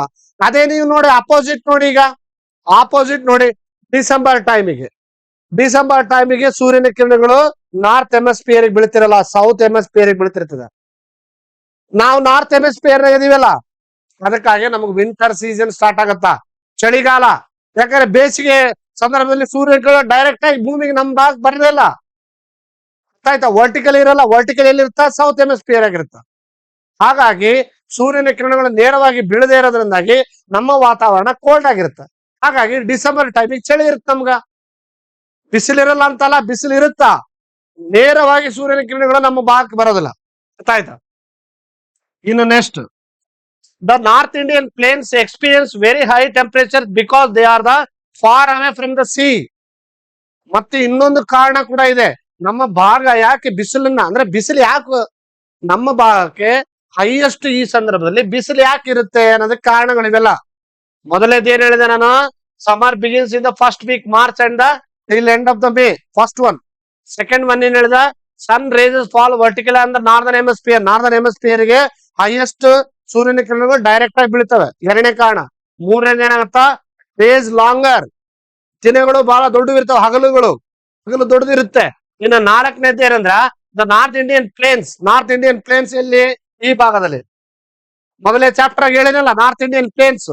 ಆ north Indian plains experience very high temperature because they are far away from the sea. ಇಲ್ಲಿ ಏನಾಗಿರುತ್ತೆ, ಇವು ಸಮುದ್ರದಿಂದ ಬಹಳ ದೂರದಲ್ಲಿದೆ, ಇದು ಹೈ ಟೆಂಪರೇಚರ್ ಇರುತ್ತ. ಅದು ಲೋ ಟೆಂಪರೇಚರ್ ಕಡೆ ಏನಾಗುತ್ತಾ, ನುಗ್ತಾ ಇರ್ತದೆ. ಲೋ ಟೆಂಪರೇಚರ್ ಎಲ್ಲಿರುತ್ತೆ ಅದ್ರ ಕಡೆನೆ ಬರೋದಲ್ಲ, ಹೌದಲ್ಲ? ನಾ ಈಗ ತಾನೇ ಹೇಳಿದಲ್ಲ, ಫುಲ್ ಹೈಯೆಸ್ಟ್ ನೀರ್ ಒಂದು ಟ್ಯಾಂಕ್ ನಾಗ ಹೈಯೆಸ್ಟ್ ನೀರ್ ತುಂಬಿಟ್ಟಿದ್ರಿ, ಇದು ಹೈ ಪ್ರೆಷರ್. ಹೌದಲ್ಲ, ಲೋ ಟೆಂಪರೇಚರ್ ಇರುತ್ತೆ. ಅದು ಯಾವ ಕಡೆ ಬರುತ್ತೆ ನೀರು, ಯಾವ ಕಡೆ ಕೆಳಗಿರುತ್ತೆ, ಯಾವ ಕಡೆ ಲೋ ಪ್ರೆಷರ್ ಇರುತ್ತೆ, ಆ ಕಡೆ ಗೊತ್ತದಲ್ಲ, ಆಟೋಮೆಟಿಕ್ ಆಗಿ ಈ ಕಡೆ ಭಾಗಕ್ಕೆ ಬರುತ್ತ. ಹಾಗಾಗಿ ವಾತಾವರಣ ಎಲ್ಲ ಫುಲ್ ಇಡೀ ಭಾರತದಾದ್ಯಂತ ಫುಲ್ ಬಿಸಿಲಿನ ವಾತಾವರಣವನ್ನ ನಾವು ನೋಡ್ತೀವಿ. ಆಮೇಲೆ ನೆಕ್ಸ್ಟ್ ಇನ್ನೊಂದು ಪಾಯಿಂಟ್ ನೀವು ನೆನಪಿಟ್ಕೊಳ್ಬೇಕು, the Ganganagar. The Ganganagar is the Rajasthan recorded a maximum temperature of 52 degree Celsius and it is the hottest place in the country. ಭಾರತದ ಹಾಟೆಸ್ಟ್ ಪ್ಲೇಸ್ ಎಲ್ಲಿದೆ ಅಂತ ಕೇಳಿದ್ರೆ ಅದು ಯಾವುದು? ಗಂಗಾನಗರ್. ಅರ್ಥ ಆಯ್ತಾ? ರೈಟ್. ಇನ್ನು the south India has moderate temperature because it is the surrounded by the water on 3 sides. ಇನ್ನೊಂದು ವಿಷಯ ನಾವು ನೆನ್ಪಿಟ್ಕೊಳ್ಳಬೇಕು, ನಮ್ಮ ಭಾರತದ 3 ಭಾಗದಲ್ಲಿ ನೀರಿದೆ. ಇದು 1ನೇ ಭಾಗ, ಇದು 2ನೇ ಭಾಗ, ಇದು 3ನೇ ಭಾಗ. ಕರೆಕ್ಟಾ? ನಮ್ಮ 3 ಭಾಗದಲ್ಲಿ, ಕೆಳಗಿನ 3 ಭಾಗದಲ್ಲಿ ನೀರಿನಿಂದ ಕೂಡಿದೆ. ದಕ್ಷಿಣ ಭಾರತ 3 ಕಡೆ ನೀರಿನಿಂದ ಸುತ್ತುವರಿದ್ರಿಂದ ಉಷ್ಣಾಂಶ ಏನಾಗಿರುತ್ತೆ, ಇನ್ನು ಹಂಗ್ ನೋಡಿದ್ರೆ ನಮ್ಮ ಭಾಗದಲ್ಲಿ ಕಡಿಮೆ ಇರುತ್ತೆ. ಅದು ಏನಾಗುತ್ತೆ, ನೀರು ಆವಿಯಾಗ್ತಾ ಹೋಗ್ತದೆ, ಕ್ಲೌಡ್ ಕ್ರಿಯೇಟ್ ಆಗುತ್ತಲ್ಲ. ಸೊ ಹಾಗಾಗಿ ಸಮ್ಮರ್ ಸೀಸನ್ ಅಂದ್ರೆ ಏನು, ಸಮ್ಮರ್ ಸೀಸನ್ ಅಲ್ಲಿ ಯಾಕೆ ಈ ತರದ ಬಿಸಿಲಿನ ವಾತಾವರಣ ಇರುತ್ತೆ ಅನ್ನೋದು ನಮಗೆ ಸ್ಪಷ್ಟ ಆಗುತ್ತೆ. ಐ ಥಿಂಕ್ ನಾ ಹೇಳಿದ ಅರ್ಥ ಆಗಿದೆ ಅಂತ ಅನ್ಕೊಂಡಿದೀನಿ. ಮತ್ತೊಮ್ಮೆ ನೀವು ಕೀ ಪಾಯಿಂಟ್ಸ್ ಅನ್ನ ನೆನ್ಪಿಟ್ಕೊಳ್ಳೇಬೇಕು ಅಂತಂದ್ರೆ ಯಾವ್ದಾವ್ದಂದ್ರೆ, summer season March to May ಇರುತ್ತೆ. ಹಾಟೆಸ್ಟ್ ಪ್ಲೇಸ್ ಯಾವ್ದಂದ್ರೆ ಇದು ನೆನ್ಪಿಟ್ಕೊಳ್ರಿ, Ganganagar, it is in Rajasthan. ಆಮೇಲೆ the maximum temperature in the country noted ಯಾವ್ದು ಗೊತ್ತಾ, ಅದು 52 ಡಿಗ್ರಿ ಸೆಲ್ಸಿಯಸ್. ಎಲ್ಲದು? ರಾಜಸ್ಥಾನಿನ Ganganagar. And south India moderate temperature ಇದೆ. ಸೌತ್ ಇಂಡಿಯಾ ಈ ಭಾಗದಲ್ಲಿ ಮಾಡರೇಟ್ ಟೆಂಪರೇಚರ್ ಇದೆ, ಸ್ವಲ್ಪ ಪ್ರಮಾಣದಲ್ಲಿ. ಹಂಗ್ ನೋಡಿದ್ರೆ ಈ ಭಾಗದಲ್ಲಿ, ಈಗ ನಾನು ನಿಮಗೆ ಫಸ್ಟ್ ಹೇಳ್ತಿದ್ದೆ ಯಾಕೆ ಈ ಭಾಗದಲ್ಲಿನೇ ಅತಿ ಹೆಚ್ಚು 52 ಡಿಗ್ರಿ ತನ ಯಾಕೆ ಆಗಿದೆ ಅಂತಂದ್ರೆ, ಇಲ್ಲಿ ಆಟೋಮೆಟಿಕ್ ಆಗಿ ಹೈ ಟೆಂಪರೇಚರ್ ಇರುತ್ತೆ, ಇಲ್ಲಿ ಮಾಡರೇಟ್ ಟೆಂಪರೇಚರ್ ಇರುತ್ತೆ. ಯಾಕಂದ್ರೆ ಸಮುದ್ರದ ಒಂದು ವಾತಾವರಣ ಬಗಲಗೆ ಇದೆ. ನಮಗೆ ಹೋಲಿಕೆ ಮಾಡಿದ್ರೆ ಇಲ್ಲಿದೆ, 3 ಸೈಡ್ ಇದೆ. ಈ ವಾತಾವರಣಕ್ಕೆ ಸ್ವಲ್ಪ ಸಮುದ್ರದ ನೀರಿನಿಂದ ಏನಾಗುತ್ತೆ ನಿಮ್ಗೆ ಗೊತ್ತಿರ್ಬೇಕು, ಏಪ್ರಿಲ್ ಮೇ ತಿಂಗಳಲ್ಲಿ ನಮ್ಗೆ ಮಳೆ ಕೂಡ ಬರುತ್ತೆ, ಸ್ವಲ್ಪ ಪ್ರಮಾಣ ಮಳೆ ಕೂಡ ಬರುತ್ತಿಲ್ಲ. ಅದು ಯಾವ ಮಟ್ಟಕ್ಕೆ ಮಳೆ ಬರುತ್ತಂದ್ರೆ ಆಣೆಕಲ್ಲಿನ ಸಮೇತ ಬರುತ್ತೆ ಮಳೆ, ಹೌದಿಲ್ಲ? ಸೊ ಈ ಸಂದರ್ಭದಲ್ಲಿ ನಮಗೆ ಮಳೆ ಬರೋದು, ಆ ಸಂದರ್ಭದಲ್ಲಿ ಏನಾಗುತ್ತೆ, ಆ ಮಳೆ ಏನಾಗುತ್ತೆ ಸ್ವಲ್ಪ ಈ ವಾತಾವರಣನ ತಂಪುಗೊಳಿಸ್ತದೆ. ಆದ್ರೆ ಈ ಭಾಗಕ್ಕೆ ಬಹಳ ದೂರ ಇದೆ ಸಮುದ್ರ ಬಹಳ ದೂರ ಇರೋದ್ರಿಂದಾಗಿ ಮತ್ತೆ ವಿಂಡ್ಸ್ ಏನಾಗುತ್ತೆ ನೋಡಿ, ಈ ಭಾಗದಿಂದ ಈ ಕಡೆ ಹೋಗ್ಬಿಡ್ತದ. ಆಯ್ತಾ? ಈ ಭಾಗಕ್ಕೆ ಈ ತರ ಹೋಗೋದ್ರಿಂದಾಗಿ ಈ ಭಾಗದಲ್ಲಿ ಮಳೆನೇ ಆಗಲ್ಲ. ಆಯ್ತಾ? ಯಾಕೆ ಗಂಗಾನಗರ್ನಾಗನೆ ಹೈಯೆಸ್ಟ್ ಬಿಸಿಲಿದೆ. ಆಮೇಲೆ ಎರಡನೇದು, ಈ ನಾ ಹೇಳದಂತೆ ಸೌತ್ ವೆಸ್ಟ್ ಭಾಗದಿಂದ ಯಾವ ಕಡೆ ಹೋಗುತ್ತೆ, ಈ ಕಡೆ ಹೋಗ್ಬಿಡುತ್ತೆ ಗಾಳಿ. ಅರ್ಥ ಆಯ್ತಾ? ಆ ಸೂರ್ಯನ ಆ ಭೂಮಿಯ ಸುತ್ತುವಿಕೆಯ ಪ್ರಮಾಣದಿಂದ ಈ ತರ ಹೋಗ್ಬಿಡುತ್ತೆ. ಈ ತರ ಹೋದಾಗ ಏನಾಗ್ತಾ, ಈ ಭಾಗದಲ್ಲಿ ಮಳೆ ಪ್ರಮಾಣ ಬಹಳ ಕಡಿಮೆ ಆಗುತ್ತೆ. ಒಂದು. ಎರಡನೇದ್ದು, ಇದು ಆಲ್ರೆಡಿ ಡೆಸರ್ಟ್ ಲ್ಯಾಂಡ್. ಆ ಡೆಸರ್ಟ್ ಲ್ಯಾಂಡ್ ಏನಾಗಿದೆ, ಆಟೋಮೆಟಿಕ್ ಕೆಳಗಡೆ ಇರುವಂತ ಉಸುಗು ಮತ್ತೆ ಮಳೆ ಆಗದೆ ಇರುವ ಕಾರಣ ಮತ್ತು ಆ ವಾತಾವರಣ ಹೀಟ್ ಆಗೋದಕ್ಕೆ ಹೈಯೆಸ್ಟ್ ಹಾಟ್ ಕ್ಲೈಮೇಟ್ ಕ್ರಿಯೇಟ್ ಆಗುತ್ತೆ. ಅರ್ಥ ಆಯ್ತಾ? ಆ ಗಂಗಾನಗರೇ 52 ಡಿಗ್ರಿ ಇಟ್ ಈಸ್ ರೆಕಾರ್ಡೆಬಲ್. ಹಾಗಂತೇಳಿ ಉಳಿದ ಕಡೆ ಎಲ್ಲ ಇಲ್ಲ ಸರ್ ಅಂತಂದ್ರೆ ಇಲ್ಲ, ಅಲ್ಲಿನೂ ಇದೆ 49, 50, 51. ಆದ್ರೆ ರೆಕಾರ್ಡೆಬಲ್ ಅಂದ್ರೆ 52. ಒಟ್ಟ ಸುತ್ತಮುತ್ತ ಇದು 50 ಮೇಲೆ ಇರುತ್ತ ಆ ಭಾಗ ಎಲ್ಲ. ಸೊ ಹಾಗಾಗಿ ಅಲ್ಲಿ ಫುಲ್ ಕಂಪ್ಲೀಟ್ ಆಗಿ ಹಾಟ್ ಕ್ಲೈಮೇಟ್ ಇರುವಂತ ಒಂದು ವಾತಾವರಣನ ನಾವು ನೋಡ್ತೀವಿ. ಇಷ್ಟು ನಿಮಗೆ ಮೈಂಡ್ ಅಲ್ಲಿ ಇರಬೇಕು. ಅರ್ಥ ಆಗಿದೆಯಾ? ಹಲೋ, ನಿಮಗೆ ಇದು ಪಕ್ಕ ಗೊತ್ತಿರಬೇಕು. ಬೇಸಿಗೆ ಕಾಲ ಅಂದ್ರೆ ಯಾಕೆ ಅದು ಮಾರ್ಚ್ ಮತ್ತು ಮೇ ವರೆಗೆ ಇರುತ್ತೆ. ಮಾರ್ಚ್ ಮತ್ತು ಮೇ ಅಂದ ತಕ್ಷಣ ನಿಮ್ ತಲೆಯಲ್ಲಿ ಬರ್ಬೇಕಾದದ್ದು ಏನಂದ್ರೆ, ಸೂರ್ಯನ ಕಿರಣಗಳು, sun rays vertically falls on the northern hemisphere. ಅದಕ್ಕಾಗಿನೇ ಹೈಯೆಸ್ಟ್ ವಾತಾವರಣಕ್ಕೆ ನಾವು ಇಲ್ಲಿ ಬೇಸಿಗೆ ಕಾಲನ ಅನುಭವಿಸ್ತೀವಿ ಅನ್ನೋದು ನಮಗೆ ಗೊತ್ತಿರಬೇಕು. ಇನ್ನ ಎರಡನೇದು, ಬೇಸಿಗೆಯ ಸಂವಹನದ ಮಳೆ ಅಂತ ಕರಿತೀವಿ ನಾವು. ಅಂದ್ರೆ ಇಲ್ಲಿ ಏನಾಗುತ್ತೆ, ಬೇಸಿಗೆ ಸಂದರ್ಭದಲ್ಲಿ ಕೂಡ ನಾವು ಮಳೆ ಪಡಿತೀವಿ ಅಂತ ಹೇಳಿದೆ ನಾನು ಅಲ್ವಾ, ಮಳೆ ಪಡಿತೀವಿ ಅಂತ ಹೇಳಿದೆ. ಅದನ್ನ ನಾವು ಬೇಸಿಗೆ ಸಂವಹನದ ಮಳೆ ಅಂತ ಕರಿತೀವಿ. ಇಲ್ಲಿ ಏನಪ್ಪಾ ಅಂತಂದ್ರೆ, ದಕ್ಷಿಣ ಭಾರತದಲ್ಲಿ ಉಷ್ಣಾಂಶ ಏನಾಗುತ್ತೆ 32 ಡಿಗ್ರಿ ಸೆಲ್ಸಿಯಸ್ ರಿಂದ 35 ಡಿಗ್ರಿ ಸೆಲ್ಸಿಯಸ್ ನಡುವೆ ಮಿತವಾಗಿರುತ್ತೆ. ಎಲ್ಲಿ? ದಕ್ಷಿಣ ಭಾರತಕ್ಕೆ ಬಂದ್ರೆ ಇಷ್ಟೇ ಇರೋದು 32 ಡಿಗ್ರಿ. ನೀವು ನೋಡ್ರಿ, 32 ಡಿಗ್ರಿ 40 ತನ ನಾವು ನೋಡಿದೀವಿ ಲಾಸ್ಟ್ ಟೈಮ್. ಇದೇ ವಾತಾವರಣ ಸ್ವಲ್ಪ ಮಾಡರೇಟ್ ಟೆಂಪರೇಚರ್ ಇರುತ್ತೆ. ಇದೇನಾಗುತ್ತೆ ಕೂಲರ್ ಪೆನಿನ್ಸುಲಾ. ಬಟ್ ಈ ಭಾಗದಲ್ಲಿ ಏನಾಗುತ್ತೆ, ಈ ಭಾಗದಲ್ಲಿ ಹೈಯೆಸ್ಟ್ ವಾತಾವರಣ ಕ್ರಿಯೇಟ್ ಆಗುತ್ತೆ. ಇನ್ನು ಸಾಮಾನ್ಯವಾಗಿ ಮಳೆ ಬರೋದು ಯಾಕೆ ಕನ್ವೆನ್ಷನ್ ಆಗುತ್ತೆ, ಮಳೆ ಯಾಕೆ ಬರುತ್ತೆ ಅಂತಂದ್ರೆ ಈ ಸಂದರ್ಭದಲ್ಲಿ ಕೂಡ ನೋಡಿ, ಇದು ಮಳೆಗಾಲ ಅಲ್ಲ, ಬೇಸಿಗೆ ಕಾಲ. ಈ ಸಂದರ್ಭದಲ್ಲಿನೂ ಮಳೆ ಬರುತ್ತೆ. ಯಾಕೆಂದ್ರೆ ಮೊದಲನೇದು ದ ಇಂಟೆನ್ಸ್ ಲೋಕಲ್ ಹೀಟಿಂಗ್. ವಾತಾವರಣ ಏನಾಗುತ್ತೆ, ಕೆಳಗಡೆ ಇರುವಂತ ಒಂದು ವಾತಾವರಣ ಕಂಪ್ಲೀಟ್ ಆಗಿ ಭೂಮಿಯ ವಾತಾವರಣ ಮತ್ತು ಮೇಲಿನ ವಾತಾವರಣ ಹೀಟ್ ಆಗುತ್ತೆ. ಎರಡನೇದ್ದು ವಾರ್ಮ್ ಏರ್ ರೈಸಸ್. ಕೆಳಗಡೆ ಇರುವಂತ ಬಿಸಿ ವಾತಾವರಣ ಏನಾಗುತ್ತೆ, ರೈಸ್ ಅಪ್ ಆಗುತ್ತೆ. ರೈಸ್ ಅಪ್ ಆಗಿ ಏನಾಗುತ್ತೆ, ಕ್ಲೌಡ್ಸ್ ಫಾರ್ಮೇಶನ್ ಆಗುತ್ತೆ. ಆ ಕ್ಲೌಡ್ ಫಾರ್ಮೇಶನ್ ಆಗಿ ಒಟ್ಟು ಏನಾಗುತ್ತೆ, ಕನ್ವಿಕ್ಷನಲ್ ರೈನ್ ಫಾಲ್ ಆಗುತ್ತೆ. ಪರಿಸರಣ ಮಳೆ ಅಂತ ಕರಿತೀವಿ ನಾವು. ಪರಿಸರಣ ಮಳೆ ಅಂದ್ರೆ ಈ ಸಂದರ್ಭದಲ್ಲಿ ಕೂಡ, ಅಂದ್ರೆ ಬೇಸಿಗೆ ಕಾಲದಲ್ಲಿ ಮಳೆ ಯಾಕೆ ಬರುತ್ತೆ ಅಂದ್ರೆ ವಾತಾವರಣಕ್ಕೆ ಅನುಸಾರವಾಗಿ ಇಲ್ಲಿರುವಂತ ವಾತಾವರಣ ಬಿಸಿ ಆಗಿ ಅಲ್ಲಿದ್ದಂತ ನೀರಿನ ವಾತಾವರಣ ಮೋಡಗಳು ಕ್ರಿಯೇಟ್ ಆಗಿ ಮೋಡಗಳು ಮಳೆ ತರಿಸ್ತವೆ. ಆದ್ರೆ ಎಲ್ಲಾ ಭಾಗಕ್ಕೆ ತರಲ್ಲ, ಕೆಲವು ಪ್ಲೇಸ್ ಅಲ್ಲಿ ಮಾತ್ರ ತರಿಸ್ತದೆ. ಸ್ಪೆಷಲಿ ನಮ್ಮ ಭಾಗದಲ್ಲಿ ಕರ್ನಾಟಕದಲ್ಲಿ ಕೂಡ ಮಳೆ ಆಗತ್ತೆ. ಈ ಭಾಗದಲ್ಲಿ ನಮ್ಮಲ್ಲಿ ಆಗಿದೆಯಲ್ಲ, ನೆನಪಿದೆಯಲ್ಲ, ಅಂದ್ರೆ ಮಾರ್ಚ್ ಏಪ್ರಿಲ್ ಮೇ ಸಂದರ್ಭದಲ್ಲಿ ಮಳೆ ಆಗತ್ತೆ. ಆದ್ರೆ ಕಂಟಿನ್ಯೂ ಮಳೆ ಬರಲ್ಲ. ಸ್ವಲ್ಪ ನಾವು ಅಮ್ಮ ಸ್ವಲ್ಪ ಬೇಸಿಗೆ ಕಡಿಮೆ ಆಯ್ತಪ್ಪ, ನಿನ್ನೆ ಮಳೆ ಬಂದದ ಅಂತಿರ್ತೀವಿ ನಾವು. ವಾತಾವರಣ ಸ್ವಲ್ಪ ತಣ್ಣಗಾಯ್ತು. ಈ ಸಂದರ್ಭದಲ್ಲಿ ಆಗುವ ಮಳೆಯನ್ನ ನಾವು ಕರ್ನಾಟಕದಲ್ಲಿ ಹೇಳ್ಕೊತಿದ್ರೆ ಕಾಫಿ ಬ್ಲಝೂಮ್ಸ್ ಅಂತ ಕರಿತೀವಿ ನಾವು. ಅರ್ಥ ಆಯ್ತಾ? ಬೇಸಿಗೆ ಕಾಲದಲ್ಲಿ ಬರುವ ಮಳೆಯನ್ನ ಏನಂತ ಕರಿತೀವಿ ನಾವು, ಕಾಫಿ ಬ್ಲಝೂಮ್ಸ್ ಅಂತ ಕರಿತೀವಿ. ಇನ್ನ ಕೇರಳದಲ್ಲಿ ಕೂಡ ಸ್ವಲ್ಪ ಮಳೆ ಆಗತ್ತೆ, ಅದನ್ನ ಮ್ಯಾಂಗೋ ಶೋವರ್ಸ್ ಅಂತ ಕರಿತೀವಿ. ಇದೇ ಸಂದರ್ಭದಲ್ಲಿ ಆಗತ್ತೆ ಮಳೆ. ಯಾವ ಸಂದರ್ಭದಲ್ಲಿ? ಮಾರ್ಚ್ ಏಪ್ರಿಲ್ ಮೇ ಈ ಮಧ್ಯದಲ್ಲೇನೆ ಮಳೆ ಆಗತ್ತೆ.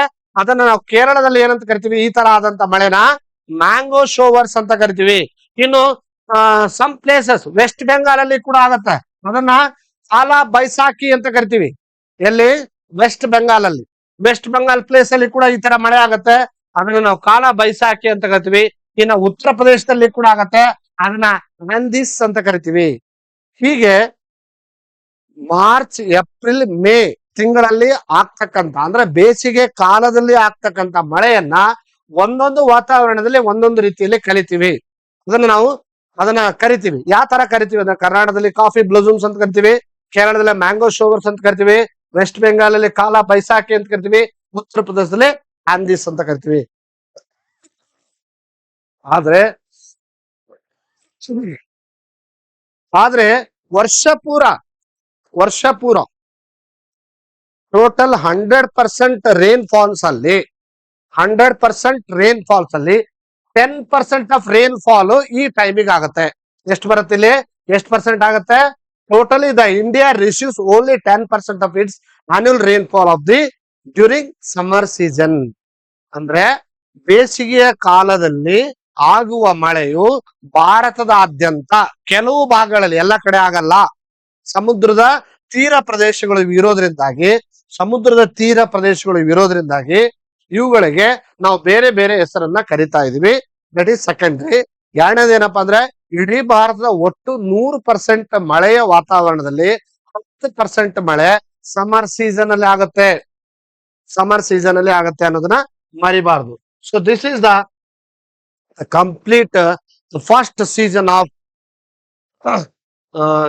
Specially for the futures. ಅಂದ್ರೆ ಇದರ ಲಕ್ಷಣಗಳನ್ನ ನಾವೀಗ ಕಂಪ್ಲೀಟ್ ಆಗಿ ಅರ್ಥ ಮಾಡ್ಬೇಕು. ನನಗನ್ಸ್ಮಟ್ಟಿಗೆ ಅರ್ಥ ಆಗಿದೆ ಅನ್ಕೊಂಡಿದ್ರಿ. ಬೇಸಿಗೆ ಕಾಲ ಅಂದ್ರೇನು, ಬೇಸಿಗೆ ಕಾಲದಲ್ಲಿ ಯಾಕೆ ವಾತಾವರಣ ಬಿಸಿ ಇರುತ್ತೆ, ಮತ್ತು ಬೇಸಿಗೆ ಕಾಲದಲ್ಲಿ ಎಲ್ಲೆಲ್ಲಿ ಮಳೆ ಬರುತ್ತೆ, ಬೇಸಿಗೆ ಕಾಲದಲ್ಲಿ ಯಾಕೆ ಮಳೆ ಬರುತ್ತೆ, ಮತ್ತು ಬೇಸಿಗೆ ಕಾಲದಲ್ಲಿ ಸಂದರ್ಭ ಆಗ್ತಕ್ಕಂತ ಒಂದು ವಾತಾವರಣ ಕ್ಲೈಮೆಟಿಕಲ್ ಕಂಡೀಷನ್ ಯಾವ ಭಾಗದಲ್ಲಿ ಎಷ್ಟು ಇರುತ್ತೆ, ಯಾವ ಭಾಗದಲ್ಲಿ ಎಷ್ಟು ಡಿಗ್ರಿ ಹೆಚ್ಚಾಗತ್ತೆ, ಮತ್ತು ರಾಜಸ್ಥಾನ್ ಭಾಗದಲ್ಲಿನೇ ಯಾಕೆ ಅತಿ ಹೆಚ್ಚು ಬಿಸಿಲನ್ನ ಹೊಂದಿದೆ, ಎಲ್ಲ ವಿಷಯಗಳನ್ನ ನಾವು ಕಲ್ತಿದೀವಿ ಅಂತ ಅನ್ಕೊಂಡಿದೀನಿ. ಓಕೆ, ನೆಕ್ಸ್ಟ್ ಕಂಟಿನ್ಯೂ ಮಾಡೋಣ. ಇನ್ನ ಎರಡನೇದು ಬಹಳ ಇಂಪಾರ್ಟೆಂಟ್. ಅದು ಯಾವ್ದಪ್ಪ ಅಂದ್ರೆ ನಾರ್ತ್ ವೆಸ್ಟ್ ಮಾನ್ಸೂನ್ ಅಂತಂದ್ರೆ ನೈಋತ್ಯ ಮಾನ್ಸೂನ್ ಮಾರುತ ಅಂತ ಕರಿತೀವಿ. ನೈಋತ್ಯ ಮಾನ್ಸೂನ್ ಅದನ್ನ ನಾವೇನ್ ಕರಿತೀವಿ, ಭಾರತದಲ್ಲಿ ಮಳೆಗಾಲ ಅಂತ ಕರಿತೀವಿ. ನಾವು ಡೈರೆಕ್ಟ್ ಆಗಿ ನೈಋತ್ಯ ಮಾನ್ಸೂನ್ ಅಂತ ಕರೆಯಲ್ಲ. ಆದ್ರೆ ಎಕ್ಸಾಕ್ಟ್ ನಮಗೆ ಗೊತ್ತಾಗ್ಬೇಕಾದದ್ದು ಅದು ನೈಋತ್ಯ ಮಾನ್ಸೂನ್ ಮಾರುತ. ಅರ್ಥ ಆಯ್ತಾ? ನೋಡಿ, ಈಗ ಸೂರ್ಯ ಈ ತರ ಇತ್ತು, ಈಗೇನಾಯ್ತು, ಸ್ವಲ್ಪ ಈ ಭಾಗಕ್ಕೆ ಬಂದಾಗ ಸ್ಟೇಟ್ ಆಯ್ತು. ಆಕ್ಚುಲಿ ಹಿಂಗಿತ್ತಿಲ್ಲ ಈಗ ಏನಾಯ್ತು, ಎಲ್ಲಾ ಕಡೆಗೆ ಬರಕತ್ತು ಬಿಸಿಲು. ಗೊತ್ತಾಯ್ತಾ? ಈಗ ಸೂರ್ಯ ಅಂತ ಅನ್ಕೊಳ್ಳಿ, ಈ ಭಾಗದಲ್ಲಿ ಇತ್ತು, ಎಲ್ಲ ನಾರ್ತನ್ ಹೆಮಿಸ್ಫಿಯರ್ ಇತ್ತು. ನಾರ್ತನ್ ಹೆಮಿಸ್ಫಿಯರ್ ಹೋಗಿ ಈ ಭಾಗಕ್ಕೆ ಬಂದ್ಬಿಡ್ತು. ಇಲ್ಲಿ ಹಿಂಗೆ ಸುತ್ತ ಇರ್ತದ, ಭೂಮಿ ಇಷ್ಟೇ ಸುತ್ತ ಇರ್ತದ. ಆದ್ರೆ ಇದೇ ತರನೇ ವಾಲ್ ಇದೆ, ಇದೇ ತರನೇ ಇದೆ, 23.8 ಡಿಗ್ರಿ ಇದೆ. ಆದ್ರೆ ಎಲ್ಲಾ ಕಡೆಗೆ ಏನಾಗ್ತಾ ಇದೆ, ಬಿಸಿಲು ಬೀಳ್ತದೆ. ಆದ್ರೆ ಈ ಸಂದರ್ಭದಲ್ಲಿ ವಾತಾವರಣಕ್ಕೆ ಮಳೆ ತರುವಂತ ಕಾಲ, ಅರ್ಥ ಆಯ್ತಾ?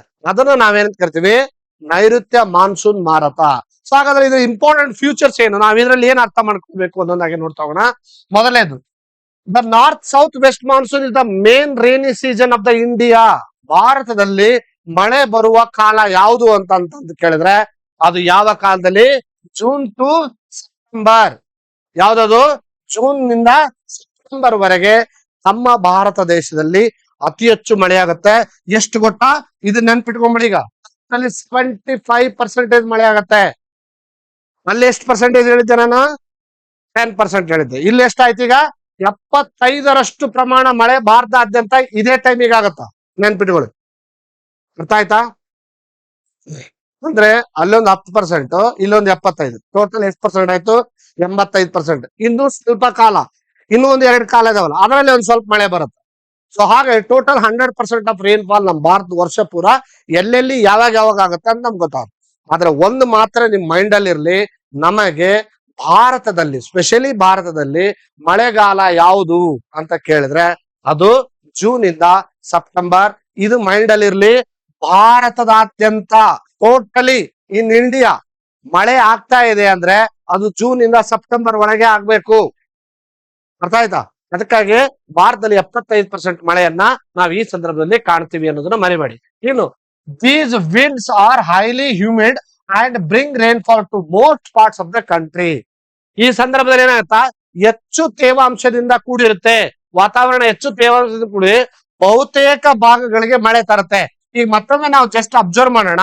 ನೋಡಿ, ಇದು ನಾರ್ತ್, ಇದು ಸೌತ್, ಇದು ವೆಸ್ಟ್, ಇದು ಈಸ್ಟ್ ಅಲ್ವಾ? ಈಗ ನೈಋತ್ಯ ಮಾನ್ಸೂನ್ ಅಂದ್ರೆ ಯಾವ್ದಿದು? ಈ ಭಾಗ ಯಾವ್ದಿದು? ಇದನ್ನ ನಾವೇನ್ ಕರಿತೀವಿ? ಸೌತ್ ವೆಸ್ಟ್ ಡೈರೆಕ್ಷನ್ ಅಂತ ಕರಿತೀವಿ. ಕರೆಕ್ಟಾ? ಇದು ಸೌತ್ ವೆಸ್ಟ್ ಡೈರೆಕ್ಷನ್. ಸ್ವಲ್ಪ ಅಬ್ಸರ್ವ್ ಮಾಡಿದ್ದು, ಸೌತ್ ವೆಸ್ಟ್ ಡೈರೆಕ್ಷನ್. ಇದು ಅರೇಬಿಯನ್ ಸಿ ಇದೆ. ಇದು ಫುಲ್ ಏನಾಗಿರುತ್ತೆ, ಕ್ಲೌಡ್ ಕ್ರಿಯೇಟ್ ಆಗಿ ಆ ವಾತಾವರಣಕ್ಕೆ ಇಲ್ಲಿರುತ್ತಲ್ಲ ಪ್ರೆಷರ್ ಏನಾಗಿರುತ್ತೆ, ಈ ಭಾಗಕ್ಕೆ ಬಂದಾಗ ಇಲ್ಲಿರುವಂತ ಎಲ್ಲಾ ಮೋಡಗಳು ಈ ಭಾಗಕ್ಕೆ ತಗೊಂಡ್ ಬಂದ್ಬಿಡುತ್ತೆ, ಈ ಭಾಗಕ್ಕೆ ತರಕ್ ಸ್ಟಾರ್ಟ್ ಮಾಡುತ್ತೆ. ಈ ಭಾಗಕ್ಕೆ ತಂದಾಗ ಏನಾಗುತ್ತೆ, ಭಾರತದಾದ್ಯಂತ ಮಳೆ ಆಗತ್ತೆ. ಆದ್ರೆ ನಾ ಹೇಳಿದಂತೆ ಸ್ವಲ್ಪ ಈ ಭಾಗದ ಕಡೆಗೆ ಮಳೆ ಅಂದ್ರೆ ಈ ಭಾಗದ ಕಡೆಗೆ ಗಾಳಿ ಬೀಸದೆ ಇರೋದ್ರಿಂದಾಗಿ ಸ್ವಲ್ಪ ಈ ಭಾಗದಲ್ಲಿ, ಅಂದ್ರೆ ಯಾವ ಭಾಗದಲ್ಲಿ? ರಾಜಸ್ಥಾನ ಕೆಲವು ಭಾಗಗಳಲ್ಲಿ ಮಳೆ ಆಗೋದಿಲ್ಲ. ಮಳೆ ಆಗುತ್ತೆ ಬಹಳ ತೀರಾ ಕಡಿಮೆ, ಬಹಳ ತೀರಾ ಕಡಿಮೆ. ಯಾವ ಭಾಗದಲ್ಲಿ ಹೈಯೆಸ್ಟ್ ಮಳೆ ಆಗುತ್ತೆ ನೋಡಿ? ಗುಜರಾತ್, ಮಹಾರಾಷ್ಟ್ರ, ಗೋವಾ, ಕರ್ನಾಟಕ, ಕೇರಳ. ಅರಬ್ಬಿ ಸಮುದ್ರದಿಂದ ಬೀಸ್ತಕ್ಕಂತ ಗಾಳಿ. ನಾಳೆ ಅರ್ಥ ಆಗ್ತಿದೆ ಅನ್ಕೊಂಡಿದೀನಿ. ಇನ್ನ ಈ ಭಾಗದಲ್ಲಿ ಕೂಡ ಹೋಗ್ಬೇಕಲ್ಲ, ಇಲ್ಲಿನೂ ಸಮುದ್ರ ಇದೆ, ಇಂಡಿಯನ್ ಓಷನ್ ನಲ್ಲಿಯೂ ಸಮುದ್ರ ಇದೆ, ಹೌದಾ? ಈ ಭಾಗದಿಂದಲೂ ಅಂದ್ರೆ ವೆಸ್ಟ್ ಬೆಂಗಾಲ್, ಯಾವುದು? ಬೇ ಆಫ್ ಬೆಂಗಾಲ್, ಬಂಗಾಳ ಕೊಲ್ಲಿ. 2 ಬ್ರಾಂಚ್ ಅದಾವ ನಮ್ಮಲ್ಲಿ. ಅರೇಬಿಯನ್ ಸಿ ಬ್ರಾಂಚ್, ಅರಬ್ಬಿ ಸಮುದ್ರದ ಒಂದು ಭಾಗ, ಎರಡನೇದು ಬೇ ಆಫ್ ಬೆಂಗಾಲ್. ಈ ಭಾಗದಿಂದಲೂ ಕೂಡ ಹೋಗ್ತಕ್ಕಂತ ಪಾಠ ಕರೆಕ್ಟ್ ಕೇಳ್ರಿ. ಈ ಭಾಗದಿಂದಲೂ ಕೂಡ ಹೋಗ್ತಕ್ಕಂತ ಮಳೆ ಏನಾಗುತ್ತೆ, ಈ ಭಾಗದಲ್ಲೆಲ್ಲ ಮಳೆ ತರುತ್ತೆ. ಕ್ಲಿಯರ್? ಅರ್ಥ ಆಗ್ತಿದ್ಯಾ? 75% ಯಾಕೆ ಈ ಸಂದರ್ಭದಲ್ಲಿ ಆಗುತ್ತೆ ಮಳೆ ಅಂದ್ರೆ, ಅರಬ್ಬಿ ಸಮುದ್ರದಿಂದ ಹೋಗ್ತಕ್ಕಂತ ಎಲ್ಲ ಭಾಗ ಈ ಎಲ್ಲ ರಾಜ್ಯಗಳಿಗೆ ಮುಟ್ತದೆ. ಅರ್ಥ ಆಯ್ತಾ? ಇನ್ನ ಈ ಭಾಗದಲ್ಲಿ ಬೇ ಆಫ್ ಬೆಂಗಾಲ್ ಅಲ್ಲಿ ಈ ತರ ಗಾಳಿ ಬೀಸೋದ್ರಿಂದಾಗಿ ಇದು ಯಾವ್ದಿದು? ಸಾಮಾನ್ಯವಾಗಿ ಇಲ್ಲಿ ಸೌತ್ ವೆಸ್ಟ್ ಡೈರೆಕ್ಷನ್ ಹೋಗ್ತಾ ಇರುತ್ತೆ. ಈ ಕಡೆಯಿಂದ ಮತ್ತೆ ಈ ಭಾಗಕ್ಕೆ ಹೋಗ್ಬೇಕು. ಇದನ್ನ ನಾವೇನ್ ಕರಿತೀವಿ? ನಾರ್ತ್ ಈಸ್ಟ್ ಇಂಡಿಯಾ ಕಡೆ ಹೋಗುತ್ತೆ. Assam, Meghalaya, Himalayan foothills, northern plains, ಈ ಭಾಗದಲ್ಲೆಲ್ಲ ಏನಾಗುತ್ತೆ, ಆ ಗಾಳಿ ಬೀಸೋದ್ರಿಂದಾಗಿ ಹೈಯೆಸ್ಟ್ ಮಳೆ ಆಗತ್ತೆ. ಈ ಹೈಯೆಸ್ಟ್ ಮಳೆ ಏನಾಗುತ್ತೆ, ವಾತಾವರಣವನ್ನ ಕ್ರಿಯೇಟ್ ಮಾಡ್ತಕ್ಕಂಥ ನಾವು ಕಾಣ್ತೀವಿ. ಸರಿ, ಹಾಗಾದ್ರೆ ಒಂದು ನಮಗೆ ಸ್ಪಷ್ಟ ಆಗ್ಬೇಕು.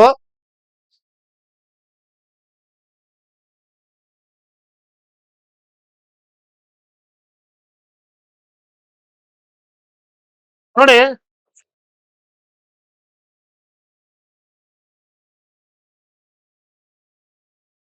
ಟೋಟಲಿ 75% ಇದೇ ಸಂದರ್ಭದಲ್ಲಿ ಮಳೆ ಆಗತ್ತೆ ಅಂತ ನಾ ಹೇಳಿದ್ರಿ. ಇನ್ನ ಕೆಲವೊಂದ್ ಕಡೆಗೆ ಏನಾಗತ್ತೆ, ಈಗ ಈ ಭಾಗದಿಂದ ಹೋಗ್ತಕ್ಕಂತ ಮಳೆ ನಮಗೆ ಎಷ್ಟು ಅಂತ ಗೊತ್ತಾಯ್ತು. The season extends from the June to September. ಇದರ ಸೀಸನ್ ಎಲ್ಲಿಂದ ಎಲ್ಲಿವರೆಗೆ ಅಂತ ಹೇಳಿದೆ, ಜೂನ್ ಇಂದ ಸೆಪ್ಟೆಂಬರ್ ವರೆಗೆ. ಇನ್ನು 4ನೇ ಫ್ಯೂಚರ್ ಪಾಯಿಂಟ್ ನೆನ್ಪಿಟ್ಕೊಳ್ಬೇಕಾದ್ದು, ಈ ಸಂದರ್ಭದಲ್ಲಿ 75% ಮಳೆ ತರುತ್ತೆ. ಎಷ್ಟು ತರುತ್ತೆ? 75% ಮಳೆ ಈ ಸಂದರ್ಭದಲ್ಲಿ ಬರುತ್ತೆ. ಭಾರತದ ವಾರ್ಷಿಕ ಮಳೆ ಸುಮಾರು 75%. ಇನ್ನು south west monsoon divided into 2 major branches. South west monsoon 2 branch ಆಗುತ್ತೆ. ಸೌತ್ ವೆಸ್ಟ್ ಮಾನ್ಸೂನ್ ಅಂದ್ರೆ ಇದೆ ಸೌತ್ ವೆಸ್ಟ್ ಮಾನ್ಸೂನ್, ಅರ್ಥ ಆಯ್ತಾ? ಈ ಸೌತ್ ವೆಸ್ಟ್ ಮಾನ್ಸೂನ್ 2 ರೀತಿಯಲ್ಲಿ ಡಿವೈಡ್ ಆಗುತ್ತೆ. ಮೊದಲನೇದು ಅರೇಬಿಯನ್ ಸಿ ಬ್ರಾಂಚ್, ನಾ ಈಗ ತಾನೇ ಹೇಳಿದೆ. What is that? This is the Arabian C branch. ಎರಡನೇದು ಯಾವುದು? ಬೇ ಆಫ್ ಬೆಂಗಾಲ್ ಬ್ರಾಂಚ್.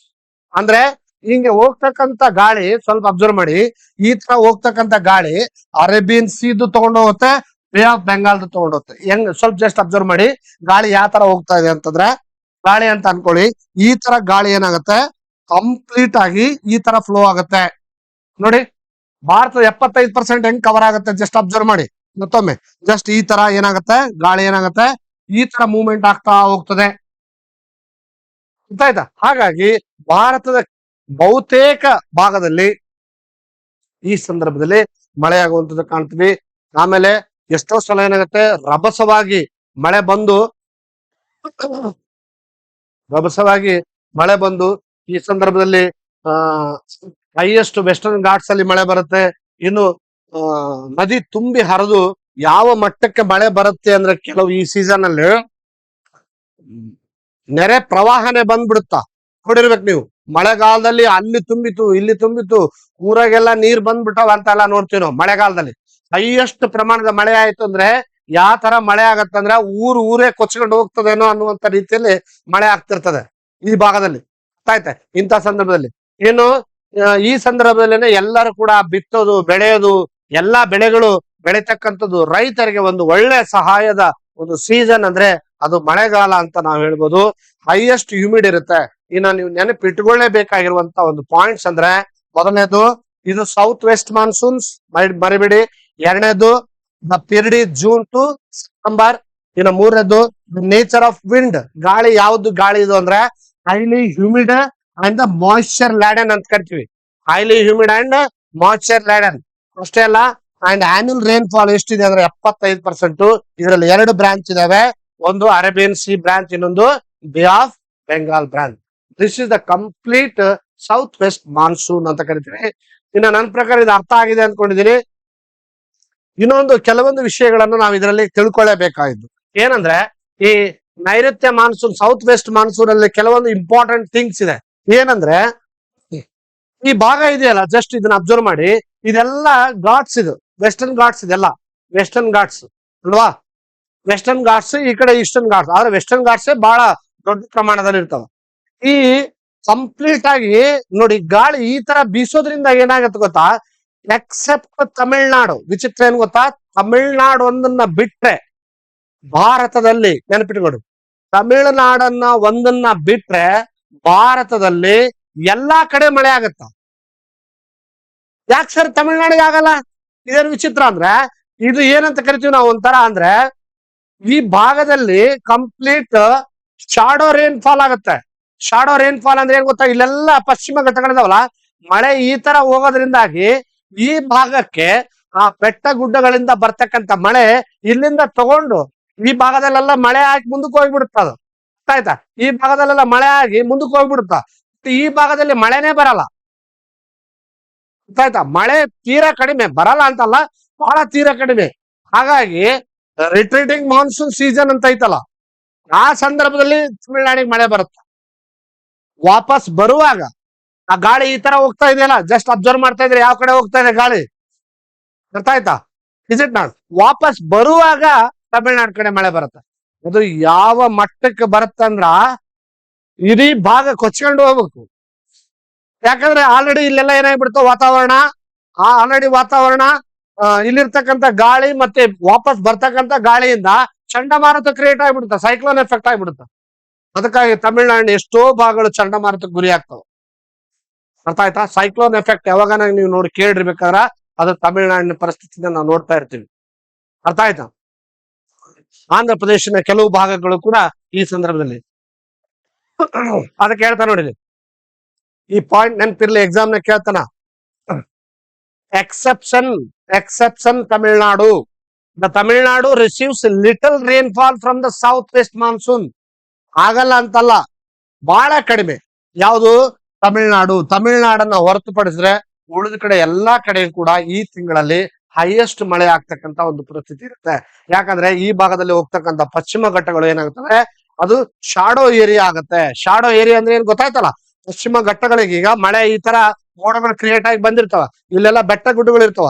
ಈ ಭಾಗನ ದಾಟ್ಕೊಂಡು ಸ್ವಲ್ಪ ಮುಂದಕ್ಕೆ ಹೋದಾಗ ಅಲ್ಲೇ ಹಾಕೊಂಡ್ಬಿಡ್ತಾವ ಮಳೆ, ಮತ್ತೆ ಮುಂದಕ್ಕೆ ಹೋಗಕ್ಕೆ ಅದಕ್ಕೆ ಇರೋದಿಲ್ಲ. ಆದ್ರೆ ಈ ಭಾಗದಲ್ಲಿ ಹೋಗೋದ್ರಾಗ ಇದು ಶಾಡೋ ಏರಿಯಾ ಆಗ್ಬಿಡುತ್ತೆ ಕಂಪ್ಲೀಟ್. ಈ ಶಾಡೋ ಏರಿಯಾ ಆಗೋದ್ರಿಂದ ತಮಿಳುನಾಡು ಭಾಗದಲ್ಲಿ ಮಳೆ ತೀರಾ ಕಡಿಮೆ ಆಗುವಂತ ಒಂದು ಪರಿಸ್ಥಿತಿಯನ್ನ ನಾವು ಕಾಣ್ತೀವಿ. ಈ ಸಂದರ್ಭದಲ್ಲಿ ನಾವು ಏನೇನು ಪಾಯಿಂಟ್ಸ್ ಗಳನ್ನ ನೆನ್ಪಿಟ್ಕೊಳ್ಬೇಕು ಅನ್ನೋದನ್ನ ನಾವು ಮೈಂಡ್ ಅಲ್ಲಿ ಇಟ್ಕೊಳ್ಳಿ. ಮೊದಲನೇದು, the moisture land and winds from Arabian C winds hit the western Ghats. ಎರಡನೇ ಪಾಯಿಂಟ್ ಏನಂದ್ರೆ, ಆ ಗಾಳಿ ಯಾವ್ದಕ್ ಬಡಿತದೆ? ವೆಸ್ಟರ್ನ್ ಘಾಟ್ಸ್ ಬಡಿತದೆ. ಈ ಕಡೆ ಎಲ್ಲ ಮಳೆ ಗಾಳಿ ಬೀಸೋದು ಕಡೆ ಈ ಭಾಗದಲ್ಲೆಲ್ಲ, ಅದಕ್ಕೆ ಕಂಪ್ಲೀಟ್ ವೆಸ್ಟರ್ನ್ ಘಾಟ್ಸ್ ಗೆ ಮಳೆ ತಟ್ತದೆ. ಆ ಗಾಳಿ ತಟ್ಟೋದ್ರಿಂದಾಗಿ ಆ ಮೋಡಗಳು ಇಲ್ಲಿ ನೋಡಿ, ಗಾಳಿ ಬೀಸಿದ್ರೇನೆ ಮೋಡ ಮುಂದಕ್ಕೆ ತಗೊಂಡ್ಬರ್ತಾ, ಹೌದಲ್ಲ? ಇಲ್ಲಾಂದ್ರೆ ಏನಾಗ್ತಿತ್ತು, ಸಮುದ್ರದ ನೀರು ಆವಿಯಾಗಿ ಒಳ್ಳೆ ಮತ್ತೆ ಎಲ್ಲಿ ಬೀಳ್ತಿತ್ತು? ಸಮುದ್ರದಾಗ ಬಿದ್ದು ಬಿಡ್ತಿತ್ತು. ಇಲ್ಲೆಲ್ಲ ಮಳೆ ಹೆಂಗ ಆಗ್ತಿತ್ತು? ಗಾಳಿ ರಭಸವಾಗಿ ಬೀಸೋದ್ರಿಂದಾಗಿ ಆ ಮೋಡಗಳು ಏನಾಗತ್ತೆ, ಗಾಳಿ ಜೊತೆಗೆ ಮುಂದಕ್ಕೆ ಬರ್ತಾವ. ಮುಂದಕ್ಕೆ ಬರೋದ್ರಿಂದಾಗಿ ನಮ್ಗಡೆ ಎಲ್ಲ ಮಳೆ ಆಗತ್ತೆ. ಇಲ್ಲಾಂದ್ರೆ ಏನಾಗ್ತಿತ್ತು ಹೇಳಿ, ಸಮುದ್ರದ ನೀರು ಆವಿಯಾಗಿ ಒಳ್ಳೆ ಸಮುದ್ರದಾಗ ಬೀಳ್ತಿತ್ತು. ನಾವೆಲ್ಲ ಹೆಂಗ್ ಬದುಕ್ತಿದೀವಿ? ನಾವೆಲ್ಲ ಕೃಷಿ ಹೆಂಗ್ ಮಾಡ್ತಿದೀವಿ? ಅದು ರಭಸವಾಗಿ ಬೀಸುವ ಗಾಳಿಗೆ ಮೋಡಗಳು ಮುಂದಕ್ಕೆ ಬರ್ತಾವ. ಮುಂದಕ್ಕೆ ಬಂದಾಗ ಅಡ್ಡ ಗೋಡೆಯಾಗಿ ಏನಾದ್ರೂ ಪರ್ವತಗಳು ಇದ್ವು ಅಂದ್ರ ಅವು ಅಲ್ಲೇ ಡ್ಯಾಶ್ ಆಗಿ ಅಲ್ಲೇ ಮಳೆ ಬರ್ತಾವ. ಅರ್ಥ ಆಯ್ತಾ ನಾನು ಹೇಳ್ತಾ ಇರೋದು? ಸೊ ಹಾಗಾಗಿ ಈ ಭಾಗದಲ್ಲಿ ಮಳೆ ಕಾಣ್ತೀವಿ. ಇನ್ನು ಮಾಯಿಸ್ಟ್ ಏರ್ ರೈಸಸ್ ಅಪ್, ತೇವ ಗಾಳಿ ಮಾತ್ರ ಮೇಲಕ್ಕೇರಿ ಕೆಳಗೆ ಪ್ರಮಾಣ ನೋಡಿ, ಈ ಭಾಗದಲ್ಲೆಲ್ಲ ಮಳೆ ಫುಲ್ ಇರುತ್ತ. ಅರ್ಥ ಆಯ್ತಾ? ಅದಕ್ಕೆ ನೀವು ಮಲ್ನಾಡ್ ಸೈಡ್ ಹೋಗ್ರಿ, ಫುಲ್ ಮಳೆ ಇರುತ್ತ. ಫುಲ್ ಮಳೆ ಯಾವಾಗ್ಲೂ ಈ ವೆಸ್ಟರ್ನ್ ಘಾಟ್ಸ್ ಅಲ್ಲಿ ಫುಲ್ ಮಳೆ. ಅದು ಸ್ಪೆಷಲಿ ಮಳೆಗಾಲದ ನಂತರ ಕಂಪ್ಲೀಟ್ ಮಳೆ ಇರುತ್ತೆ. ಇನ್ನು ಏರ್ ಕೂಲ್ಸ್ ಕಂಡೆನ್ಸ್, ಮತ್ತೇನಾಗತ್ತೆ, ಗಾಳಿ ತಂಪಾದ ಒಂದು ವಾತಾವರಣವನ್ನ ಏನ್ ಮಾಡುತ್ತೆ, ರೈಸ್ ಅಪ್ ಆಗ್ತಾ ಇರುತ್ತೆ, ಮೇಲ್ಗಡೆಗೆ ಬರ್ತಾ ಇರುತ್ತೆ, ಮತ್ತೆ ಮುಂದಕ್ಕೆ ಚಲಿಸ್ತದೆ. ಅಷ್ಟೇ ಅಲ್ಲ, ಹೆವಿ ಆರೋಗ್ರಾಫಿಕ್ ರೇನ್ಫಾಲ್, ಭಾರಿ ಒಂದು ಪ್ರಮಾಣದ ಮಳೆಯನ್ನ ನಾವು ಈ ಸಂದರ್ಭದಲ್ಲಿ ಕಾಣೋದಕ್ಕೆ ಸಾಧ್ಯತೆ ಇದೆ. ನಾವು ನೆನ್ಪಿಟ್ಕೊಳ್ಳಿ, ಈ ಭಾಗ ಏನಿಲ್ಲ, ಬೆಟ್ಟ ಗುಡ್ಡಗಳ ಈ ಕಡೆ ಭಾಗನ ನಾವು ಏನಂತ ಕರಿತೀವಿ? ರೇನ್ ಶಾಡೋ ರೀಜನ್ ಅಂತ ಕರಿತೀವಿ. ಏನಂತ ಕರಿತೀವಿ ಅದಕ್ಕ?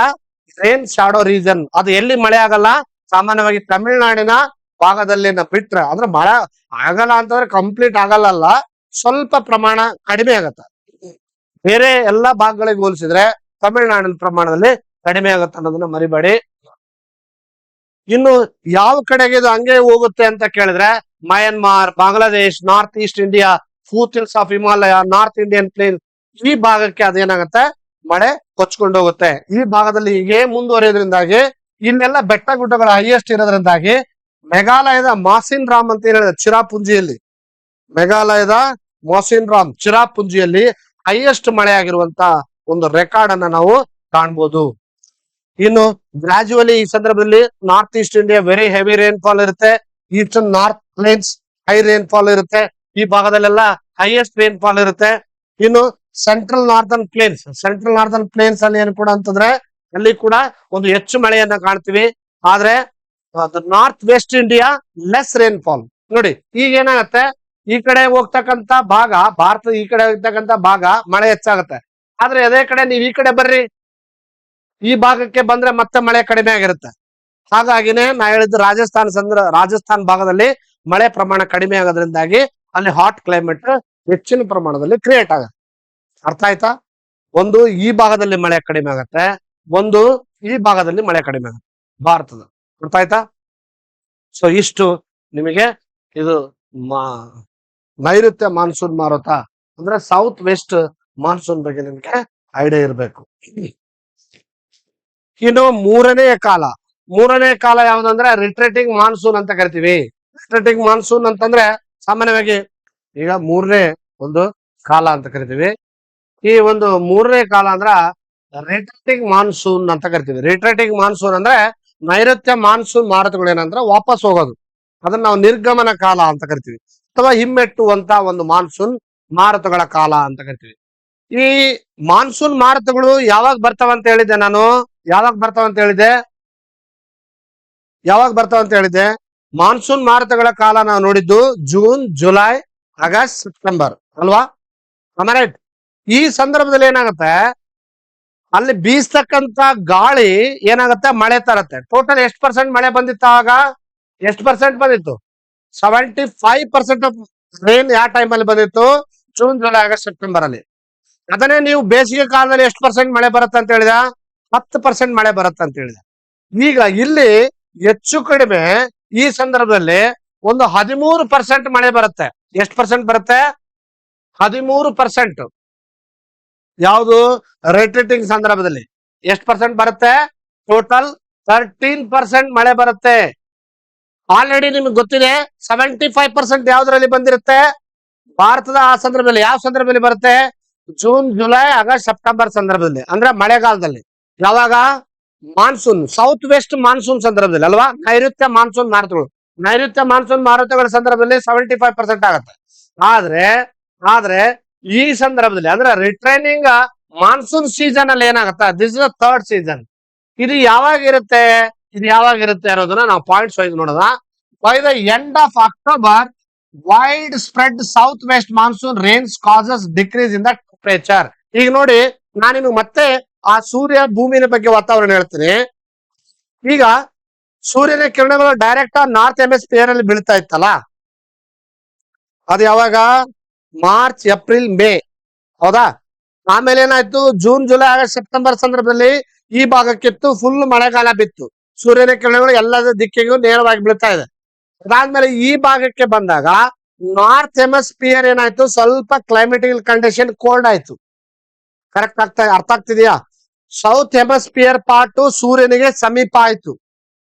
ರೈಟ್. ಆಗ ಏನಾಯ್ತು? ಸೌತ್ ಹೆಮಿಸ್ಫಿಯರ್ ಅಲ್ಲಿ ಫುಲ್ ಹಾಟ್ ಕ್ಲೈಮೇಟ್ ಸ್ಟಾರ್ಟ್ ಆಯ್ತು. ಹಾಟ್ ಕ್ಲೈಮೇಟ್ ಆದ್ರೆ ಇದು ಏನಂತ? Low pressure area. Hot pressure ಆಯ್ತು ಅಂದ್ರೆ ಲೋ ಪ್ರೆಷರ್ ಏರಿಯಾ ಕ್ರಿಯೇಟ್ ಆಗುತ್ತೆ. ಇಲ್ಲಿ ಆಲ್ರೆಡಿ ನಾರ್ತ್ ಹೆಮಿಸ್ಫಿಯರ್ ಅಲ್ಲಿ ಜೂನ್, ಜುಲೈ, ಆಗಸ್ಟ್ ಅಲ್ಲಿ ಏನಾಗಿತ್ತು? ಸೆಪ್ಟೆಂಬರ್ ಅಲ್ಲಿ ಮಳೆ ಬರ್ತಾ ಇತ್ತು. ನೋಡಿ, ಈಗ ನಾಳೆ ಅರ್ಥ ಮಾಡ್ಕೊಳ್ಳಿ, ಸರಿಯಾಗಿ ಅರ್ಥ ಮಾಡ್ಕೊಳ್ಳಿ, ಇಲ್ಲ ಪಾಠ ಗೊತ್ತಾಗಲ್ಲ. ಈಗ ಈ ಭಾಗದಲ್ಲೆಲ್ಲ ಏನಾಗಿತ್ತು? ಸೂರ್ಯನ ಕಿರಣಗಳು. ಈಗ ನೋಡಿ, ಜಸ್ಟ್ ಅಬ್ಸರ್ವ್ ಮಾಡಿ, ಇದು ಉತ್ತರ ಗೋಳಾರ್ಧ, ಇದು ದಕ್ಷಿಣ ಗೋಳಾರ್ಧ, ಇದು ನಾರ್ದರ್ನ್ ಹೆಮಿಸ್ಫಿಯರ್, ಇದು ಸೌದರ್ನ್ ಹೆಮಿಸ್ಫಿಯರ್. ಈಗ ನಮ್ಮ ಸೂರ್ಯನ ಕಿರಣಗಳು ಈ ಸಂದರ್ಭದಲ್ಲಿ, ಯಾವ ಸಂದರ್ಭದಲ್ಲಿ? ಅಕ್ಟೋಬರ್ ಮತ್ತು ನವೆಂಬರ್ ಸಂದರ್ಭದಲ್ಲಿ. ಅಂದ್ರೆ ಅಕ್ಟೋಬರ್ ಮತ್ತು ನವೆಂಬರ್ ಸಂದರ್ಭದಲ್ಲಿ, ಈ ಸಂದರ್ಭದಲ್ಲಿ ಅಕ್ಟೋಬರ್ ಮತ್ತು ನವೆಂಬರ್ ಸಂದರ್ಭದಲ್ಲಿ ಸೂರ್ಯನ ಕಿರಣಗಳು ಡೈರೆಕ್ಟ್ ಆಗಿ ಸೌದರ್ನ್ ಹೆಮಿಸ್ಫಿಯರ್ ಮೇಲೆ ಬೀಳ್ತದೆ. ಅರ್ಥ ಆಯ್ತಾ? ಆ ಸೌದರ್ನ್ ಹೆಮಿಸ್ಫಿಯರ್ ಮೇಲೆ ಹೈಯೆಸ್ಟ್ ಸನ್ ರೈಸಸ್ ಫಾಲ್ಸ್ ಆಗೋದ್ರಿಂದಾಗಿ ಏನಾಗುತ್ತೆ? ನಾರ್ತ್ ಹೆಮಿಸ್ಫಿಯರ್ ಅಲ್ಲಿ ಇರ್ತಕ್ಕಂತ ರಾಷ್ಟ್ರಗಳ ಒಂದು ವಾತಾವರಣ, ಕ್ಲೈಮೆಟಿಕಲ್ ಕಂಡೀಷನ್ ಕೋಲ್ಡ್ ಆಗಿ ಸ್ಟಾರ್ಟ್ ಆಗುತ್ತೆ. ಸ್ವಲ್ಪ ಪ್ರಮಾಣ, ಕಂಪ್ಲೀಟ್ ಅಲ್ಲ, ಸ್ವಲ್ಪ ಪ್ರಮಾಣ. ಆಲ್ರೆಡಿ ಮಳೆ ಹೋಗಿರುತ್ತೆ. ಮಳೆ ಏನಾಗುತ್ತೆ? ಈ ದಿಕ್ಕಿನಲ್ಲಿ ಹೋಗಿ ವಾಪಸ್ ಈ ದಿಕ್ಕಿನಿಂದ ಈ ಕಡೆಗೆ ಸೂರ್ಯನ ಕಿರಣಗಳು ಇಲ್ಲಿ ಬೀಳಕತ್ಬಿಡ್ತಾವ.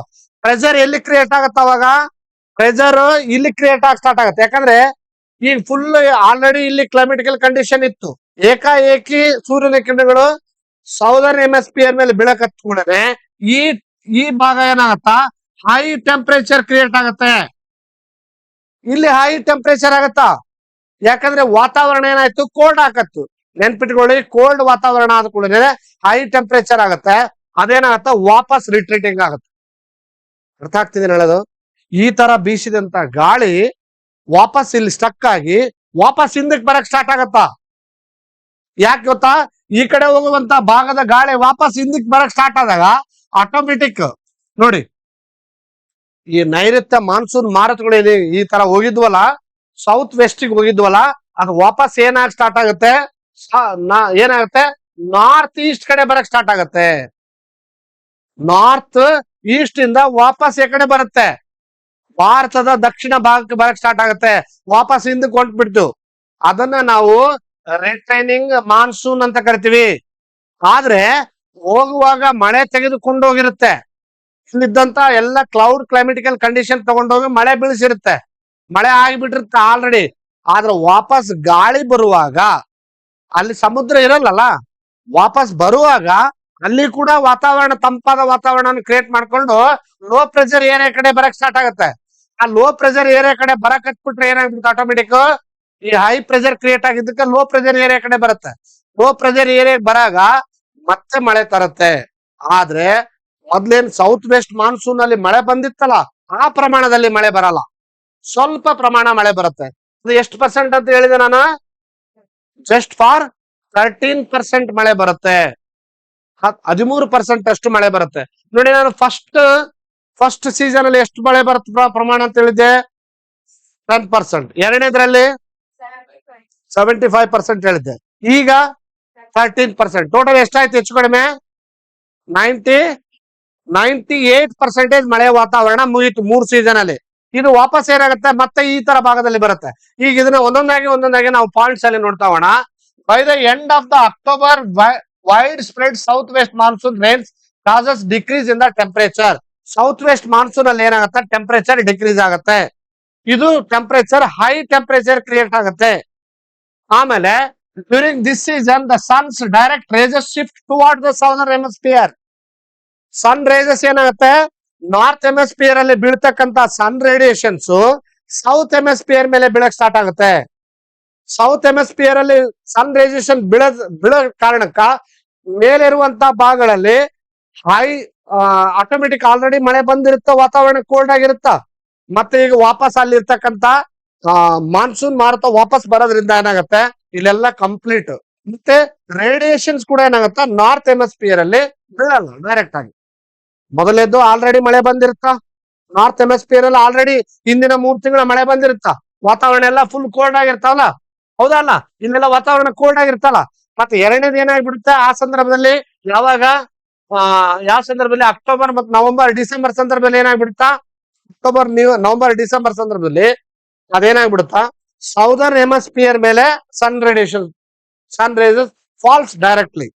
ಹೌದಾ, ಸೂರ್ಯನ ಕಿರಣಗಳು ಡೈರೆಕ್ಟ್ ಆಗಿ ಇದ್ರ ಮೇಲೆ ಬೀಳಕ್ ಸ್ಟಾರ್ಟ್ ಆಗುತ್ತಾ. ಆಲ್ರೆಡಿ ಮಳೆ ಬಂದಿದ್ದಾಗಿ ನಾರ್ತ್ ಹೆಮಿಸ್ಫಿಯರ್ ಮೇಲೆ ಸನ್ ರೇಡಿಯೇಷನ್ ಡೈರೆಕ್ಟ್ ಬೀಳದೇ ಇರೋದ್ರಿಂದಾಗಿ ಆಟೋಮೆಟಿಕ್ ಏನಾಗುತ್ತೆ, ಅಲ್ಲಿ ಟೆಂಪರೇಚರ್ ಏನಾಗುತ್ತೆ, ಪ್ರೆಷರ್ ಏನಾಗುತ್ತೆ, ಹೈ ಪ್ರೆಷರ್ ಕ್ರಿಯೇಟ್ ಆಗುತ್ತೆ. ಇದು ಮೈಂಡ್ ಅಲ್ಲಿ ಇರ್ಲಿ. ಇಲ್ಲಿ ಹೈ ಪ್ರೆಷರ್ ಕ್ರಿಯೇಟ್ ಆದ ಕೂಡಲೇ ಇದು ವಾಪಸ್ ಏನ್ ಮಾಡ್ತೀವಿ ಗೊತ್ತಾ, ಹಿಂದಕ್ ದಬಕ್ ಸ್ಟಾರ್ಟ್ ಮಾಡುತ್ತಾ, ಗಾಳಿನ ವಾಪಸ್ ಹಿಂದಕ್ಕೆ ಹೋಗುತ್ತಾ. ಆ ವಾಪಸ್ ಹಿಂದಕ್ಕೆ ಹೋಗೋ ಸಂದರ್ಭದಲ್ಲಿ ಗೊತ್ತಾಯ್ತಾ, as a result the temperature decrease as the northern hemisphere. Northern hemisphere automatic ಏನಾಯ್ತು, ನಾರ್ದರ್ನ್ ಹೆಮಿಸ್ಫಿಯರ್ ಅಲ್ಲಿ ಏನಾಗುತ್ತೆ ಅಂದ್ರೆ, ಈ ನಾರ್ದರ್ನ್ ಹೆಮಿಸ್ಫಿಯರ್ ಟೆಂಪರೇಚರ್ ಏನಾಗುತ್ತೆ, ಹೈ ಆಗುತ್ತೆ. ಅರ್ಥ ಆಯ್ತಾ. ಆಮೇಲೆ the Indian land mass in the northern hemisphere develops high pressure. Automatic northern hemisphere ಅಲ್ಲಿ ಪ್ರೆಷರ್ ಏನ್ ಕ್ರಿಯೇಟ್ ಆಗುತ್ತೆ, ಅಲ್ಲಿ ಹೈ ಆಗಿ ಕ್ರಿಯೇಟ್ ಆಗುತ್ತೆ, ಹೈ ಟೆಂಪರೇಚರ್ ಕ್ರಿಯೇಟ್ ಆಗುತ್ತೆ. ಸಾರಿ, ಟೆಂಪರೇಚರ್ ಅಲ್ಲ, ಹೈ ಪ್ರೆಷರ್ ಕ್ರಿಯೇಟ್ ಆಗುತ್ತೆ.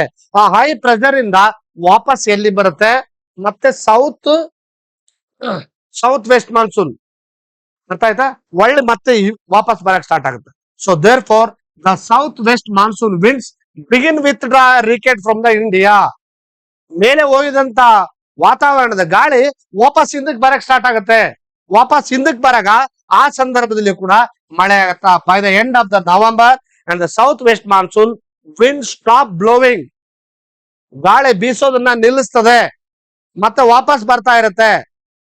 ಆಯ್ತಾ, ವಾಪಸ್ ಬರೋದ್ರಿಂದಾಗಿ ಅದ ತನ್ನ ಗಾಳಿ ಬೀಸುವಿಕೆ ನಿಲ್ಲುತ್ತೆ, ವಾಪಸ್ ಆಗೋದ್ರಿಂದಾಗಿ ಈ ಸಂದರ್ಭದಲ್ಲಿ ಏನಾಗುತ್ತೆ ನೋಡಿ.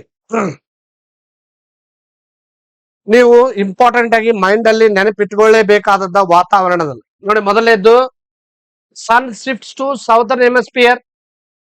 ಮೊದಲನೇದು ಸನ್ ರೇಡಿಯೇಷನ್ ಫಾಲ್ಸ್ ಎಲ್ಲಿಗಾಗತ್ತಾ, ನಾರ್ತ್ ಇಂದ ಎಲ್ಲಿಗೆ ಶಿಫ್ಟ್ ಆಗತ್ತಾ, ಸೌತ್ ಹೆಮಿಸ್ಫಿಯರ್ ಶಿಫ್ಟ್ ಆಗತ್ತಾ. ಮೊದಲನೇದು ಅರ್ಥ ಆಗ್ತಿದೆ ಹೇಳ್ತಾರೆ ಅದೆಲ್ಲರಿಗೂ. ಮೊದಲನೇದು ನಾರ್ತ್ ಹೆಮಿಸ್ಫಿಯರ್ ಇಂದ ಸನ್ ರೇಡಿಯೇಷನ್ಸ್ ಎಲ್ಲಿಗೆ ಶಿಫ್ಟ್ ಆಯ್ತು, ಸೌತ್ ಹೆಮಿಸ್ಫಿಯರ್. ಮೊದಲನೇ ಪಾಯಿಂಟ್, ಹೌದಾ. The direct sun rises for the south hemisphere ಮೊದಲನೇ ಪಾಯಿಂಟ್. ಎರಡನೇ ಪಾಯಿಂಟ್ ಏನ್ ಗೊತ್ತಾ, the temperature will be decrease where in the north hemisphere. North hemisphere ಅಲ್ಲಿ ಯಾವಾಗ ಸನ್ ರೇಡಿಯೇಷನ್ಸ್ ಡೈರೆಕ್ಟ್ ಬೀಳೋದು ಕಡಿಮೆ ಆಗುತ್ತೋ ವಾತಾವರಣ ಹೆಂಗಾಗ್ತದೆ, ಆಟೋಮೆಟಿಕ್ ಹೆಂಗಾಗುತ್ತೆ, ಕೂಲ್ ಆಗತ್ತೆ. ಹೌದಾ?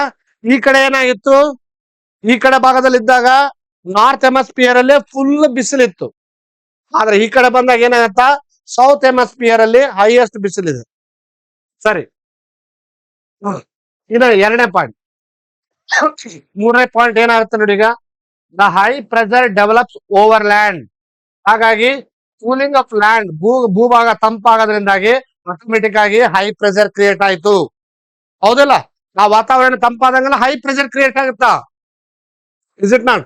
ಈಗ ಖಾಲಿ ಪಾತ್ರೆ ಇದೆ, ಅದರಲ್ಲಿ ಅದೇ ಆಕ್ಚುಲಿ ಮೇಲೆ ಇರ್ತಕ್ಕಂತ ಪ್ರೆಷರ್ ಇಂದ ಏನಾಗುತ್ತೆ, ಯಾವ ಭಾಗದಲ್ಲಿ ಇರುತ್ತೆ, ಆಕ್ಚುಲಿ ಫುಲ್ ತುಂಬಿದೆ ಅಂತಂದ್ರೆ ಆ ನೀರು ತಳಗಡೆಗೆ ಭಾಗದಲ್ಲಿ ಹೋಗ್ತಾ ಇದೆ ಅಂದ್ರೆ ಅದು ಹೈ ಪ್ರೆಷರ್ ಪಾಯಿಂಟ್ ಆಗುತ್ತೆ. ಆಯ್ತಾ?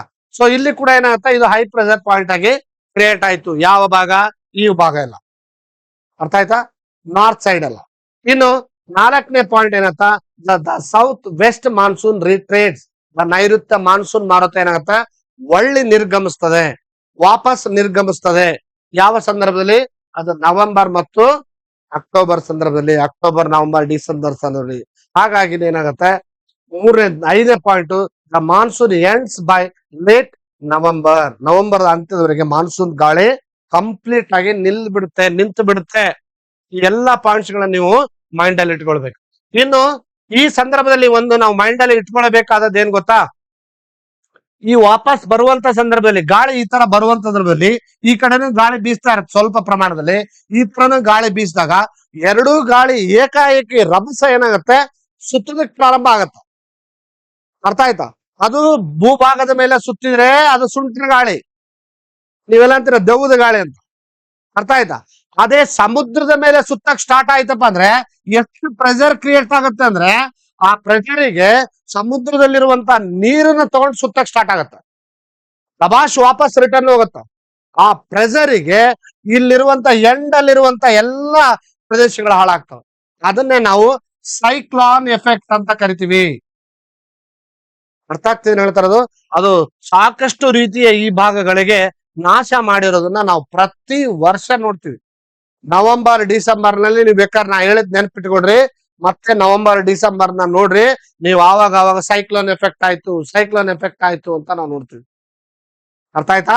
ಆ ಸೈಕ್ಲೋನ್ ಎಫೆಕ್ಟ್ ಇಂದ ಏನಾಗತ್ತೆ, ಇದು ಎಷ್ಟೋ ನಿಮಿಷಕ್ಕೆ ಗಂಟೆಗೆ 400-500 ಕಿಲೋಮೀಟರ್ ವೇಗದಲ್ಲಿ ಅಪ್ಪಳಿಸಿ ಈ ಸಮುದ್ರದ ತೀರದ ಭಾಗಗಳನ್ನೆಲ್ಲ ಹಾಳು ಮಾಡುತ್ತೆ. ಜನರ ಜೀವನ ಎಲ್ಲ ನಷ್ಟ ಆಗತ್ತೆ, ಎಷ್ಟೋ ಜನರ ಬೀದಿ ಪಾಲಾಗ್ತಾರೆ, ಎಷ್ಟೋ ಜನರು ಸಾಯ್ತಾರೆ. ಇಂಥ ಒಂದು ಸಂದರ್ಭ ಸಾಮಾನ್ಯವಾಗಿ ಬೇ ಆಫ್ ಬೆಂಗಾಲ್ ಅಲ್ಲೇ ನಾವು ಜಾಸ್ತಿ ಕಾಣ್ತೀವಿ. ಬೇ ಆಫ್ ಬೆಂಗಾಲ್ ಅಲ್ಲೇ ಜಾಸ್ತಿ, ಇಲ್ಲಿನೂ ಕಾಣ್ತೀವಿ, ಆದ್ರೆ ಕಡಿಮೆ ಪ್ರಮಾಣ. ಯಾಕಂದ್ರೆ ಇಲ್ಲೆಲ್ಲ ಆ ಘಾಟ್ ಸೆಕ್ಷನ್ ಇಂದ ಏನಾಗುತ್ತೆ, ಆ ವಾತಾವರಣ ಸ್ವಲ್ಪ ಕಡಿಮೆ ಆಗಿ ಈ ಭಾಗ ಏನಂದ್ರೆ ಏಕಾಏಕಿ ವಾಪಸ್ ಬರೋದ್ರಿಂದಾಗಿ ಇಲ್ಲಿರುವ ಗಾಳಿ ಅಲ್ಲಿರುವ ಗಾಳಿ ಸುತ್ತೋದ್ರಿಂದ ಸಮುದ್ರದಲ್ಲಿರುವಂತ ರಭಸವಾದ ವಾತಾವರಣ ನೀರಿನ ಸಮೇತ ತಗೊಂಡ್ ಬರ್ತದೆ. ಅದು ಯಾವ ಮಟ್ಟ, ಗಾಳಿ ಮತ್ತು ಮಳೆ ಅಂದ್ರೆ ಅದು ಸಾಮಾನ್ಯವಾದ ಮಳೆ ಇರಲ್ಲ, ಅದು ವಾತಾವರಣ ಕೆಡಿಸುವಂತದ್ದೇ. ಹಾಗಾಗಿ ಈ ಸಂದರ್ಭದಲ್ಲಿ ಬೀಸುವ ಮಳೆನೆ ಒಂದು ಸ್ವಲ್ಪ ಪ್ರಮಾಣದಲ್ಲಿ ತಮಿಳುನಾಡಿಗೆ ಮಳೆ ಬರುತ್ತೆ. ಈ ಸಂದರ್ಭದಲ್ಲಿ ಅದಕ್ಕೆ ಮಳೆ ಬರೋದು ವಾಪಸ್ ಬರುವಾಗ. ಆದ್ರೆ ಕೆಲವು ಭಾಗಗಳು ನಷ್ಟ ಮಾಡಿರೋ ಉದಾಹರಣೆಗಳನ್ನೇ ನಾವು ಪ್ರತಿ ವರ್ಷ ನೋಡ್ತಾ ಇದೀವಿ. ಇನ್ನ ಲಾಸ್ಟ್ ಯಾವ್ದಪ್ಪ ಅಂದ್ರೆ ಅದು ವಿಂಟರ್ ಸೀಸನ್. ನಿಮ್ಗೆಲ್ಲ ಗೊತ್ತು, ಚಳಿಗಾಲ ಡಿಸೆಂಬರ್ ಬಂತಂದ್ರೆ ನಿಮ್ಗೆ ಗೊತ್ತಿರುತ್ತೆ, ಚಳಿಗಾಲ ಸ್ಟಾರ್ಟ್ ಆಯ್ತು ಅಂತ. ಯಾಕೆ ಈಗ ಗೊತ್ತಾಯ್ತಲ್ಲ, ಯಾಕೆ ಡಿಸೆಂಬರ್ ಗೆ ಚಳಿಗಾಲ ಬರುತ್ತೆ, ಯಾಕೆ ಮಾರ್ಚ್ ಮೇ ಏಪ್ರಿಲ್ ಬೇಸಿಕ್ ಕಾಲ ಗೊತ್ತಾಗತ್ತಲ್ಲ. ಈಗ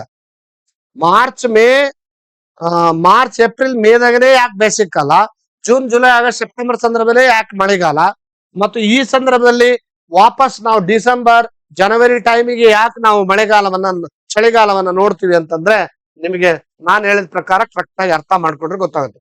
ಈ ಸಂದರ್ಭದಲ್ಲಿ ನಿಮಗೆ 2% ರೈನ್ ಫಾಲ್ ನೋಡ್ತೀವಿ ನಾವು. ಈಗ ಟೋಟಲಿ 100% ನಾಗ 3 ಕಾಲದಲ್ಲಿ ಎಷ್ಟು ನೋಡಿದ್ವಿ ನಾವು? 98% ನೋಡಿದ್ವಿ. ಈ ಒಂದು ಸಂದರ್ಭದಲ್ಲಿ ವಾರ್ಷಿಕ ಮಳೆ ವಾಪಸ್ ಚಳಿಗಾಲದಾಗನು ಮಳೆ ಬರುತ್ತೆ, ಎಲ್ಲಾ ಕಡೆ ಬರಲ್ಲ. ಇಡೀ ಇಂಡಿಯಾದಾಗ 2% ಅಂತ ಹೇಳ್ತಾನೆ, 2% ಮಳೆ. ಇನ್ನು ಈ ಸಂದರ್ಭದಲ್ಲಿ ಆಗ್ತಕ್ಕಂತ ವಾತಾವರಣದ ರೀತಿನ ನಾವು ಅರ್ಥ ಮಾಡ್ಕೊಳ್ತಾ ಹೋಗೋಣ. ಇದನ್ನ ನಾವು ವಿಂಟರ್ ಸೀಸನ್ ಅಥವಾ ಭಾರತದ ಚಳಿಗಾಲ ಅಂತ ಕರಿತೀವಿ. ಮೊದಲನೇದು, winter season extends from December to February. ಇದು ಎಲ್ಲಿಂದ ಎಲ್ಲಿವರೆಗೆ ನೋಡ್ಬೋದು ನಾವು? ಡಿಸೆಂಬರ್, ಜನವರಿ, ಫೆಬ್ರವರಿ, ಈ 3 ತಿಂಗಳಲ್ಲಿ ನಾವು ಈ ಸೀಸನ್ ನೋಡ್ತೀವಿ.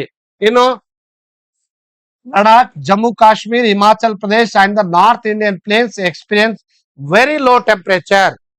ಈ ಭಾಗದಲ್ಲೆಲ್ಲ ಫುಲ್ ಲೋ ಟೆಂಪರೇಚರ್ ಇರುತ್ತೆ ಮತ್ತು ವಾತಾವರಣ ಫುಲ್ ಕೋಲ್ಡ್ ಕ್ರಿಯೇಟ್ ಆಗುತ್ತೆ. ಯಾಕಂದ್ರೆ ಆಲ್ರೆಡಿ ಗಾಳಿ ಬೀಸೋದು ಕಡಿಮೆ ಆಗ್ಬಿಟ್ಟಿರುತ್ತ ಅಲ್ವಾ. ಈ ಭಾಗದಲ್ಲಿ ವಾತಾವರಣ ಏನಾಗುತ್ತೆ? ಫುಲ್ ಕೋಲ್ಡ್ ಕ್ಲೈಮೇಟ್ ಆಗುತ್ತೆ. ಯಾಕಂದ್ರೆ ಅಲ್ಲೆಲ್ಲ ಏನಾಗತ್ತೆ, ಎಲ್ಲಾ ನೀರು ಹೈಯೆಸ್ಟ್ ಐಸ್ ಆಗಿಬಿಟ್ಟಿರ್ತ, ಫ್ರೋಜನ್. ಅರ್ಥ ಆಯ್ತಾ? ಫ್ರೋಜನ್ ರಿವರ್ಸ್ ಅಂತ ಕರಿತೀವಿ ನಾವು.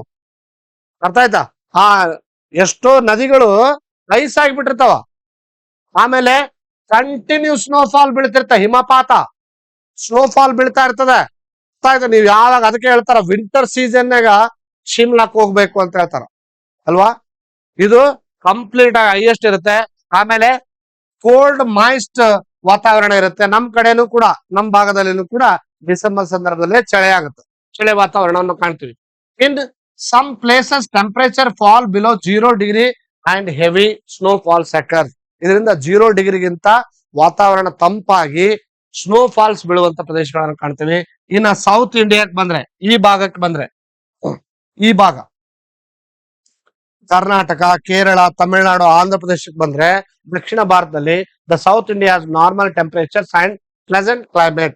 ನಮ್ಮ ಭಾಗದಲ್ಲಿ ಬಂದ್ರೆ ಇಲ್ಲೆಲ್ಲ -ಡಿಗ್ರಿ ಇರುತ್ತಾ, -10, -20, -30, ಕೆಲವೊಂದು ಭಾಗದಲ್ಲಿ -50 ತರ ಇರುವಂತದ್ದನ್ನು ನೋಡ್ತೀವಿ ನಾವು.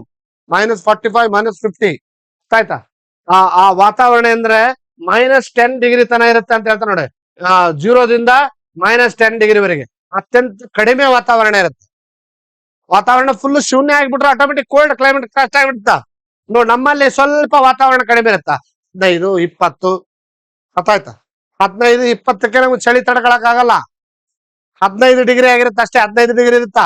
0 ಬಂದ್ರೆ ಅರ್ಥ ಆಯ್ತಾ, ಫ್ರೀಸನ್, ಫುಲ್ ಕೋಲ್ಡ್ ಕ್ಲೈಮೇಟ್ ಇರುತ್ತಾ. ಅರ್ಥ ಆಯ್ತಾ?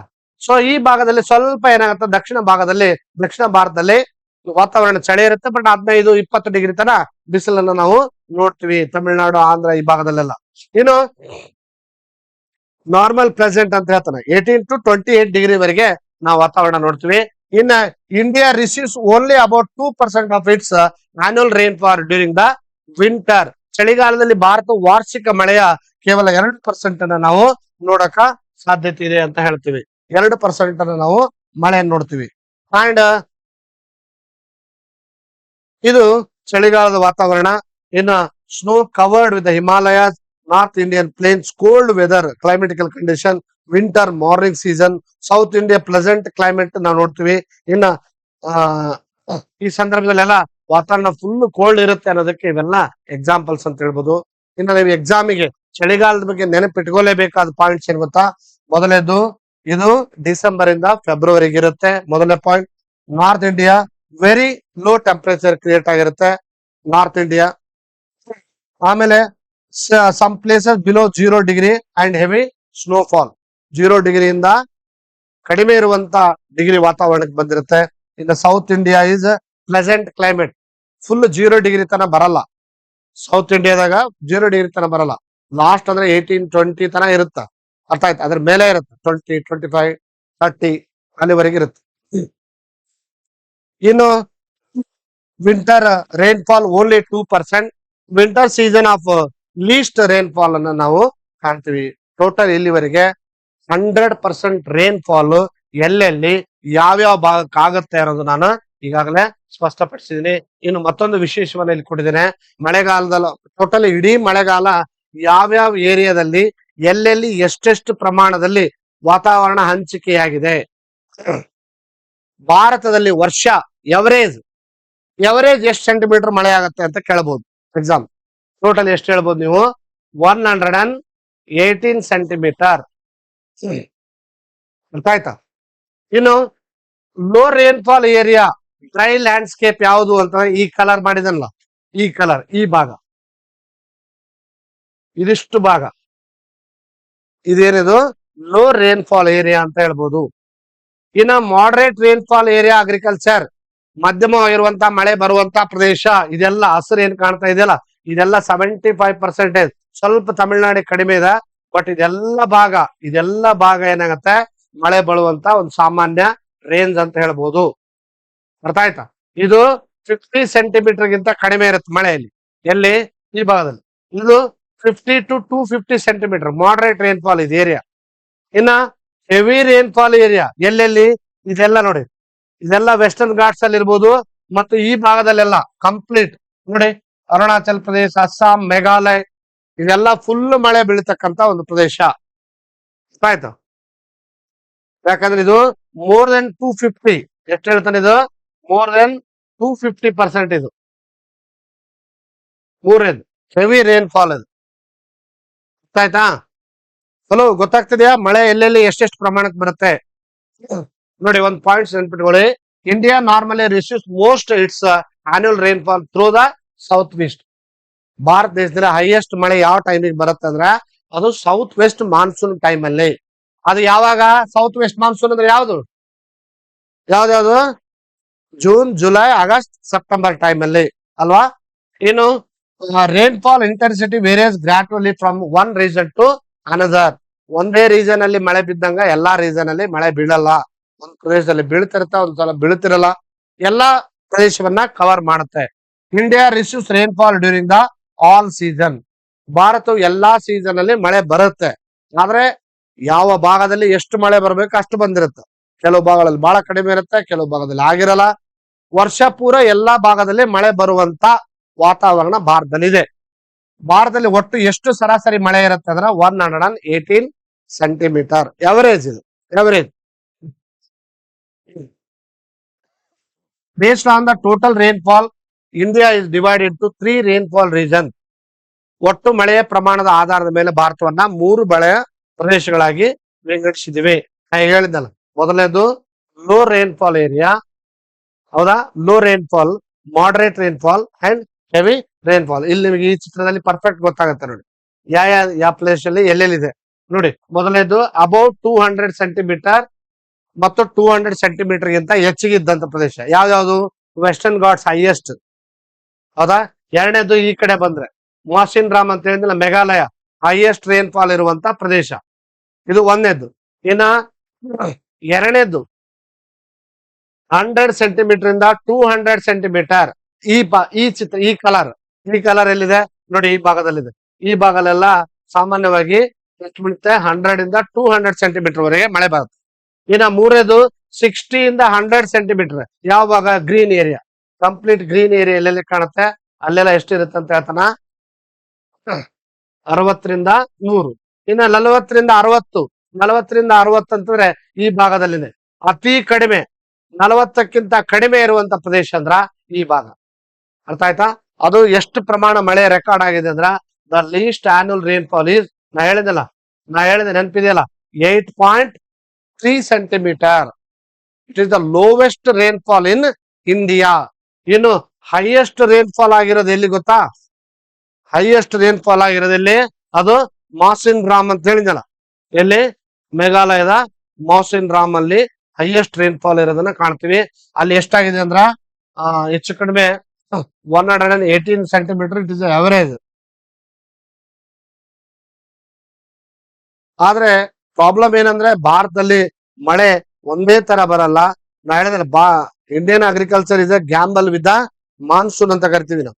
ಯಾಕಂದ್ರೆ ಸಾಮಾನ್ಯವಾಗಿ ಮಳೆ ಬರ್ಲಿಲ್ಲ ಅಂದ್ರೆ ಭೂಮಿ ಏನಾಗತ್ತೆ? ಬಂಜರು ಭೂಮಿ ಆಗತ್ತೆ. ಭೂಮಿ ಎಲ್ಲ ಒಣಗೋಗ್ಬಿಡುತ್ತ, ಬೆಳೆ ಬಿತ್ತಕ್ಕಾಗಲ್ಲ. ರೈತರಿಗೆ ತುಂಬಾ ಕಷ್ಟ ಆಗತ್ತೆ. ರೈತರಿಗೆ ಕಷ್ಟ ಆಯ್ತು ಅಂದ್ರೆ ದೇಶದಲ್ಲಿದ್ದವರು ಎಲ್ಲರಿಗೂ ಕಷ್ಟ ಆಗತ್ತೆ. ತಿನ್ನೋದಕ್ಕೆ ಅನ್ನ ಇರಲ್ಲ, ಬೆಳೆ ಕಾಳುಗಳು ಸಿಗಲ್ಲ, ಹೌದಿಲ್ಲ? ಆಮೇಲೆ ನಾರ್ಮಲ್ ರೇನ್ ಇದ್ರೆ ಈ ತರ ಒಂದು ವಾತಾವರಣ ಕ್ರಿಯೇಟ್ ಆಗತ್ತೆ. ಇನ್ನು ಅತಿಯಾದ ಮಳೆ ಇತ್ತಪ್ಪ ಅಂದ್ರೂ ಕೂಡ ನಮಗೆ ಕಷ್ಟ ಆಗತ್ತೆ. ಅತಿಯಾದ ಮಳೆ ಇದ್ರೆ ಏನಾಗುತ್ತೆ? ಫ್ಲಡ್ಸ್ ಬರುತ್ತೆ. ಅತಿಯಾದ ಮಳೆ ಇರಂಗಿಲ್ಲ, ಮಳೆನೇ ಇಲ್ಲದೆ ಇರಂಗಿಲ್ಲ.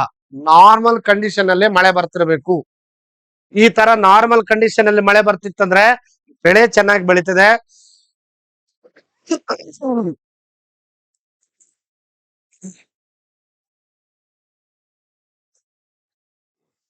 ಬೆಳೆ ಚೆನ್ನಾಗಿ ಬೆಳೀತದೆ. ಜೊತೆಗೆ ಏನಾಗತ್ತೆ, ವಾತಾವರಣ ಚೆನ್ನಾಗಿರುತ್ತೆ. ಬೆಳೆ ಚೆನ್ನಾಗಿ ಬೆಳೆದ್ರ ವಾತಾವರಣದಲ್ಲಿ ಎಲ್ಲಾ ಬೆಳೆ ಕಾಳುಗಳು ಸಿಗುತ್ತೆ, ಕಾಯಿಪಲ್ಯ ಸಿಗುತ್ತೆ, ತಿನ್ನೋದಕ್ಕೆ ಆಹಾರ ಆಗುತ್ತೆ. ಇಲ್ಲ ಅಂದ್ರೆ ಕಷ್ಟ ಆಗುತ್ತೆ. ಇನ್ನು ಭಾರತದ 3 ಮಳೆಯ ಪ್ರದೇಶಗಳು, 3 ರೇನ್ಫಾಲ್ ರೀಜನ್ಸ್ ಅಂತ ನಾವು ನೋಡಿದ್ವಿ. ಒಂದನೇದು moderate rainfall region, heavy rainfall region, already ಇದನ್ನ ಮುಗಿಸಿದ್ವಿ. ಇನ್ನ ನಾ ಹೇಳಿದ ಮೇಘಾಲಯ ಹೈಯೆಸ್ಟ್, ರಾಜಸ್ಥಾನದಲ್ಲಿ ಇದು ಅತ್ಯಂತ ಕಡಿಮೆ ಮಳೆ ಬೀಳುವ ಪ್ರದೇಶ, ಅತಿ ಹೆಚ್ಚು ಮಳೆ ಬೀಳುವಂತ ಪ್ರದೇಶ.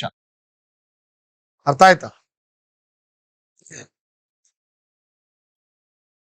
ಇನ್ನು ಮಾನ್ಸೂನ್ ಭಾರತದ ಕೃಷಿ ಮೇಲೆ ಎಷ್ಟು ಎಫೆಕ್ಟ್ ಆಗಿದೆ? ಭಾರತ ಮೇಲೆ ಬಹಳ ಎಫೆಕ್ಟ್ ಇದೆ. ನಾ ಈಗ ಆಲ್ರೆಡಿ ಹೇಳಿದೀನಿ ನಿಮಗೆ ಎಷ್ಟು ಪ್ರಮಾಣ ಎಫೆಕ್ಟ್ ಇದೆ ಅಂತಂದ್ರೆ, ಕೆಲವೊಂದನ್ನ ಹೆಂಗ ನಿಯಂತ್ರಣ ಮಾಡ್ತಿದ್ರೆ, ಮಳೆ ಬರ್ಲಿಲ್ಲ ಅಂದ್ರೆ ಇಂಥ ಪರಿಸ್ಥಿತಿ ಬರುತ್ತೆ, ಬರಗಾಲ ಬರುತ್ತೆ. ಮಳೆ ಬರ್ಲಿಲ್ಲ ಅಂದ್ರೆ ನಮ್ಮ ಭೂಮಿಗಳನ್ನ ನೋಡ್ರಿ ನೀವ್ ಹೆಂಗಾಗಿರುತ್ತ.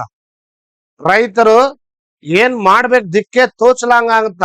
ಯಾಕಂದ್ರೆ ನಾವೆಲ್ಲ ಕಂಪ್ಲೀಟ್ ಭಾರತ ಕಂಪ್ಲೀಟ್ ಮಳೆ ಮೇಲೆನೆ ಅವಲಂಬಿತವಾಗಿದ್ದೀವಿ. ಅರ್ಥ ಆಯ್ತಾ? ಈಗ ಎಲ್ಲೋ ಇದ್ದಂತ ನದಿ ನೀರನ್ನ ತಗೊಂಡು ಕೆನಾಲ್ ಮಾಡಿ ಆ ಇರಿಗೇಷನ್ ಫೆಸಿಲಿಟಿನ ಪಡಿಬಹುದು. ಆದ್ರ ಮಳೆ ಬಂದಿಲ್ಲ ಅಂದ್ರ ನದಿನೇ ಇರಲ್ಲ. ಮಳೆ ಬಂದ್ರೆ ನದಿ ತುಂಬ್ತವ, ನದಿ ತುಂಬಿದ್ರೆ ಬೆಳೆ ಇದ್ರೆ ಬದುಕು, ಹೌದಿಲ್ಲ?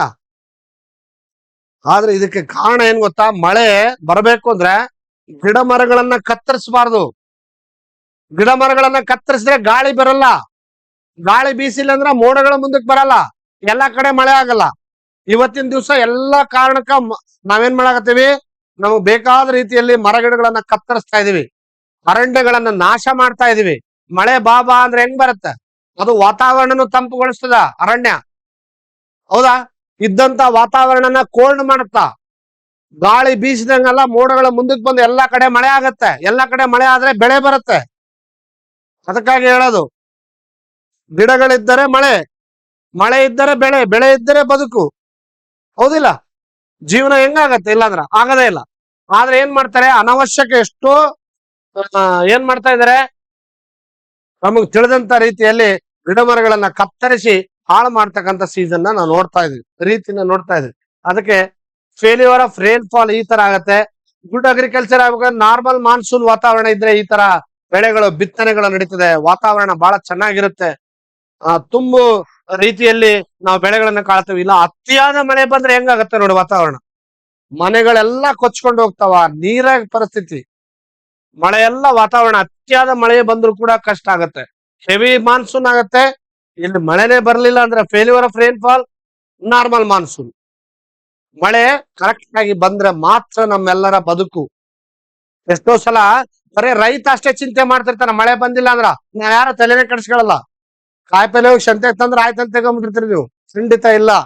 ಮಳೆ ಬರ್ಲಿಲ್ಲ ಅಂದ್ರೆ ಎಲ್ಲರಿಗೂ ಎಫೆಕ್ಟ್ ಐತೆ. ಯಾಕಂದ್ರೆ ಆ ಮಳೆ ಮೇಲೆ ನಾವು ಭಾರತೀಯರು ಡಿಪೆಂಡ್ ಇದೀವಿ. ಗೊತ್ತಾಯ್ತಾ? ಸರಿ, ಹಾಗಾಗಿ ಹೇಳ್ತಾ ನೋಡಿ, ಪಾಯಿಂಟ್ ನೋಡೋಣ. The climatical condition of country greatly influences its economy. ಅಂದ್ರೆ ನಮ್ಮ ಭಾರತದ ಒಂದು ಪರಿಸ್ಥಿತಿ, ಹವಾಮಾನ ಪರಿಸ್ಥಿತಿ ಆರ್ಥಿಕ ಮೇಲೆ ಹೆಚ್ಚಿನ ಪ್ರಭಾವ ಬೀರುತ್ತೆ. ಅದಕ್ಕೆ ಕಾರಣ ಏನಪ್ಪಾ ಅಂತಂದ್ರೆ ಅದು ಕ್ಲೈಮೆಟಿಕಲ್ ಕಂಡೀಷನ್. ಇನ್ನ south west monsoon control Indian agriculture, the main occupation of India. ಭಾರತದ ಒಂದು ಕೃಷಿಕರು ಏನಿದಲ್ಲ, ಯು ನೋ ದಟ್, ನಿಮ್ಗೆಲ್ಲ ಒಂದು ವಿಷಯ ಗೊತ್ತಿದೆ. We are dependent, India is a dependent more than 70% of agricultural, because the agriculture is the backbone of India. ಅರ್ಥ ಆಯ್ತಾ? ಭಾರತೀಯರಿಗೆ ಬೆನ್ನೆಲುಬು ಯಾವುದು ಅಂದ್ರೆ agriculture. The agriculture completely depend upon the monsoon winds, ಹೌದಿಲ್ಲ? ಮಳೆ ಮೇಲೆ ಡಿಪೆಂಡ್ ಆಯ್ತೀವಿ ನಾವು. ಮಳೆ ಬರ್ಲಿಲ್ಲ ಅಂದ್ರೆ ಬದುಕೇ ಇಲ್ಲ. 70% ಜನ ಕೆಲಸ ಇಲ್ಲ, ಅವ್ರಿಗಷ್ಟೇ ಅಲ್ಲ, ನಮ್ಗೆ ತಿನ್ನಕ್ ಕೂಳಿಲ್ಲ, ಹೌದಿಲ್ಲ? ಏನು ಸಿಗಲ್ಲ, ಏನ್ ಮಾಡ್ತೀರಾ? So the failure of rainfall leads to drought, ಮಳೆ ವೈಫಲ್ಯ ಬರಗಾಲಕ್ಕೆ ಕಾರಣ ಆಗತ್ತೆ. ಬರಗಾಲ ಬಂತಂದ್ರೆ ಏನು ಬೇಳೆ ಕಾಳುಗಳು ಸಿಗಲ್ಲ, ಕುಡಿಯಕ್ ನೀರಿರಲ್ಲ. Heavy monsoon rains cause the floods and destruction of life and property. ಒಂದ್ ವೇಳೆ ಬರ್ದೇ ಇರೋಂತ ಮಳೆ ದಬಾಸಿ ಬಂತಪ್ಪ ಅಂದ್ರೆ ಫ್ಲಡ್ಸ್ ಬರುತ್ತೆ, ನೆರೆ ಹಾವಳಿ ತುಂಬಿ ತುಳುಕಿ ನದಿ ನೀರೆಲ್ಲ ಮನೆಯೊಳಗಡೆ ಹೊಕ್ಕೊಳ್ತವೆ, ವಾತಾವರಣ ಎಲ್ಲ ಕಷ್ಟದ ಪರಿಸ್ಥಿತಿ ಆಗತ್ತೆ. ಹಾಗಾಗಿ ನಾವೆಲ್ಲ ಭಾರತೀಯರು, ಎಷ್ಟೋ ಜನ ನೋಡಿ, ನೀವು ಮಳೆ ಬರ್ಲಿಲ್ಲ ಅಂದ್ರ ಎಷ್ಟೋ ಕಡೆ ಪೂಜೆ ಪುನಸ್ಕಾರ ಹವನ ಹೋಮ ಮಾಡ್ತಾರ, ಗೊತ್ತದಿಲ್ಲ ನಿಮಗೆಲ್ಲ. ಯಾಕಂದ್ರೆ ಕರೆಕ್ಟ್ ಟೈಮ್ ಮಳೆ ಬರ್ಲಿಲ್ಲ ಅಂದ್ರೆ ಬೆಳೆನೇ ಇಲ್ಲ, ಅಂತ ಒಂದು ಪರಿಸ್ಥಿತಿ ಕ್ರಿಯೇಟ್ ಆಗ್ತದೆ. ಸೊ ಹಾಗಾಗಿ ನಮ್ಮ ಆರ್ಥಿಕತೆ ಮೇಲೆ ಕಂಪ್ಲೀಟ್ ಆಗಿ ಡಿಪೆಂಡ್ ಆಗಿದೆ. ಅದಕ್ಕೆ ಹೇಳ್ತಾನೆ, the south west monsoon and the control Indian agriculture and the influence of the economy. Correct ಆಗಿ ಸೌತ್ ವೆಸ್ಟ್ ಮಾನ್ಸೂನ್ ಬಂತಪ್ಪ ಅಂದ್ರೆ ಇಂಡಿಯನ್ ಅಗ್ರಿಕಲ್ಚರ್ ಕರೆಕ್ಟ್ ಇರುತ್ತಾ, ಭಾರತೀಯ ಕೃಷಿ ಚಟುವಟಿಕೆ ನಡೀತಾವ, ಕೃಷಿ ಚಟುವಟಿಕೆ ಕರೆಕ್ಟ್ ನಡೀತಂದ್ರ ಇಂಡಿಯನ್ ಎಕಾನಮಿ, ಭಾರತದಲ್ಲಿ ಇರ್ತಕ್ಕಂತ ಒಂದು ಆರ್ಥಿಕತೆ ಏನಾಗತ್ತೆ, ಉತ್ತಮವಾಗಿರುತ್ತೆ. ಬೆಳೆದ್ರಲ್ಲ ಬದುಕು, ಇಲ್ಲ ಅಂದ್ರೆ ಕಂಪ್ಲೀಟ್ ಎಲ್ಲದರ ಮೇಲೆ ಪರಿಣಾಮ ಬೀರುವಂತದ್ದನ್ನ ನಾವು ಕಾಣ್ತೀವಿ. ಅಷ್ಟೇ ಅಲ್ಲ, ಇಷ್ಟು ಕಂಪ್ಲೀಟ್ ಇಡೀ ಚಾಪ್ಟರ್ ಇಲ್ಲಿವರೆಗೆ ನಾನು ಕಂಪ್ಲೀಟ್ ತಗೊಂಡಿದ್ದೀನಿ. ಏನಂದ್ರೆ ಟೋಟಲಿ ಇಲ್ಲಿಗೆ ಈ ಪಾಠ ಮುಗೀತು. ಈ ಪಾಠದಲ್ಲಿ ನಾವು ಏನೇನು ಕಲ್ತಿದೀವಿ, ನಾನು ಫಸ್ಟಿಗೆ ಏನ್ ಹೇಳಿದ್ದೆ, ಏನ್ ಕಲಿತೀವಿ ಅಂತ ಹೇಳಿದ್ದೆ, ಅದು ಕಲ್ತೀವಿ ಅಂತ ಅನಿಸ್ತಾ? ಮೊದಲನೇದು ಬೇಸಿಗೆ ಕಾಲ, ಯಾಕೆ ಹೈಯೆಸ್ಟ್ ಬೇಸಿಗೆ ಇರುತ್ತೆ. ಎರಡನೇದು ಮಳೆಗಾಲ, ಸೌತ್ ವೆಸ್ಟ್ ಮಾನ್ಸೂನ್, ಯಾಕೆ ಅತಿ ಹೆಚ್ಚು ಮಳೆ ಬರುತ್ತೆ, ಕೆಲವು ಪ್ರದೇಶದಲ್ಲಿ ಯಾಕೆ ಮಳೆ ಬರುತ್ತೆ, ಯಾಕೆ ಮಳೆ ಬರಲ್ಲ ಅನ್ನುವಂಥದ್ದು. ಮೂರನೇದು ರಿಟ್ರೀಟಿಂಗ್ ಮಾನ್ಸೂನ್ ಏರಿಯಾ, ಹೌದಿಲ್ಲ, ಅಂದ್ರೆ ನಿರ್ಗಮನ ಕಾಲ, ಮಾನ್ಸೂನ್ಗಳು ನೈಋತ್ಯ ಮಾನ್ಸೂನ್ ನಿರ್ಗಮನ ಕಾಲ, ಚಂಡಮಾರುತ ಯಾಕೆ ಬರುತ್ತೆ ಅನ್ನೋದು ಹೇಳಿದೆ. ಇನ್ನ ನಾಲ್ಕನೇದು ಏನಿದೆ, ಚಳಿಗಾಲ ಯಾಕಾಗತ್ತೆ, ಅಲ್ಲಿ ವಾತಾವರಣ ಎಲ್ಲ ತಂಪಾಗಿ ಆಟೋಮೆಟಿಕ್ ಆಗಿ ಲೋ ಪ್ರೆಷರ್ ಏರಿಯಾ ಕ್ರಿಯೇಟ್ ಆಗಿ ವಾತಾವರಣ ಕೋಲ್ಡ್ ಆಗಿ ಚಳಿಗಾಲ ಕ್ರಿಯೇಟ್ ಆಗುತ್ತೆ. ಸೊ ಇಷ್ಟೆಲ್ಲ ನಾವು ಕಂಡಿದೀವಿ. ಇದರಲ್ಲಿ ನಿಮಗೆ ಎಕ್ಸಾಮ್ ನಲ್ಲಿ ಕೆಲವೊಂದು ಪ್ರಶ್ನೆಗಳನ್ನ ಕೊಡ್ತಾನೆ. ಇವೆಲ್ಲ ಕಂಪ್ಲೀಟ್ ಎಕ್ಸರ್ಸೈಸ್ ಕ್ವಶನ್ಸ್. ಈ ಎಕ್ಸರ್ಸೈಸ್ ಕ್ವಶನ್ಸ್ ನ ಏನೇನ್ ಕೊಡ್ತಾನ ಅನ್ನೋದನ್ನ ಒಂದು 10 ನಿಮಿಷದಲ್ಲಿ ನೋಡ್ಬಿಡೋಣ.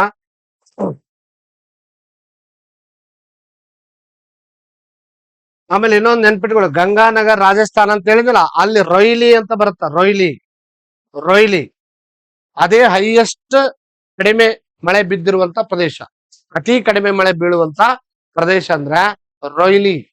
ಅರ್ಥ ಆಯ್ತಾ? ನೆನ್ಪಿಟ್ಕೊಳ್ಳಿ. ಭಾರತದಲ್ಲಿ which is the reason record the highest temperature in India?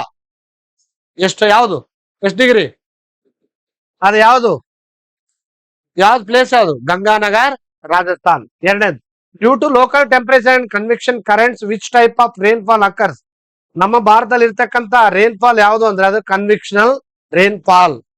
ಆಯ್ತಾ? ಇನ್ನ ಮೂರನೇದು, which area receives the least annual rainfall in India? ಯಾವ್ದು ಪ್ಲೇಸ್ ಅಂತ ಹೇಳಿದೆ?